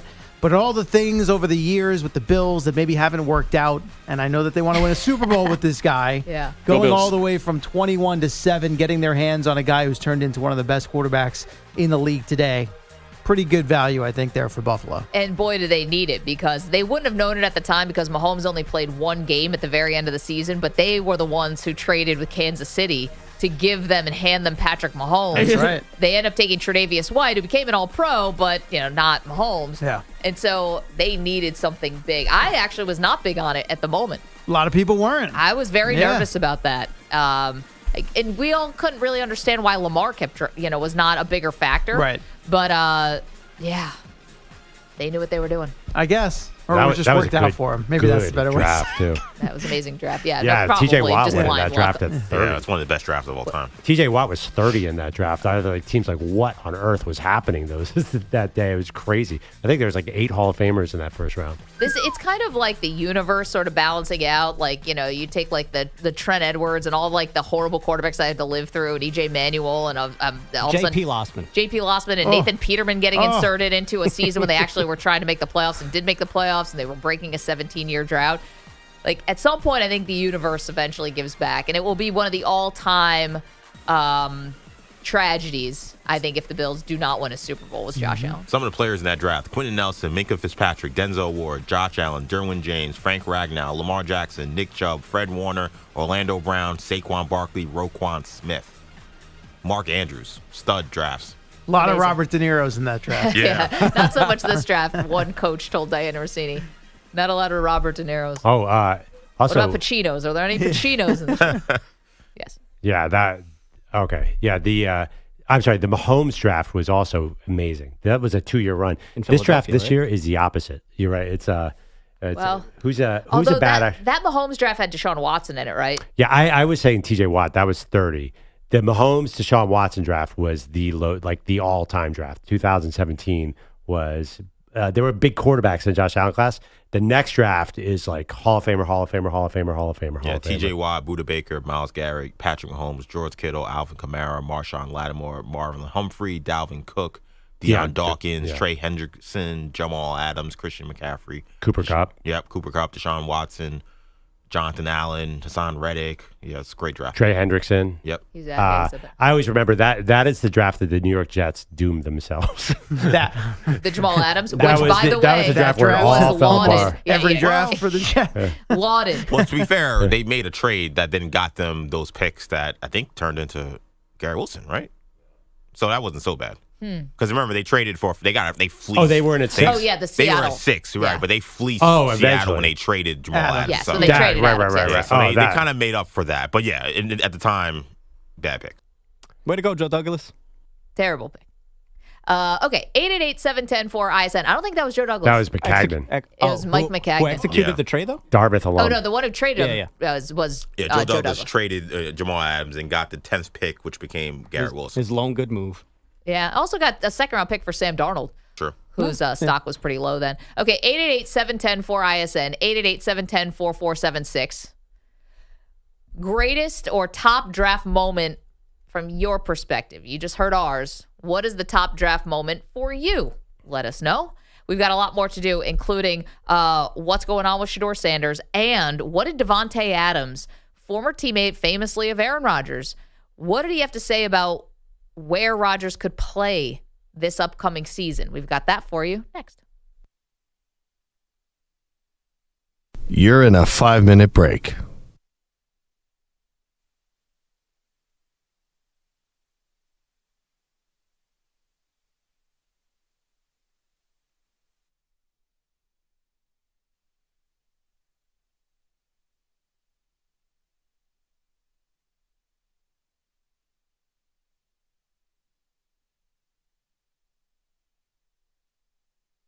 Four minutes, 30 seconds remaining.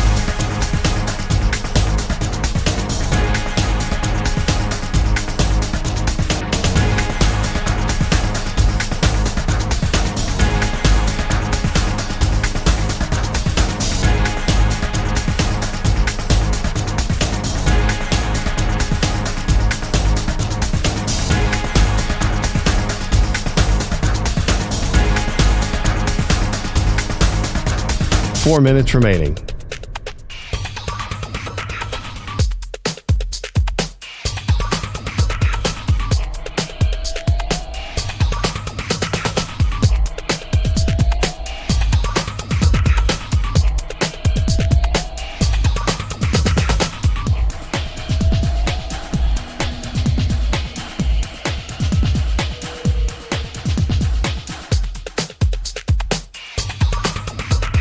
Three minutes, 30 seconds remaining.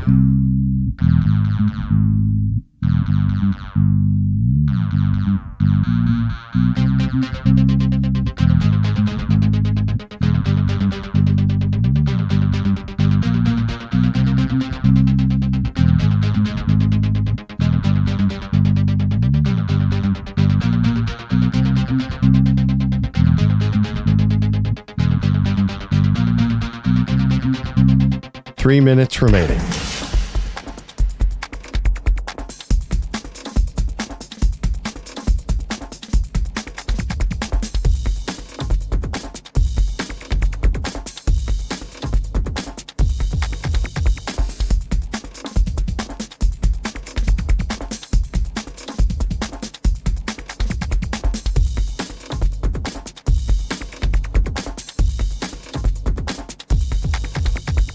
Two minutes, 30 seconds remaining.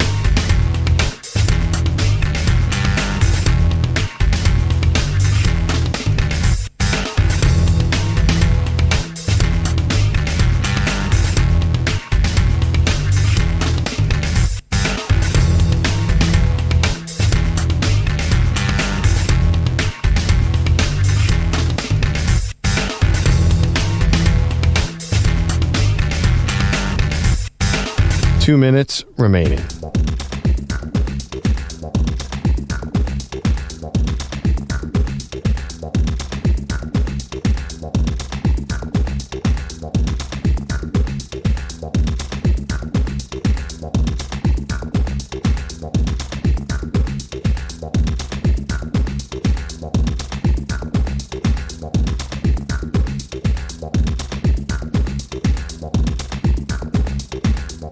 1 minute, 30 seconds remaining.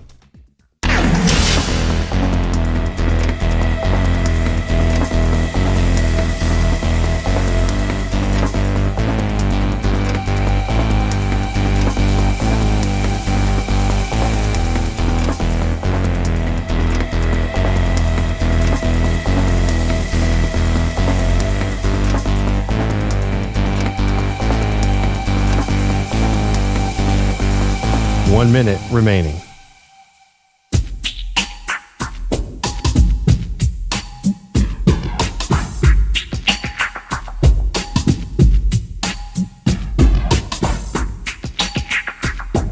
$45 seconds remaining.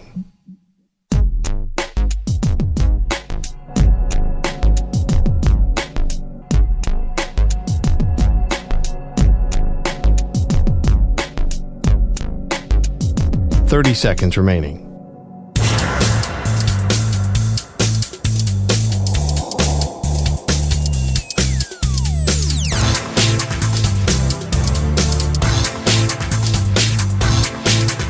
$15 seconds.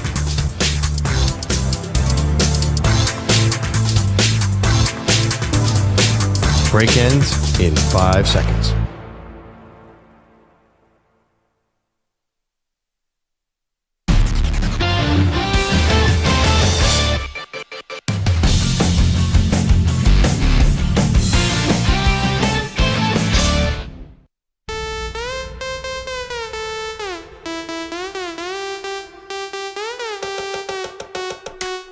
Welcome back, Maggie and Perloff Show. It's been an interesting morning here at the show, not just because the draft's coming up, we got NBA playoffs, but it kind of feels like the building around us is collapsing. You know that picture of the dog, the meme where the dog is in a room that's on fire?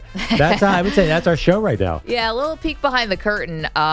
These massive, gigantic bangs have been going on basically since the top of the hour. Now they're kind of subtle a little bit, and they're shaking the building, and we're all sitting in here, and we're not really sure what's going on. We have no idea what's going on. But I feel, and I'm not responsible for this in any way. I'm not God. I can't do that. But oh, you're not? I did start the show talking about you being a doomsday prepper. Oh yeah, God. Good point. And this whole thing about all this money people are spending, I'm like, why did I bring that up? Yeah. And now not 2 hours later, have these weird bangs that are going on in the building. We're here in Lower Manhattan. You know, your mind could really get away from you. And there's another one. I don't think these are getting... Is that getting picked up by the mic? I don't think it's getting picked up by the mic, but they're coming in faster here. There is construction in the building. We should point that out. There is construction in the building. By the way, I will say, real pro sitting right here, because as the building was coming apart, I was straight ahead talking about Eli Manning getting drafted by the Chargers and how crazy that was. Well, everyone in the room is like panicked about how it's all going to come down. I'm like, nope. Eli Manning going to the Chargers is still an impactful moment. The other four of us are just kind of like looking at each other while EJ's trying to have a conversation, and us four are like looking at each other like, when do we leave? I'm a little worried about a light falling on my head. That would be incredible content. No, I die. Well, also, not great, Manny. Can we maybe somebody walk outside and find out what the heck is going on? See, I can go to the 19th floor or whatever. What floor are we on? Whatever. We're on the 10th. All right, 11. I can go. Here's 11. the thing. Yeah. It's kind of systematic at this point. These bangs that are happening here CeeLo just walked in. It's like we can hear it out in the newsroom. You can hear it and feel it everywhere. Do you have answers, CeeLo? How systematic they are is making me think everything's fine. Like it's some kind of clear construction thing. I would think at this point, if things weren't fine, we would have heard about it through the building intercom here. Yeah, right. Or if there was something happening outside on the streets. I mean, we have a couple of news organizations here in the building beyond sports. I think we would have heard about that by now. You think they'd warn us? I mean, they'd be reporting on it, no? Like 10-10 wins here in New York City. They'd report on it. They wouldn't warn us. They'd just walk out the building and just leave us, in the dark. None of us are listening to, we're not listening to those news stations right now, so how would we know? But, you're right. It'd be on social media, I would think, no? Reports of something going on. I do think so. All right, so we're fine. It's probably, like you said, construction. I think maybe a dumpster situation. Like, now Maggie's been panicking about these massive lights over. I'm a little worried about the lights. There's some sharp edges on there's these things, I think they call them hoods, where you can close the lights and make them dimmer. And those look very sharp and like right angles. Right at you, too. Though. Right at me and Pearl. I'm kind of in the clear over here, so. I know. I really wanted good lighting in this studio, and it's going to turn out to be our vanity that does us in, which would not be an unsurprising ending. I'm getting really uncomfortable. Can we change the subject? I do not like talking about these because everything you're saying is manifesting. So you've been talking about these lights now. After you talked about doomsday prepping, what next are you going to talk about? I'm just worried the entire roof is going to collapse on us. Quick, Maggie, talk about the Knicks winning a title. I don't have this kind of power, guys. Damn I'm just saying that I did talk about doomsday prepping, and now all of a sudden it feels like doomsday.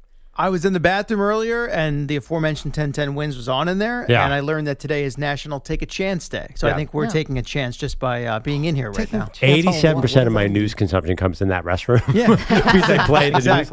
I always come in. Yeah. Hey, I always find out about a national day or a poll. Did you know 47% of the people like liquid soap more than bar soap now? It's 10-10 wins. It's great.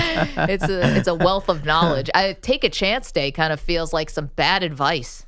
You know, it's like that friend that's always telling you to do it. Yeah. It's like, no, just do it. No, take a chance is a good thing. That's a positive. They were saying, sounds like bad advice to you. That says a lot about you, Maggie Gray. Take a chance. What terrible advice. I just think a lot of people are taking bad chances out there. What if the Buffalo Bills never took a chance on Josh Allen? Yeah, I know. Maggie wants to play it safe. You took a chance sitting in the studio as it's falling apart with massive lights over you. Just sitting here is take a chance to. Yeah, see how that works out. CeeLo, what's going on, sir? All right, so let's start with the Building NBA falling. playoffs. Yeah, other than the building falling apart here. The Lakers' lead last night, which was once 22 points, was cut in half midway through the third quarter of last night's Game 2 against the Timberwolves. And with all that happening, J.J. Redick decided he needed to call a timeout, and TNT picked him up on a bit of a hot mic situation as he stormed out onto the court. So he's getting after his team a little bit, and they did respond because they used a 9-0 run to push the lead back to 20, and they would hold on to beat Minnesota 94-85, evening up that first-round series at 1 apiece. LeBron James afterwards saying, that's JJ. Obviously, we need to listen to the message and not how he's delivering it. I thought we responded after that. You know what I thought immediately when I saw that? I was like, Coach K moment. Coach K, I feel like this is where you get the Coach K-ness of it. And brotherhood. He's really...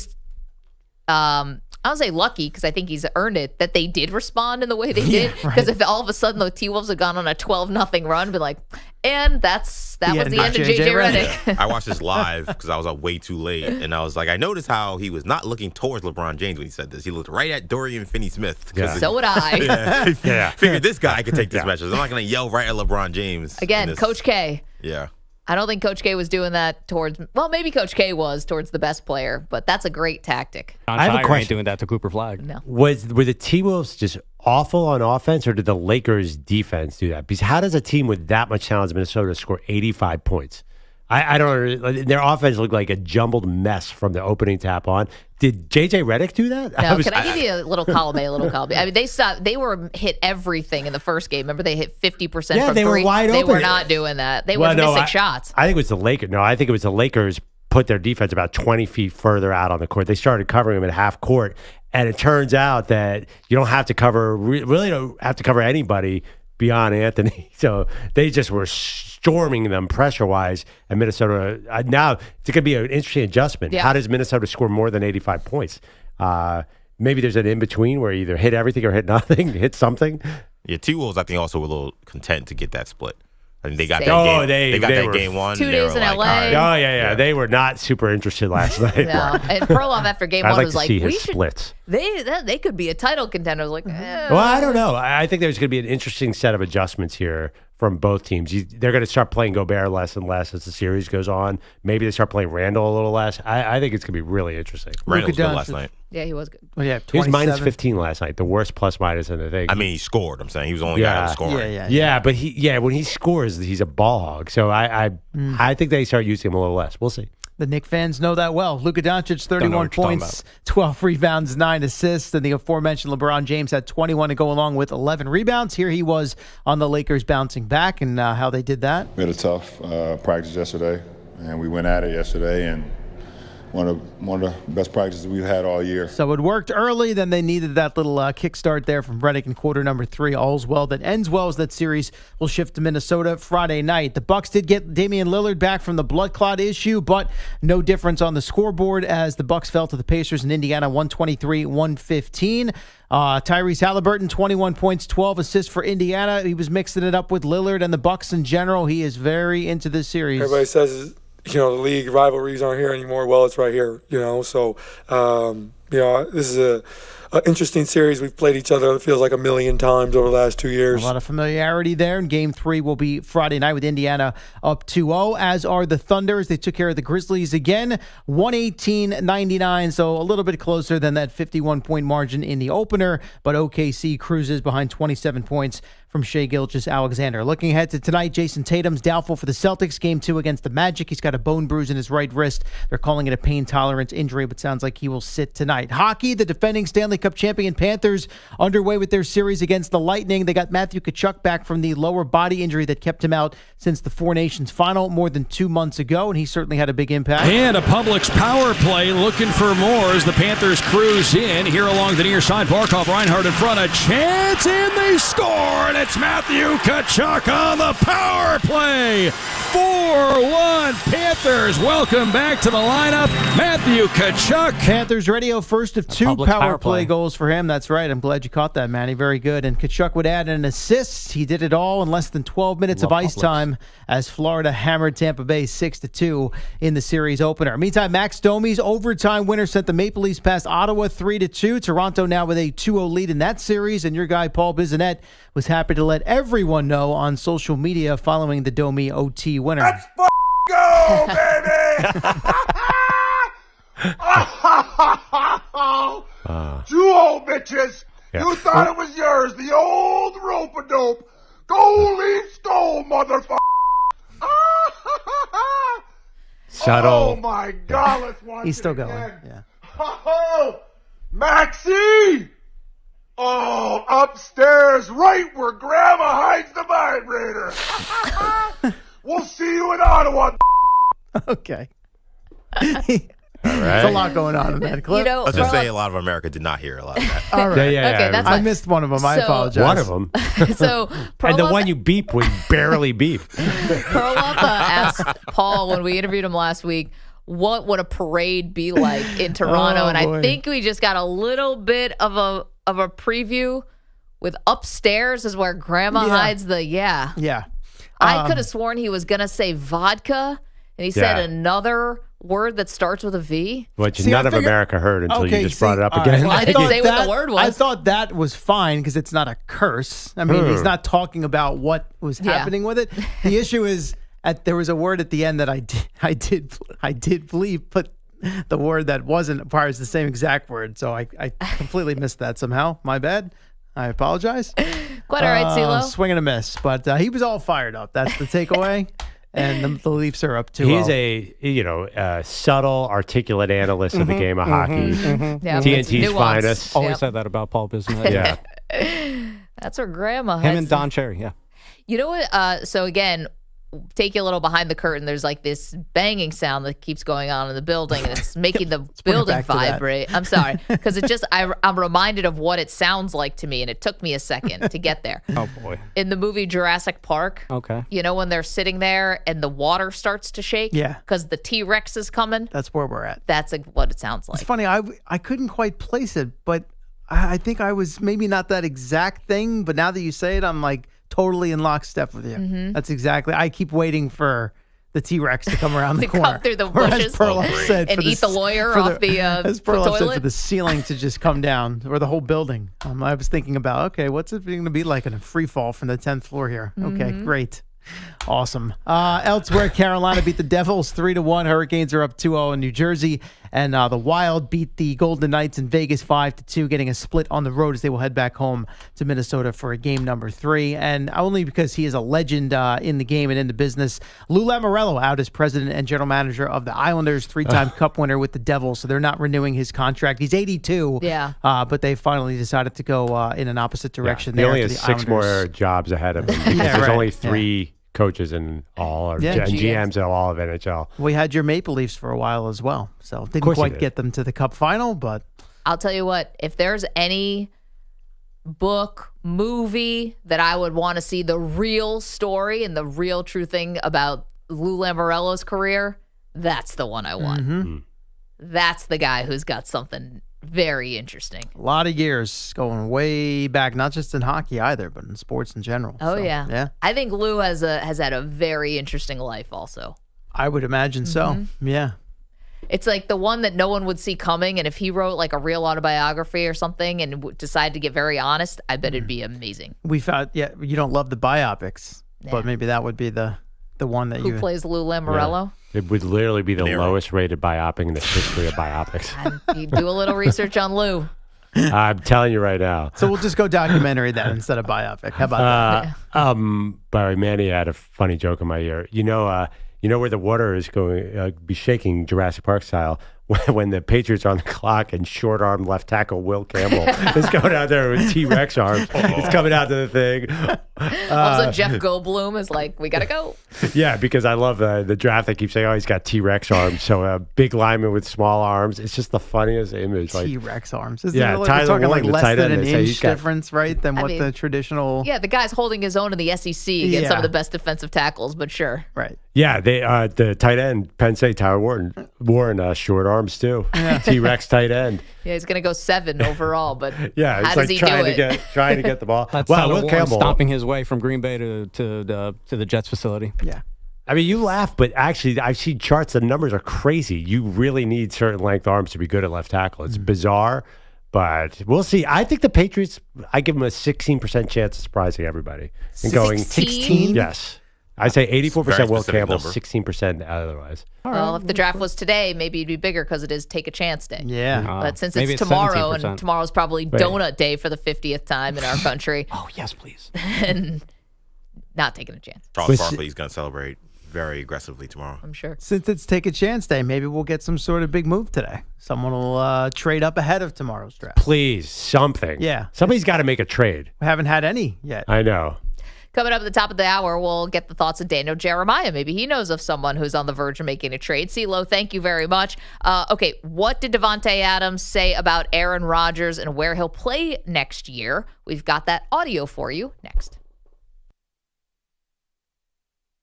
You're in a 5-minute break.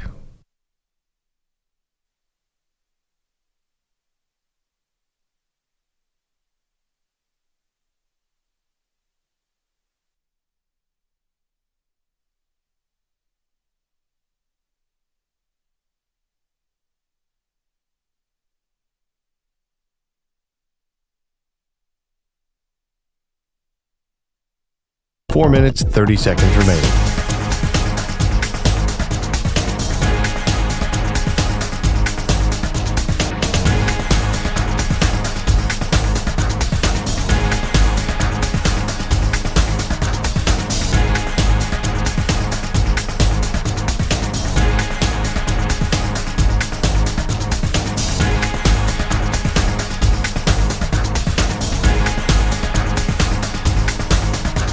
Four minutes remaining.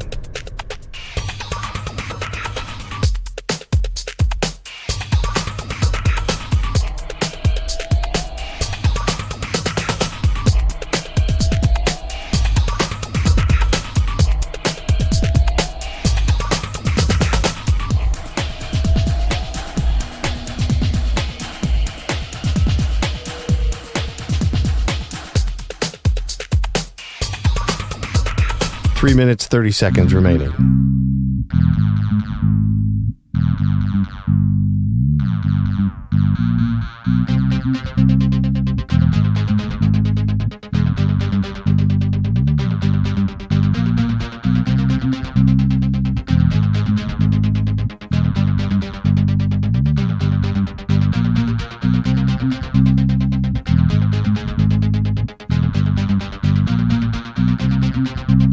Three minutes remaining.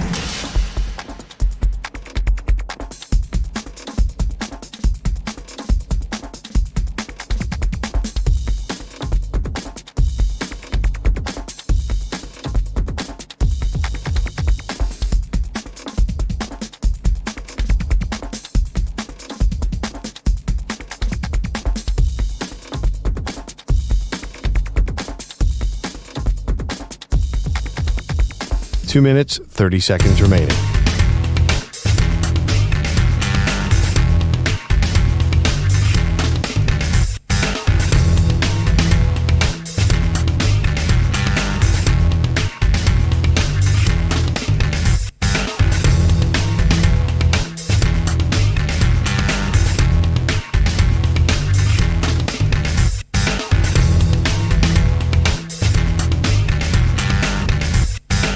Two minutes remaining.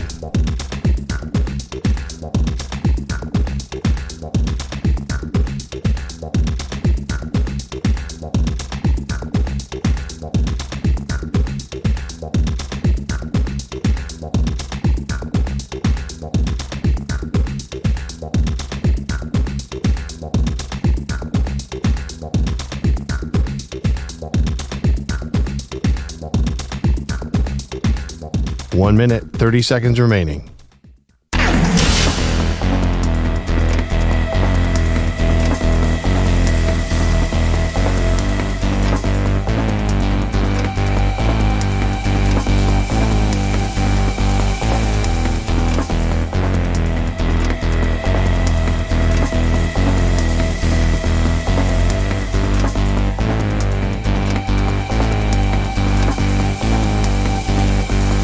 One minute remaining.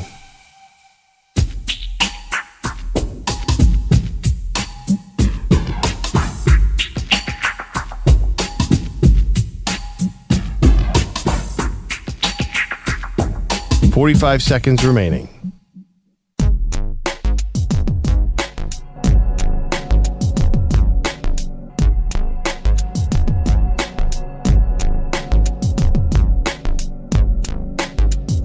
$30 seconds remaining.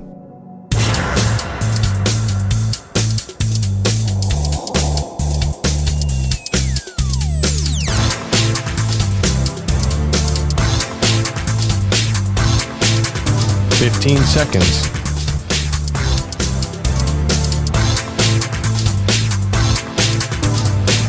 Break ends in 5 seconds.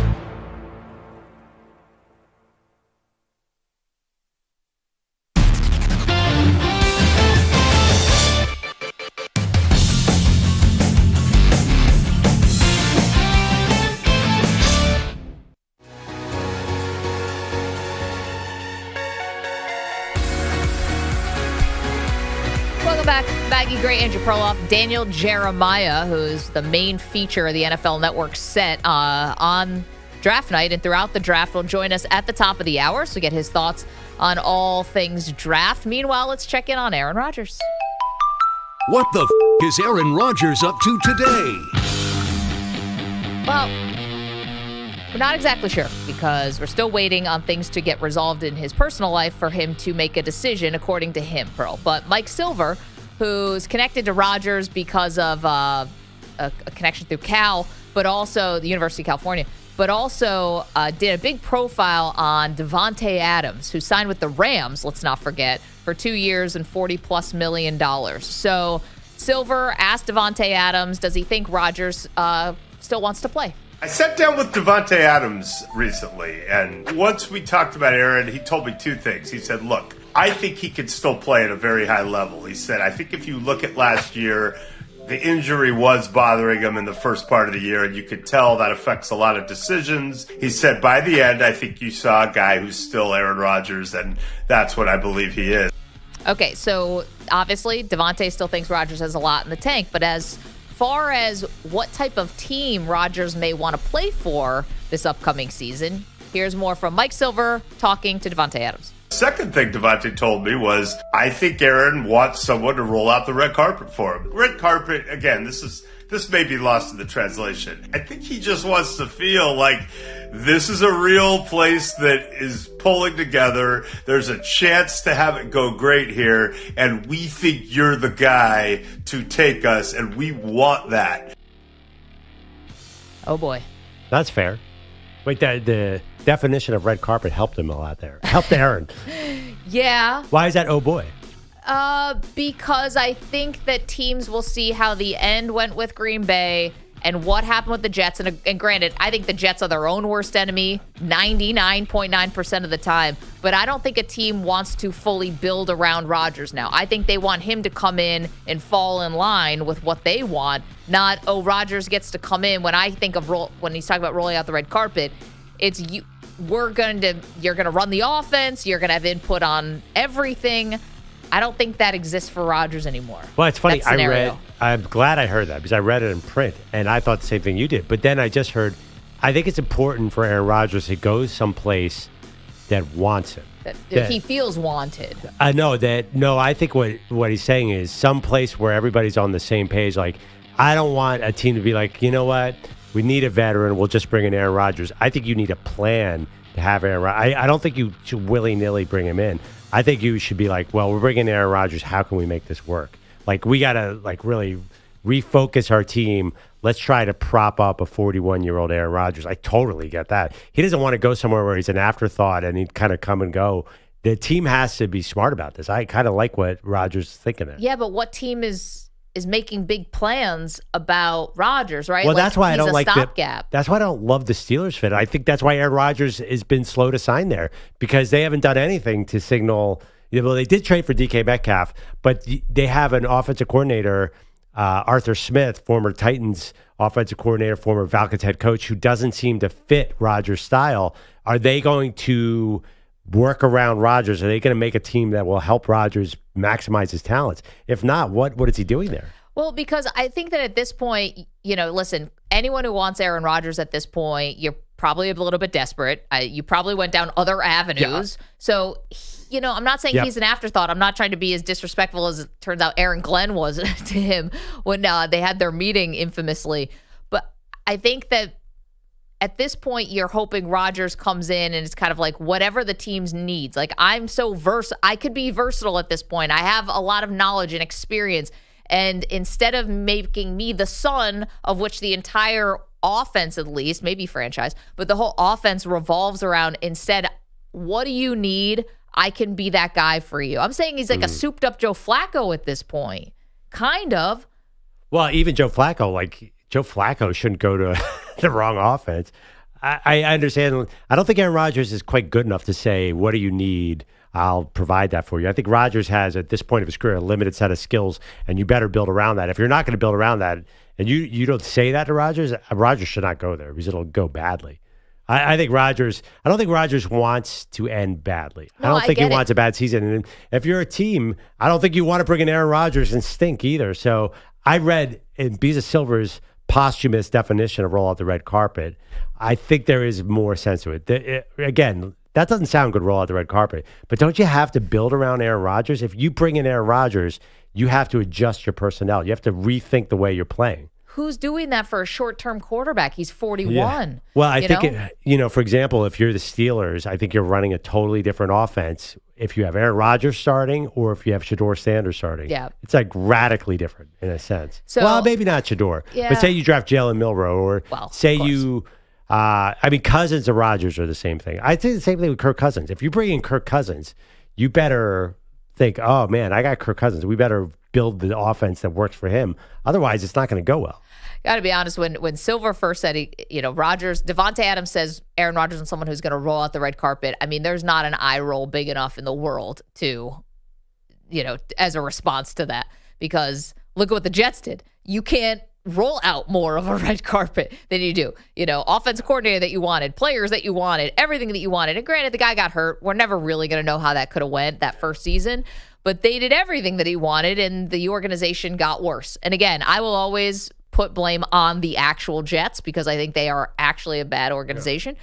But, at this point, I don't think Rodgers can expect that someone's going to come in and be like, Savior, you're here, and we're going to build stuff around you. It just doesn't seem plausible, which is probably why he's sitting home right now, along with the stuff in his personal life. I think the NFL views it more like Favre, where it didn't work out in New York, but if you have the right fit for him, it can be really good. Like if he went to Minnesota and got on the field, that'd be great. Sure. So I think, but they're not building an offense around him. Well, they're it's saying, just "Here's fit. Justin Jefferson, Jordan Addison, go ahead." But if he goes to Pittsburgh and they don't adjust their offense to fit Aaron Rodgers, that's not going to serve Rodgers or the team. I think they have to say, "Okay, we got this quarterback. we're going to have to change a lot of things. We're going to have to make him comfortable. Otherwise, we're in big trouble. 888-710-4ISN, 888-710-4476. Rolling out the red carpet for Aaron Rodgers. Is that a good idea? Daniel Jeremiah joins us next.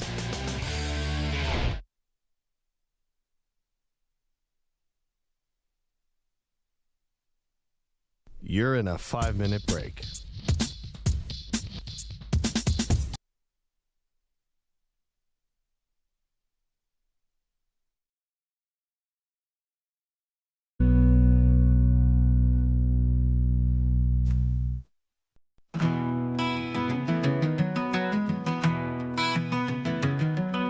Maggie's rolling down the highway, feeling kinda rough. Last night's dinner, fighting back, oh man, it's getting tough. She grips her wheel, but it's too late, oh no, here it comes.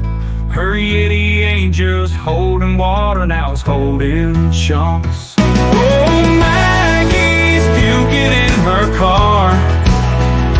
Yeti bottle's gone too far.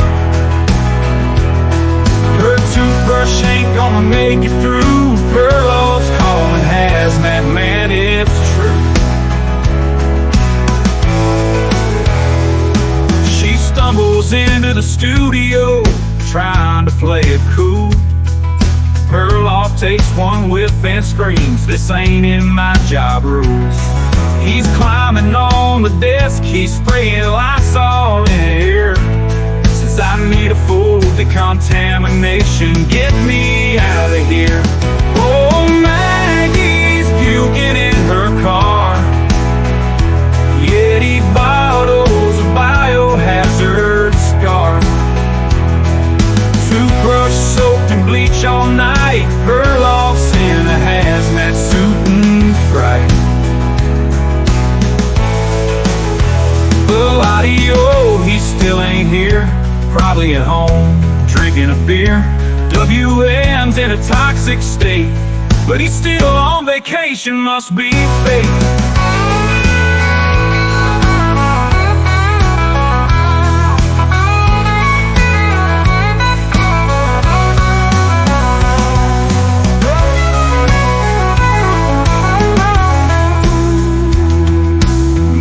Swear she's feeling fine, says come on, let's do the show. Perloff shakes his head, says nah, I think I gotta go. The janitor quits, the boss is pissed, the whole place smells like doom. All cause Maggie's road trip snack made an exit too soon. Oh, Maggie's puking in her car.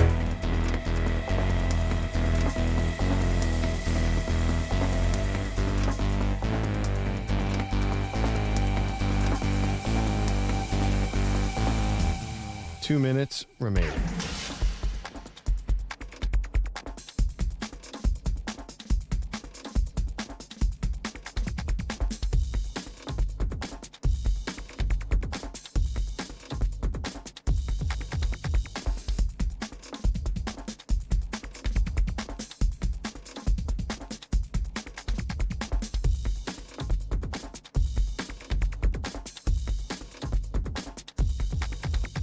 One minute, 30 seconds remaining.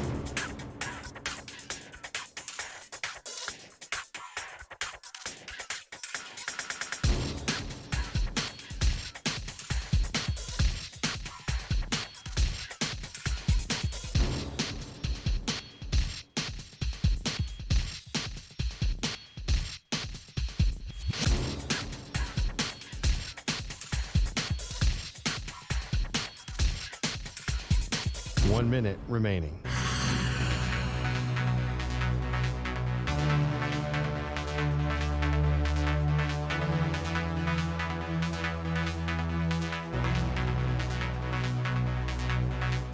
Forty-five seconds remaining.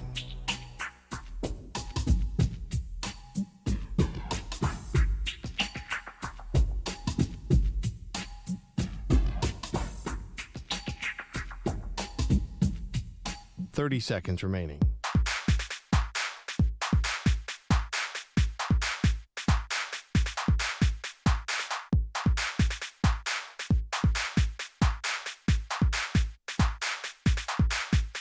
15 seconds.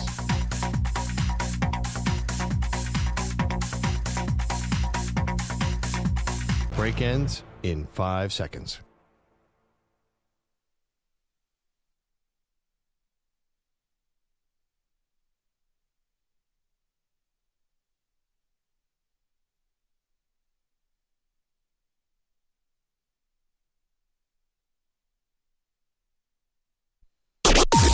Maggie and Perloff on the Infinity Sports Network.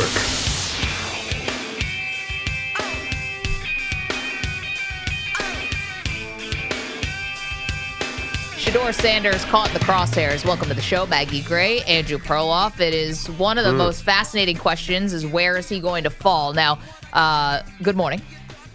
All the insiders now pointing to the Pittsburgh Steelers as the team that will take Shedeur Sanders at 21. Obviously, we're going to find out tomorrow night in Green Bay, Pearl, if that's actually true. Do you like the fit? If it happens. Yeah, I mean, there are some insiders who say that he could fall past Pittsburgh, too, and that maybe Cleveland or New York could trade back in the first round to get him, or he could even fall out of the second round. I don't love the fit, not at all, because if I say I'm Dion and I want Shedeur to go to the best place to thrive, I just don't think the Steelers are the right offense for him. I think he's going to have to drop back and wait for DK Metcalf and George Pickens, if he's still there, to get down the field. And I want to see him indoors in a quick strike offense with a real superstar offensive coordinator. And I'm not sure that's Pittsburgh. To me, it wouldn't be my first fit. See, I understand why Pittsburgh would feel like they have to do this. You know, the Aaron Rodgers interview on McAfee show last week was not committal. Now, I thought there's still a chance that he joins the Pittsburgh Steelers, but the Steelers have left themselves with really not an option here. And I know that Jalen Milroe had a good dinner with them, and maybe everyone loves Jackson Dart or whatever, but Tyler Shuck. But here's the thing. I actually think this is a good organization for Shedeur, and here's why. You go to a place like Cleveland, the New York Giants, you're being asked to be the face of the franchise straight away.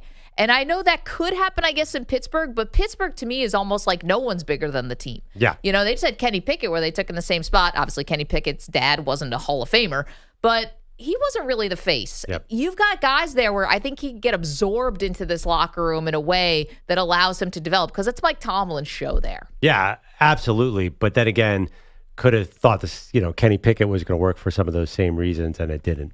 Let's get to Daniel Jeremiah, of course, NFL Network analyst, and we're excited not only because his final mock draft of the year, which is appointment for Perloff and myself, it's going to drop tonight at 8 o'clock Eastern on NFL Network, but also you can see him throughout NFL Network's coverage of the 2025 NFL Draft in Green Bay starting tomorrow. Daniel, it's Maggie and Perloff. Are you already in Green Bay? Good morning.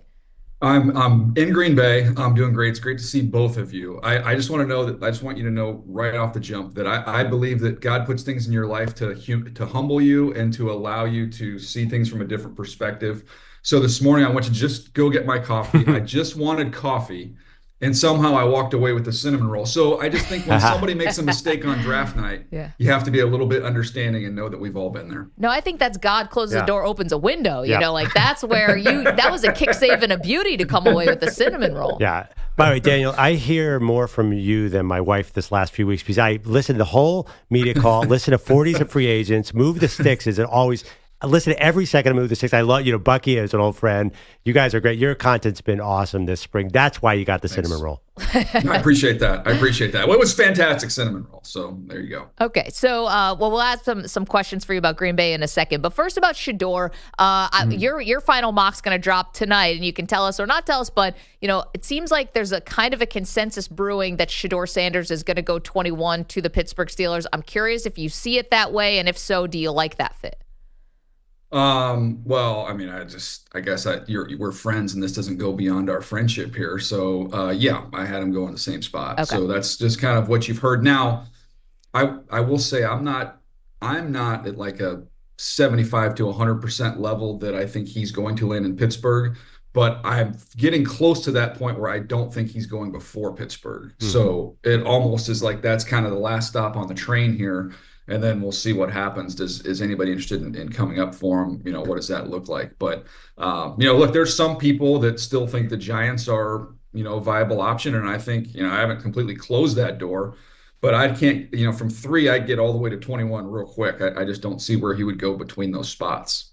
Why do you think, falling is a weird word because we assume he was falling because he was high up in mock drafts, but why do you think the perceptions around Shedeur Sanders have changed this spring? I think in the first round, what happens is teams, as you get closer to it, you appreciate the player within the class initially. So it's like, okay, well, he's the second quarterback in the class. And a lot of people have it that way. Or he's at worst, he's the third quarterback in the class. So we just kind of push these guys up in the first round because he's one of the top quarterbacks, and there's all these teams that need quarterbacks. And then when you get late in the process, after you've really done all the work, you look at it and go, okay, well, yeah, he's the best of this group, but maybe this group just isn't very good. And you also talk to teams around the league who, you'd think you'd get way out ahead of this, but really it's something that's happened over the last couple months is teams have started to dig in on next year and looking what's coming. And they're saying, guys, like, hey, there's 4 or 5 guys that are better than what our options are here. So let's just wait. Last year we saw 6 quarterbacks in the draft. Like there's another wave coming. So I don't surf, but I would imagine it's like don't choose to ride the 2-foot wave when there's a swell coming in behind it that we could get. So that's kind of the thought process of where we ended up. Daniel Jeremiah is joining us. Daniel, can teams with coaching staffs and front offices on the perceived hot seat afford to do that, to wait? Like if you're the Browns, if you're the Giants, lots swirling around that this could be the final draft for some of those guys if it doesn't work out. Can they afford to ride the wave for next year? Or do you think the Browns and the Giants are feeling very much like they must come out of this draft with a quarterback? Well, we had 2 coaches in Chicago and New England last year with rookie quarterbacks who showed a lot of promise, and that did nothing to save the job of those guys. So I think sometimes we think, oh, you're going to save your job, you take a rookie quarterback. The Giants need to win football games. They need to win football games now. So that's why when I look at them, it makes more sense to me that you take, an Abdul Carter who, he can win you a game this next year, with what he does. And then you come back in, and whether it's Jackson Dart or Shedeur, you end up getting a quarterback then, and we can take our time with him and hopefully it works out. But we want to have one, impact player for next year already on board before we do the quarterback thing. So that's the tricky part. It's like, yeah, quarterbacks bring hope, but at the end of the day, a lot of these coaches in these situations need to win games. And so that's where their thought process is. What do you make of the potential critique of Shedeur, say he goes to Pittsburgh, and the cold weather? That's become a hot topic this week. Mm-hmm. Is Shedeur built for the cold weather, a bit maybe undersized compared to other quarterbacks? Is that an issue at all? You're a former scout in facilities. Do they talk about that? Yeah, I worked for 2 teams in that division. I worked for Baltimore and Cleveland, and we wanted quarterbacks who matched our division. It always has been. It was a rough, rugged, physical division. So you start there, like, can you physically hold up from the beating you're going to take playing in that division? And then you have, weather issues. You're going to be playing in wind, in different environments like that. So how, does his arm, can he cut through that? How does that match? Now, like in a perfect world for me, like the Raiders, the Saints would make more sense. I think Shedeur is a point guard. I don't think he's an overwhelming, power thrower. So he's not a big guy. So I would prefer if I got to choose where to place him, I would rather place him in a dome or in a warm weather spot. But, Joe Burrow doesn't have a huge arm, but it's stronger than Shedeur's. And obviously, Joe Burrow has been unbelievable in a very similar environment in that division. So I'm not saying it can't be done, but given my preferences with his skill set and style of play, I would have rather have him somewhere else. Daniel Jeremiah is joining us. His final mock draft of the year drops tonight, 8 o'clock Eastern time on NFL Network. We'll be tuned in, that's for sure. And then starting tomorrow throughout the draft, you see Daniel Jeremiah on the main set, NFL Network, breaking everything down. I know this probably feels like it's an all Shedeur interview. I don't mean to make it that way. But Daniel, one other thing I want to ask you about him was we got this like in dribs and drabs. And it was a little at the Combine and now a little recently, yesterday, from one of your NFL Network colleagues, Tom Pelissero, an NFL assistant coach on Shedeur Sanders, quote, the worst formal interview I've ever been in my life. He's so entitled. The off the field stuff. Have you been hearing that he had these terrible interviews, that he came across badly? Because I'll be honest, on the outside, it's hard to separate fact from fiction here. Some people say he's the best character, humble, awesome kid, and others say he comes into these interviews and he's, comes across as entitled. What have you heard?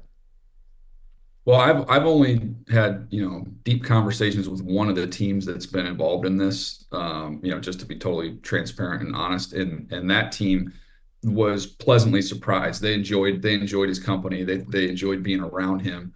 But I've worked with Tom for a long time, and Tom is getting that. That is, I know who he talks to, I know who he's connected to, and that is there's nothing wrong about what he's saying there. He's getting that from teams, and I firmly believe that there are teams that feel that way. So it's not I think sometimes this has just got so much attention because of Deion and all the attention that's been on the Colorado program and on Shedeur.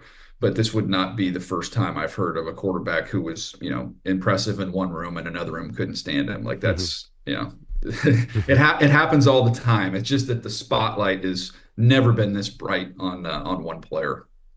Daniel, beyond Shedeur Sanders and Cam Ward, who presumably go number one, who's the I don't want to say second tier, but who's the next hot quarterback right now as you get 2 days away from the draft? Well, I'll give you two. First of all, I do think Jackson Dart has a decent shot at going ahead of Shedeur. So I think there's a chance somebody trades up in front of Pittsburgh that could be nervous that Pittsburgh could take him. So, I would keep an eye on the Giants. I would keep an eye on the Cleveland Browns. Those are the two teams that I would have my focus on with those and Jackson Dart. The other one is, help me out with this. So I've been on the phone for the last 3 days, just nonstop, coaches, GMs, everybody going through everything. And so if I ask a team who I think is a fringe quarterback team, what he thinks of the quarterbacks, and then he tells me his favorite quarterback is Tyler Shuck, but he doesn't even pronounce his name correctly. I don't know if I'm buying that. To be fair, though, I feel like coaches go more with jersey numbers on guys, and it is weird. It's got the GH This was there. a GM. This was a GM. Never mind. Who's literally been in draft meetings, and they've been talking about these guys for months. I don't know if you can blame him. We're talking with Daniel Jeremiah again. Final mock draft of the year drops tonight, 8 o'clock Eastern, NFL Network, and then the draft tomorrow. Daniel, because the fan base is so widespread, and I know they're being tested right now, but Jerry Jones comes out of the Dallas Cowboys and says substantive trade talks are happening. You do mock drafts. You're talking to everyone. Just talked about that. Is this hey, cool story, Jerry, or do you actually think the Cowboys could make a splash?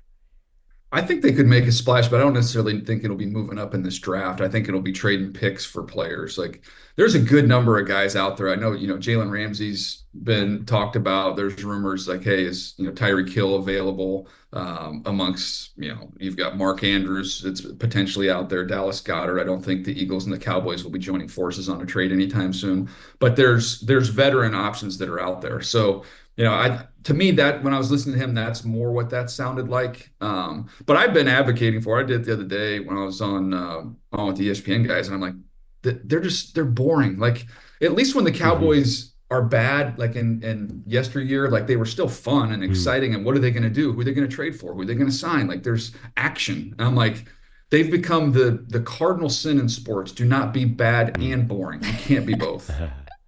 Daniel, I just saw Ashton Jeanty became the favorite to go number 5 to Jacksonville. Not necessarily saying that he will go there, but they already have Travis Etienne and Tank Bigsby. I figured there are other teams that would be looking more running back. If Jacksonville did go that direction, would they have to trade somebody, or would they just be giving Trevor Lawrence more weapons? I don't think that they're enamored with the backs that they have. And, Tony Baselli's taken on more of a role there, and a very formal role, and has some power. And I just think back to Tony Baselli. Tony Baselli's been around that organization since its inception. And one thing Tony Baselli knows, every good Jags team, now there haven't been a ton of them, but every good Jags team had a Fred Taylor, had a Maurice Jones-Drew, or had a Leonard Fournette in his little window there. Every good team has had a big-time back. And Ashton Jeanty, to me, is a big-time back on a completely different level than the two guys they have on campus. So that's why that one made some sense. I think their pick, from everything I was told over the last few days, it is Tet McMillan, the receiver from Arizona, squarely in the mix with them, and Ashton Jeanty squarely in the mix with them. And in an ideal world, they'd like to trade out. And maybe Jerry Jones on the white horse comes galloping in to take Ashton Jeanty. I don't know that'll happen, but I know the Jags would be fine with getting out of there if they could find a partner. I just don't know who wants to come up there. We have a secret theory around here, Daniel, that they actually tell Jerry Jones the draft starts on Friday. to kind of keep them at bay because that's the Johnny Manziel rule. Exactly. And they've been so kind of conservative in their first round picks for so long. Okay, last one for you. Got to be honest. You started this with the cinnamon roll, and now I kind of can't get off that. So thanks for that. Good. I feel like it's destined now to happen for me today. I don't know why. We do this thing on Wednesdays around here. We call it the Great Debate. It spans every topic possible. We try to loosely base it on the news. This week, we're asking for the top draft moment of all time. Now, top can mean whatever. Is it craziest? Is it best? Is it... if you work these drafts, you're front and center on NFL Network's coverage, you do a great job. What's the top draft moment for you of all time? So for mine, it'll go back before I got to this job. It's actually why I believe I was just got out of college or was still in my last year. I used to answer Chris Mortensen's phones at the NFL draft when I was a kid. And so I'm answering his phones, and this is the draft where the Minnesota Vikings did not get the card in time. I don't know if you guys remember this. Yes, twice. And it was a mad sprint to the table from the teams behind him. And the picks were just coming in. Like, you get in such a rhythm with the draft. And at that time, it might have been 15 minutes, I think, even in between picks. And you just see these teams. And mind you, you're not sending Carl Lewis to represent you at the draft from these teams. So you're seeing a guy who's been pounding Snickers all day long with a coffee, and you know they're in his ear, because I've had that job with teams, and they're like, get the card in, go, go, go. And it was just like a mad sprint. So it was that was the most chaotic, fun moment for me. Oh, it's awesome. Wait, hold on. When you're answering Chris Morton's phones, at that point, multiple cell phones? Are we going landlines here? So he would have this is way back, right? Yeah. So he had a designated landline that had like 4 different, what do you call it? You had you'd have 4 different lines on the same phone. So I was like an old school operator of like, hold on, Mr. GM, I got something on the other line. Boom. Okay, yeah, all right. I will tell him during the commercial. Okay, boom. It was like I was an operator. Oh, that's awesome. That is so cool. By the way, Daniel, when you stop watching tape and you get past, Fernando Tatis looks like an MVP right now. I just want to tell you, you're missing a lot of fun with the Padres. Trust me, I'm not missing anything. I've been to 4 games already. I went up and sat in AJ Preller's box for a game like the week before I came out here. Like I'm Mr. Padre. I'm excited. If you want to have some fun, go look up Leo DeVries, the kid in Single A, and what he's doing for us. I'd expect nothing less from a scout to be talking about the farm system. Maybe they'll meet my Mets later on in the postseason. We'll see about anybody but the Dodgers. We're all Americans. We all agree on that. We're united on that one.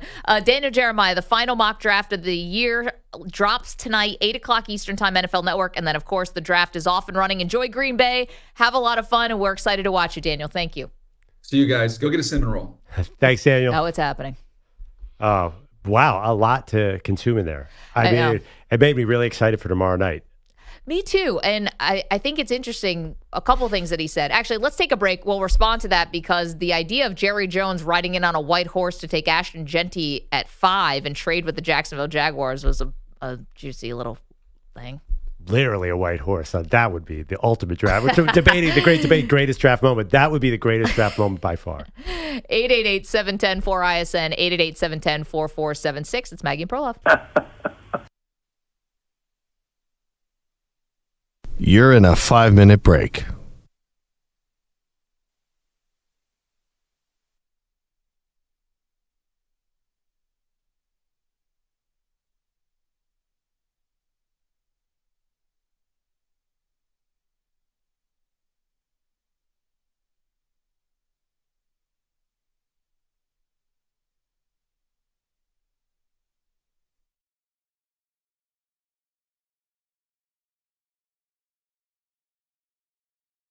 Messed up bad, took the wrong quote, not a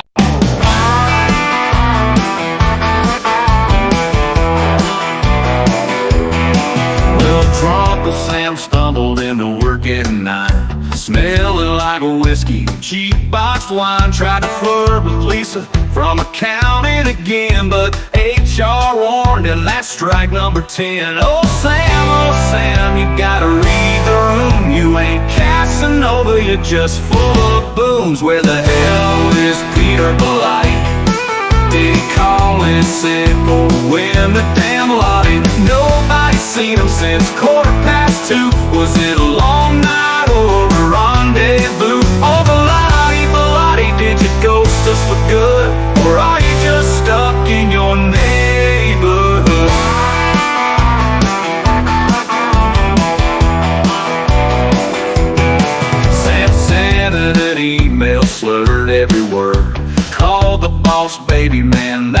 officer tried to high-five, but he missed by a mile.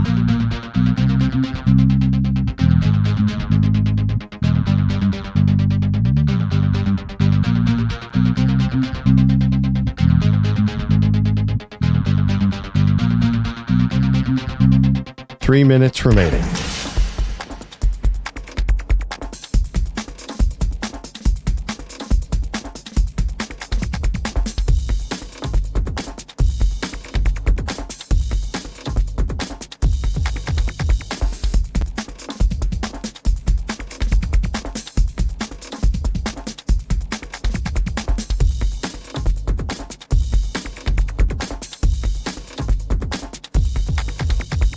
Two minutes, 30 seconds remaining.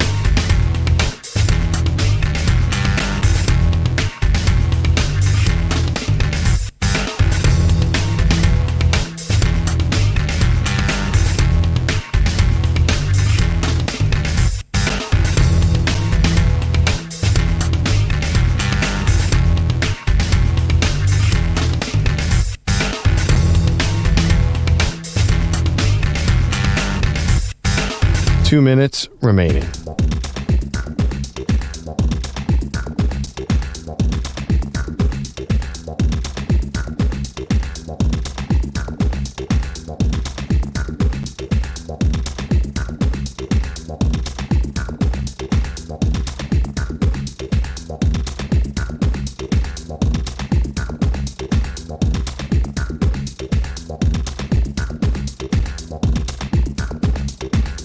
One minute, 30 seconds remaining.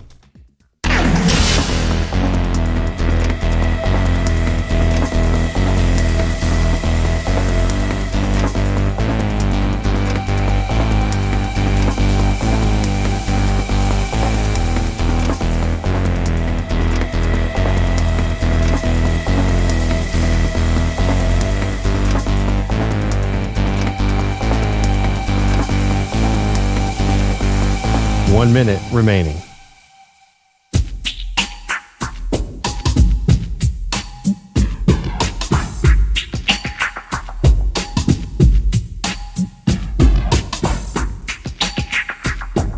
Forty-five seconds remaining.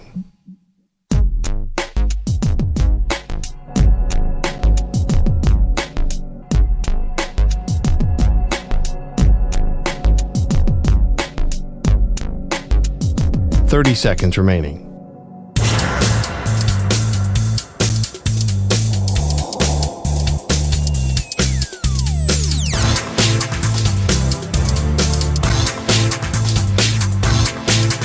Fifteen seconds.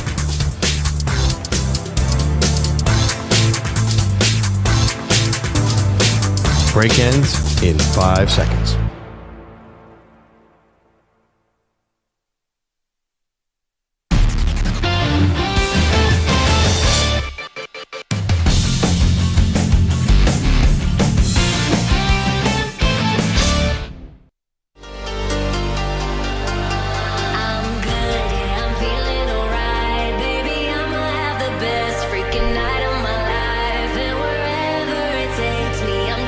Welcome back.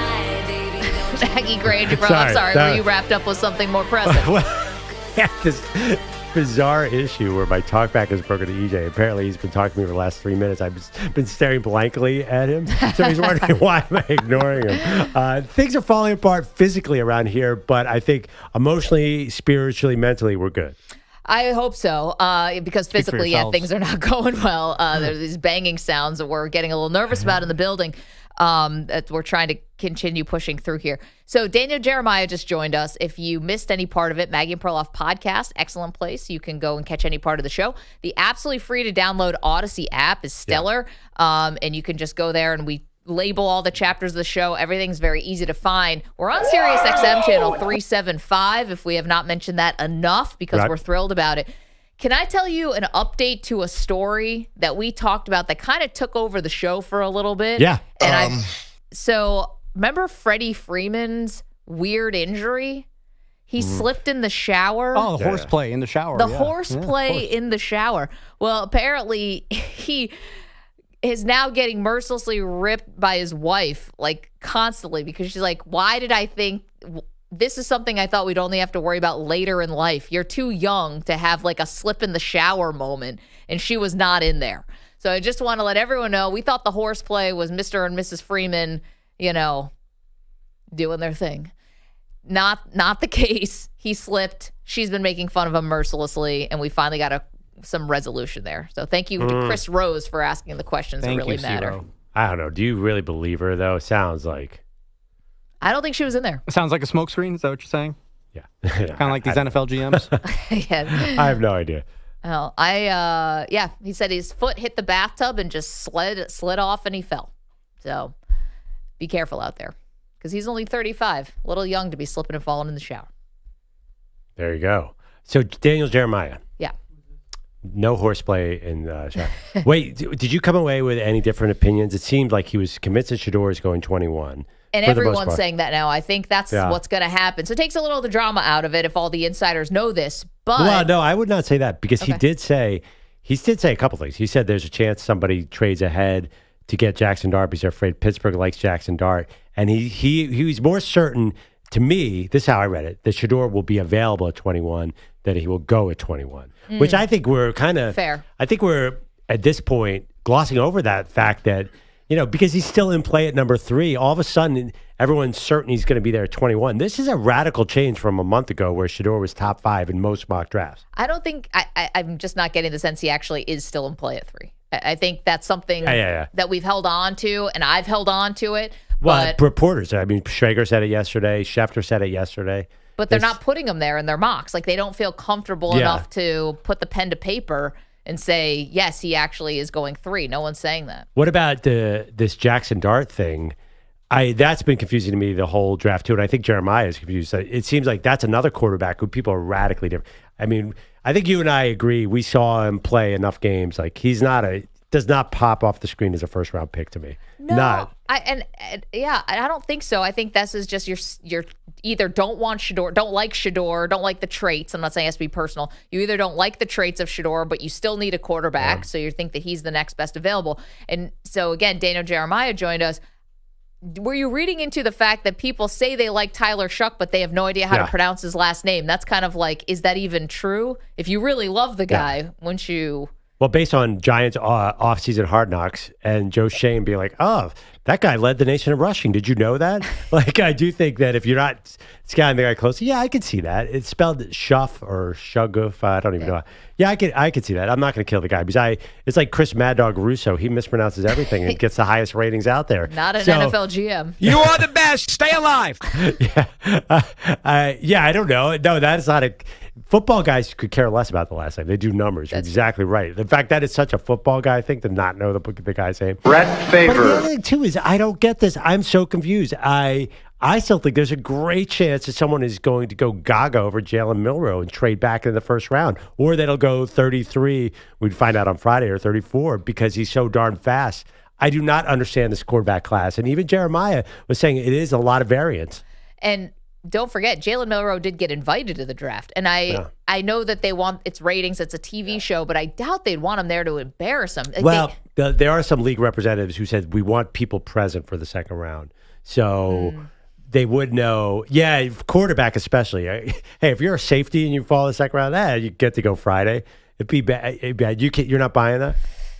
No, I'm backing you up. I think there is a good shot he goes in the first round. But you think that, but Pelissero and some other NFL Network people said, we want to make it clear the NFL wants people, players to be there for the second round. And I felt like somebody at the league office called them and said, hey, you better put this out there so people know. Well, then what's in it for Milroe, though? They don't want Milroe to be super embarrassed by being there. And they don't want him to fly away. Geno Smith looked like, I guess he came back the next day.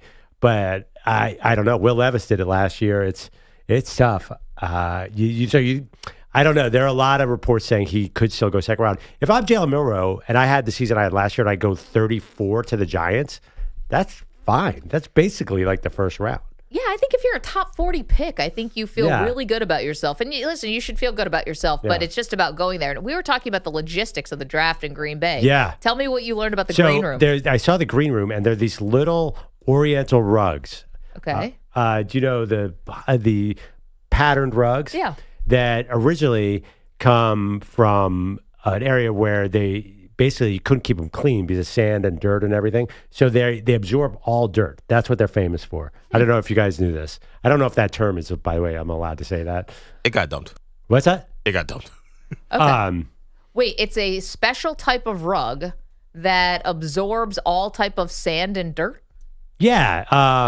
What are those rugs called? They're very famous. You probably have one in your house. I know what you're talking about. Yeah, I think I have one of these in my home, and I don't know it. You're gonna need What something would you to call catch. that kind of rug? Area rug?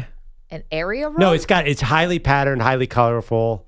yeah, it can be called that. I'm seeing other people call it a Calinair performance rug. Oh, performance rug. Anyway, they have a lot of these, performance. they have on these that in Green rug. Bay. They're great at picking up dirt, and I think they're worried about a little weather in Green Bay, so they are trying to keep the room Expecting clean. snow? So they have a lot of these rugs that pick up a lot of dirt. That's what I noticed. Because as somebody with young kids, this rug, we've spilled everything on the rug. We have one in our living room, and you don't see it. A lot of families with kids know these rugs. They pick up everything. Performance. A high performance rug. Yeah. No, I always dreamt notice of like one of those. casinos, hotel rooms, the rugs are always, something to cover up the dirt and the hair and the God knows what else is on the floor. Yeah. So what I've heard about Green Bay and the logistics there is, so there's 5,000 hotel rooms apparently in the city and 1,000 other like rental properties available. They're expecting 250,000 people to infiltrate, between TV networks and fans and all of that, which is a crazy number. But I believe it. So it's going to be a lot about outside of Green Bay, too. You're going to have to drive. You're going to have to drive in. However, they've closed down all the streets around Lambeau already. Oh, boy. So apparently the only way you can get in right now is golf cart is what I'm hearing. And the way that so you would Wisconsin. actually park your car if you are driving in is the same way you would park for a Packers game. There's no, as far as I remember, there's no parking garages near Lambeau. You park on people's lawns. Yeah. Wow. And there's also no street parking, if I'm not mistaken. In And in I think all the areas right streets are outside. Yeah. closed. So I don't know how much people are going to charge. I imagine it'd be like a Packers playoff game or something close to that. Of hey, you can park on my lawn, but it's going to cost you. What do you guys think the number is? 150? Car park on my lawn. What do Yeah. you think they're charging per car? I couldn't even fathom a guess. Is it 150? $150 to park. It's a lot. That's Too much. Okay. Outrageous. I don't know, guys. It's 2025. I know the economy's not doing great right now, but if you're going to the draft and it's one of those driving things, don't you kind of factor it into your weekend expenses? I know that's kind of just taking advantage of people, though. Well, Parking pass for an NFL game. 50. Yeah. I would think that. No? Maybe a touch more?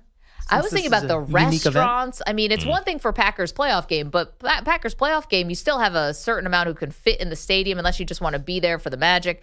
How are restaurants going to handle this kind of volume? Well, I'll tell you what, Stadium View right next to Lambeau Field, they are equipped for a good time. That's a restaurant? Oh, it's a bar. Ooh, it's a great time. Burgers, 2 floors. right? They killer burgers. Killer burgers, some very good drinks as well. I indulged many a times at a Well, I'd hope Stadium if you View. go to Wisconsin, you can find a couple beers. Oh, yeah, bud. CeeLo has updates for us. Hey, CeeLo. Good morning. A little bit more from the Athletics' Diana Rossini on the eve, of course, of this NFL draft, and only because Perloff brought up this name earlier, trying to figure out what his landing spot might be. She says the Steelers, Browns, and possibly the Vikings could be involved in a trade involving Kirk Cousins, who would need to approve any deal he's involved in. So It's going to go back to the Vikings? I don't know. So it's part of her report That's here. definitely so. been out there a lot. Yeah. So suddenly backup role is not looking so bad? Oh, I don't. That's what he didn't want the first time around. Isn't that why he left? I don't know. I don't think he's a backup. Kirk Cousins? Oh, he starts over J.J. McCarthy? I mean, why would you turn down 4,500 yards and 36 touchdowns? Kirk Cousins gives you that boom in Minnesota. Why not just sign Rodgers? Maybe the leverage play for him is concern over McCarthy's knee and whether he's going to be ready to go or I think whatnot. Cousins, you could argue, is a better fit there, right? With Kevin O'Connell, 5 years younger than Rodgers, doesn't have to learn much. Coming off the Achilles, though. Rodgers is 2 years removed from the Achilles. Yeah, so is Kirk. It was just. It was the a little same later season, just in a little that bit later. season. You're right about that. Yeah. But- I just think he's such a natural fit for that offense where Rodgers is, I guess, the same kind of offense, but generally, remember Rodgers had to adjust to that offense when LaFleur took over? I feel like Kirk Cousins is a glove there. I know, but Rodgers won an MVP with LaFleur. I mean, he adjusted well. Rodgers said he'd play for 10 M's. I forget that, where you have to trade for Cousins. And How about less baggage with Cousins? What do we think about that? I don't know. Cousins? No, of course it is. He's not trying to run for vice president. But are you fond of that? Well, we said, remember but I think Kirk's got some opinions. I'll put it that way. When Diana talked about the cult of Kirk Cousins, it starts, honestly, with Kevin O'Connell. It's like, it's a perfect, Sean McVay, Kyle Shanahan, Kevin O'Connell, Mike McDaniels, like they all want Kirk Cousins. So why not just get the real Kirk Cousins? I was going to say, don't they need the 2.0 version of that now? They all think they do. Kyle Shanahan thought he did with Trey Lance, and then it turns out no. They want the original. They want the OG. Can I inquire if you're keen on that? 49ers bad QB Brock Purdy showed up for voluntary offseason conditioning yesterday as Purdy and the team continued to work towards a contract extension. GM John Lynch seemed positive about it, but he was also very careful, and in this sequence at least, struggling to pick out some words with the media yesterday. I think there's been some substantive talks that have this thing going in a good direction, and I'll leave it at that. You know, he's a pro, and he's Brock's got he's a very clear-minded, and he's a very clear-minded. So guy's got 2 arms, 2 legs. Yeah, he's got some air and a brain. Yeah, last pick of the draft.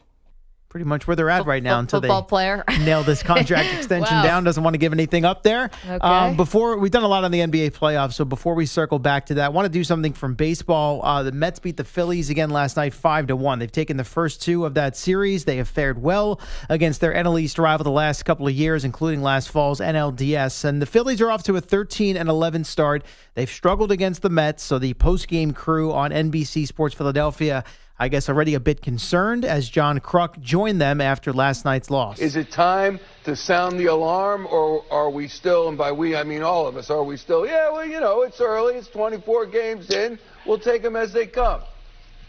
Yeah, there's still, 130-something games left? Ben does the math. I can't do the math. All right, so they kind of cut him off there. You can hear where he's headed, and eventually they did circle back to him and allow him to make his point. I don't know how you make up 3 games and 130 games left, 130-something games left. It's going to be tough.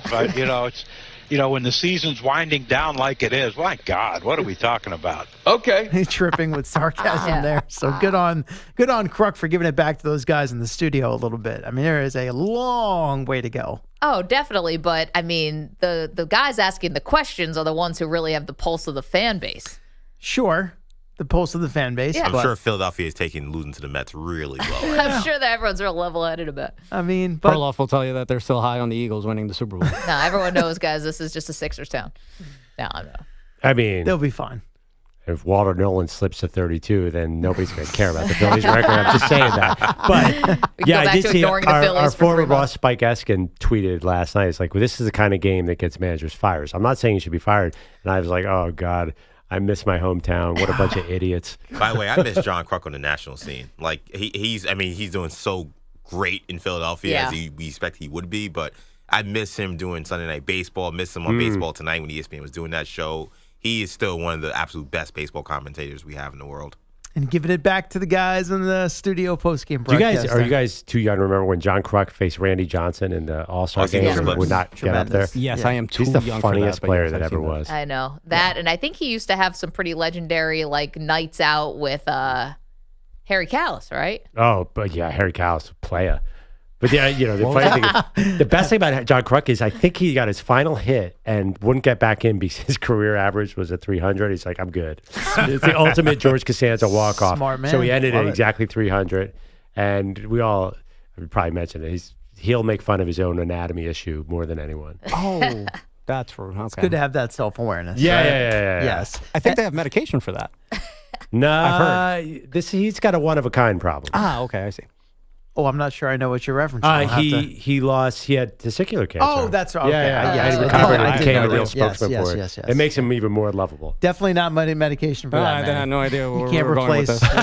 Can't replace what's been lost. Yeah, I Manny, was what with did you think he Manny. had? I was like, oh, all right. And then my head was going back and forth like a tennis match there. Yeah. I was like, and what Perloff say? And what Manny say? And You're saying what's going on with John Kruk? Well, you guys. I Maybe I was a Philly guy. I thought that's No. the first thing you think of with John Kruk. You're right. I had forgotten about that. These guys. Yeah. Really? I That's I like forgot. the number one Most important thing about John Kruk by Yes. far. I'm with you on that. I think about the Randy Johnson story. That's Yeah, always the when one. I think that's John it Kruk, up I there. think of him backing down against Randy Johnson, not unfortunate situations. Well, were you implying, Manny, that he can't get up to the plate? He's on the on-deck circle? Like, what we did you thought think you he needed were medical? implying that, Perloff. No. Slump busters, you know what I mean? Trademark it. Yeah. Oh, okay. Sorry. I must be a Philly guy. That's like the first thing you know about Yes. John Kruk is he's got one, you know what. Yes, I'm with you on that. I'm Yeah. not a Philly guy, so I'm Yeah. just. I had forgotten that, so thank you for reminding me. My bad, No, Mr. that's what I'm K. here for, CeeLo. Yeah, NBA you're welcome, America. Yes, yes. As we dance around that one a little bit more delicately than I did with the Paul Bissonnette clip last hour. Sorry about that, America. Oh my God. Do we have time for anything else? Probably not, right? You know, I do want to get to some sound that we have of Jerry Jones taking on a topic that I'm surprised he actually broached here, considering it's Jerry. He loves the microphone. I wasn't sure where he would go with this one. It has nothing to do with football. Ooh. So we'll get to that in just a momentito. Maggie and Perloff. You're in a 5-minute break.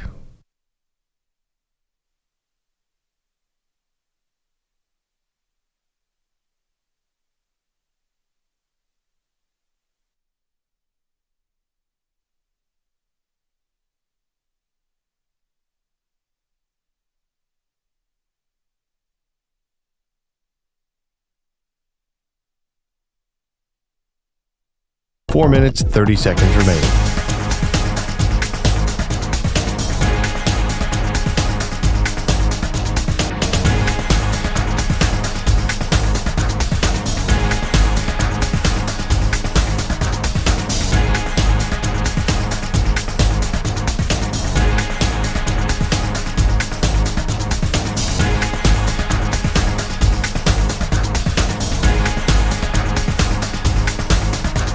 Four minutes remaining.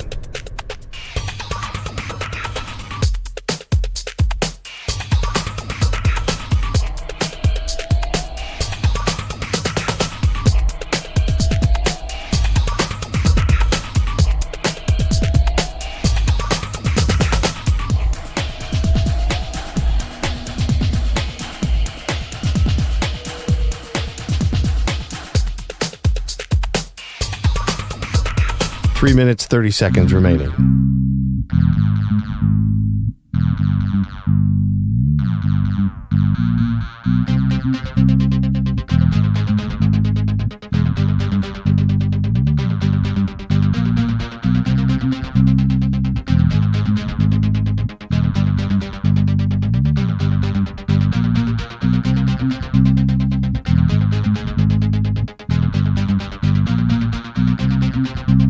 Three minutes remaining.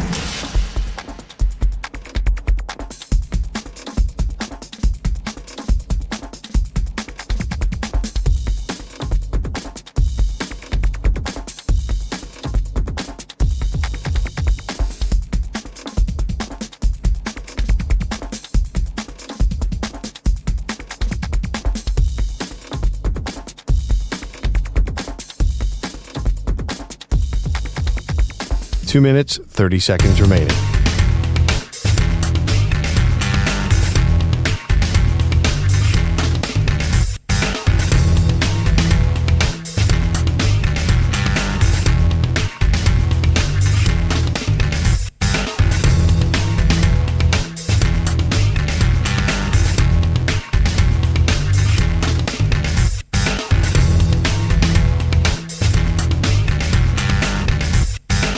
Two minutes remaining.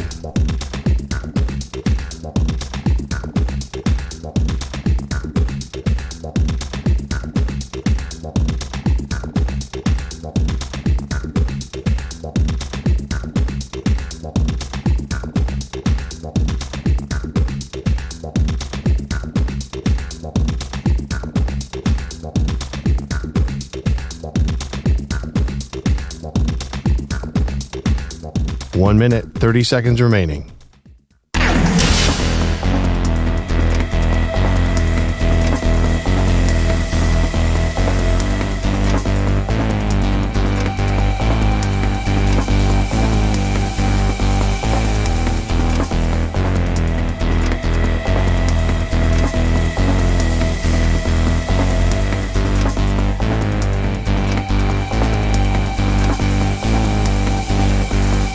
1 minute remaining.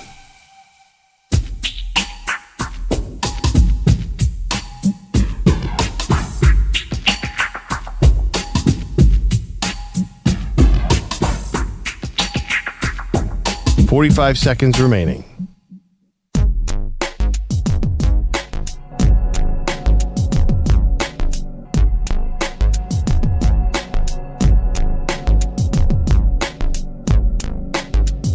.30 seconds remaining.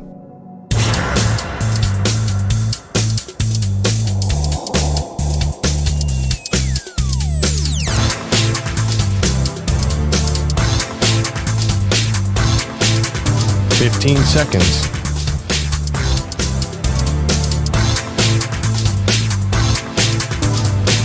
Break ends in 5 seconds.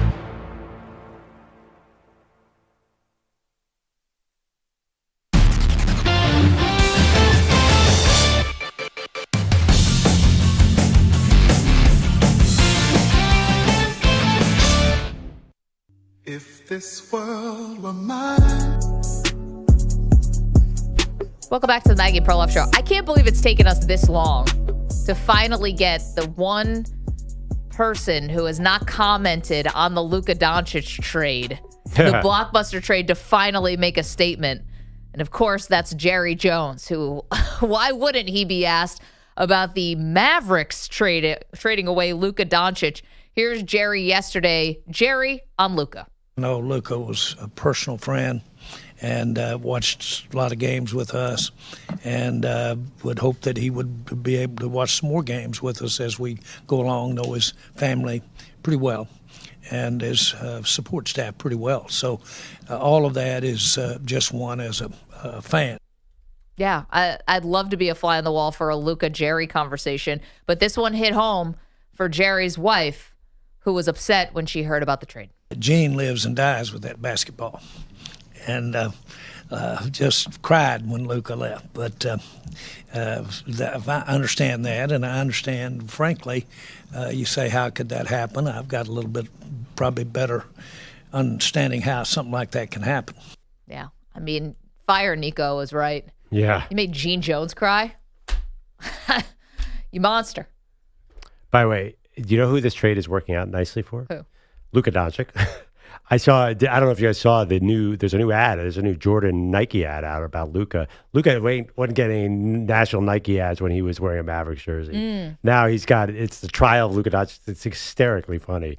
But there was have you ever seen a shoe commercial with Luka on national TV? Not in a million years at Dallas. No, I think generally things do work out for these guys, like stardom-wise, when they get traded to the Lakers, of course. I mean, Luka was sad about this. Why? It just totally changed everything He for him. was crying. He wanted to stay with Dallas. A little loyalty.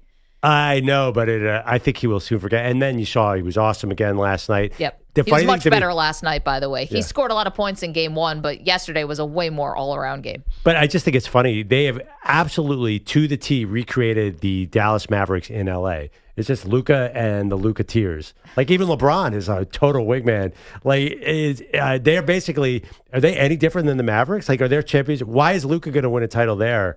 It's Luka has the ball in his hand every possession, takes every shot, has every assist. It's interesting to me that how the Lakers approach this, because there's a ceiling unless they get him a lot of help. And you have 1 year of LeBron being great. Yeah. And then they're going to need a second superstar. But even last night, like, does anybody really need to do anything? Luka's going to just dribble, shoot. Well, he was facilitating a little bit more last night. He had 9 assists last night as opposed to the one in game one. But is that really facilitating? When you get the assist, that means you had the ball in your hand second to last. The ball's not moving anywhere. It's standing at the top of the key with Luka. His usage numbers are off the charts. Oh, no doubt. Yeah. I guess, here's the thing. It was always a little bit of an interesting question. What is the right type of team to build around Luka Doncic? It was kind of a hard thing to answer. And meanwhile, it turns out that having a point guard like Kyrie Irving, so one of the best finishers in the game, I guess, and good luck finding another Kyrie, but having those big guys around him, and that's what the Lakers are going to have to put their attention to this offseason, right? I guess so, but you know what? They got destroyed by the Celtics. The Celtics went small on that team and blew them off the court. Yeah, I don't know if anyone was beating the Celtics last year. I really don't. They were so stacked and they were so perfectly, it was their time, I think. Well, we'll see. The Lakers, if the Lakers play like last night, then they're a factor in the West again. But it's really interesting. I'm wondering, I was watching last night, I'm like, this might as well be the Mavericks. LeBron's great. I mean, listen, there's no doubt he's still effective. Yeah. But he feels like a sideshow compared to Luka. Like, this is Luka's team very, very quickly, to his credit. I think that's also what LeBron kind of wanted, right? Yeah. And I know we try to pretend and we play this fun game that LeBron had no idea this trade was coming. Haha. I don't know how long he knew, but he definitely knew. And I think he's been looking for that. I think they wanted Anthony Davis to be the one and LeBron be the 1A. So I think he's probably happy about it. Meanwhile, back to the draft quickly. So it looks like consensus now amongst the insiders. Daniel Jeremiah joined us at the top of the hour. If you missed that, you can check out the pod, the Odyssey Rewind function. We're everywhere. Sirius XM channel 375. Shedeur Sanders to the Steelers. Diana's got it. Peter Schrager has it in his mock. Daniel Jeremiah's got it in his mock. And I think Adam Schefter may also. So that's definitely a new era. But as I said before, if Shedeur had gone, we don't know what's going to happen, but let's just say it's Pittsburgh. If he goes to the Giants or the Browns, immediate, you're the savior. We need you. Saving jobs. Pull us out of the depths. You go to Pittsburgh, Pearl, it's not the same pressure. Yeah, it's pressure because the fan base is rabid, but it's not going to be the same pressure of, it's automatically the Shedeur show. It's the Mike Tomlin show. And there's a lot of other very famous players and leaders on that team. I don't know if he feels the weight of the world on him like he would in New York and Cleveland. Oof. You disagree with me? I just think that last name gets a lot of attention. I think there'll be a lot of hype. Steelers obviously a much better team than Cleveland and New York. A lot of expectations, huge national brand. I understand what you're saying, but I think the reality is all eyes are going to be Shedeur. I don't know if he does go there, if he starts week 1, maybe they start Rudolph, do that classic 4-game bridge. Mm-hmm. And or then Rodgers maybe goes there. But then now you're creating a lot more of a, I don't say circus, but kind of. Rodgers comes, it's like now you got Rodgers and Shedeur. It's just that's so much celebrity and star power. Then everything I just said about Shedeur fitting in would go out the window because you'd have every national camera there for training camp and everything. But I do think Jeremiah did leave an out that he said that he'll be there for the Steelers. He didn't seem certain. I heard McShay call it a soft floor, meaning he could fall right through that floor as well. Because you bring up a good point. If they are getting Rodgers, don't they need help everywhere? There is that argument. I just wonder I've wondered all along about the fit of Pittsburgh and Shedeur. It's not ideal to me. I just think that if you have Shedeur, do you have the talent and the offense around him? I want a new offensive coordinator, Maggie. Get Arthur Smith, who is good in his own right, but he's more of a conservative guy. Give me one of the Sean McVay acolytes and let's Shedeur rip it 40 times a game. Yeah, well, listen, you think you make a trade for DK Metcalf, you think you're going to open things up a little bit, though. Don't you have to? I mean, you'd be derelict in your duty as an offensive coordinator if you don't. Let's revisit this conversation in 6 months. It's the big question. Yeah. Very interesting. Hey, quickly before we go, can I just mention one thing? I was sad to learn that Mike Patrick had passed away.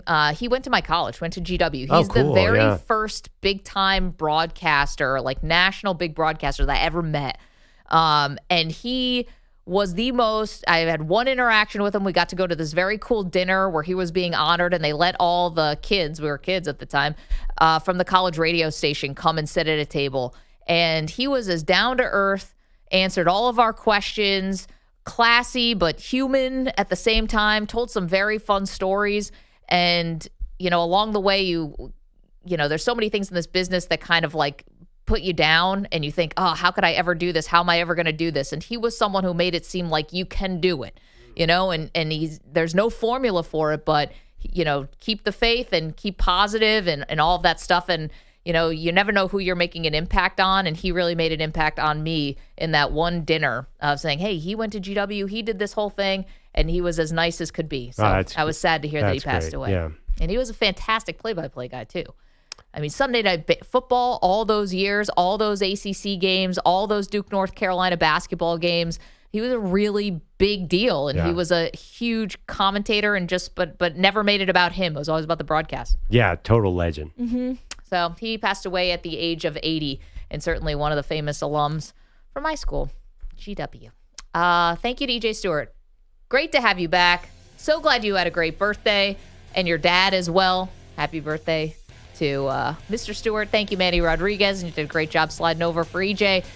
CeeLo, Andrew Kaplan, Daniel Jeremiah, the Weedos and the Coffee Drinkers. We'll see you tomorrow, guys. Draft's up.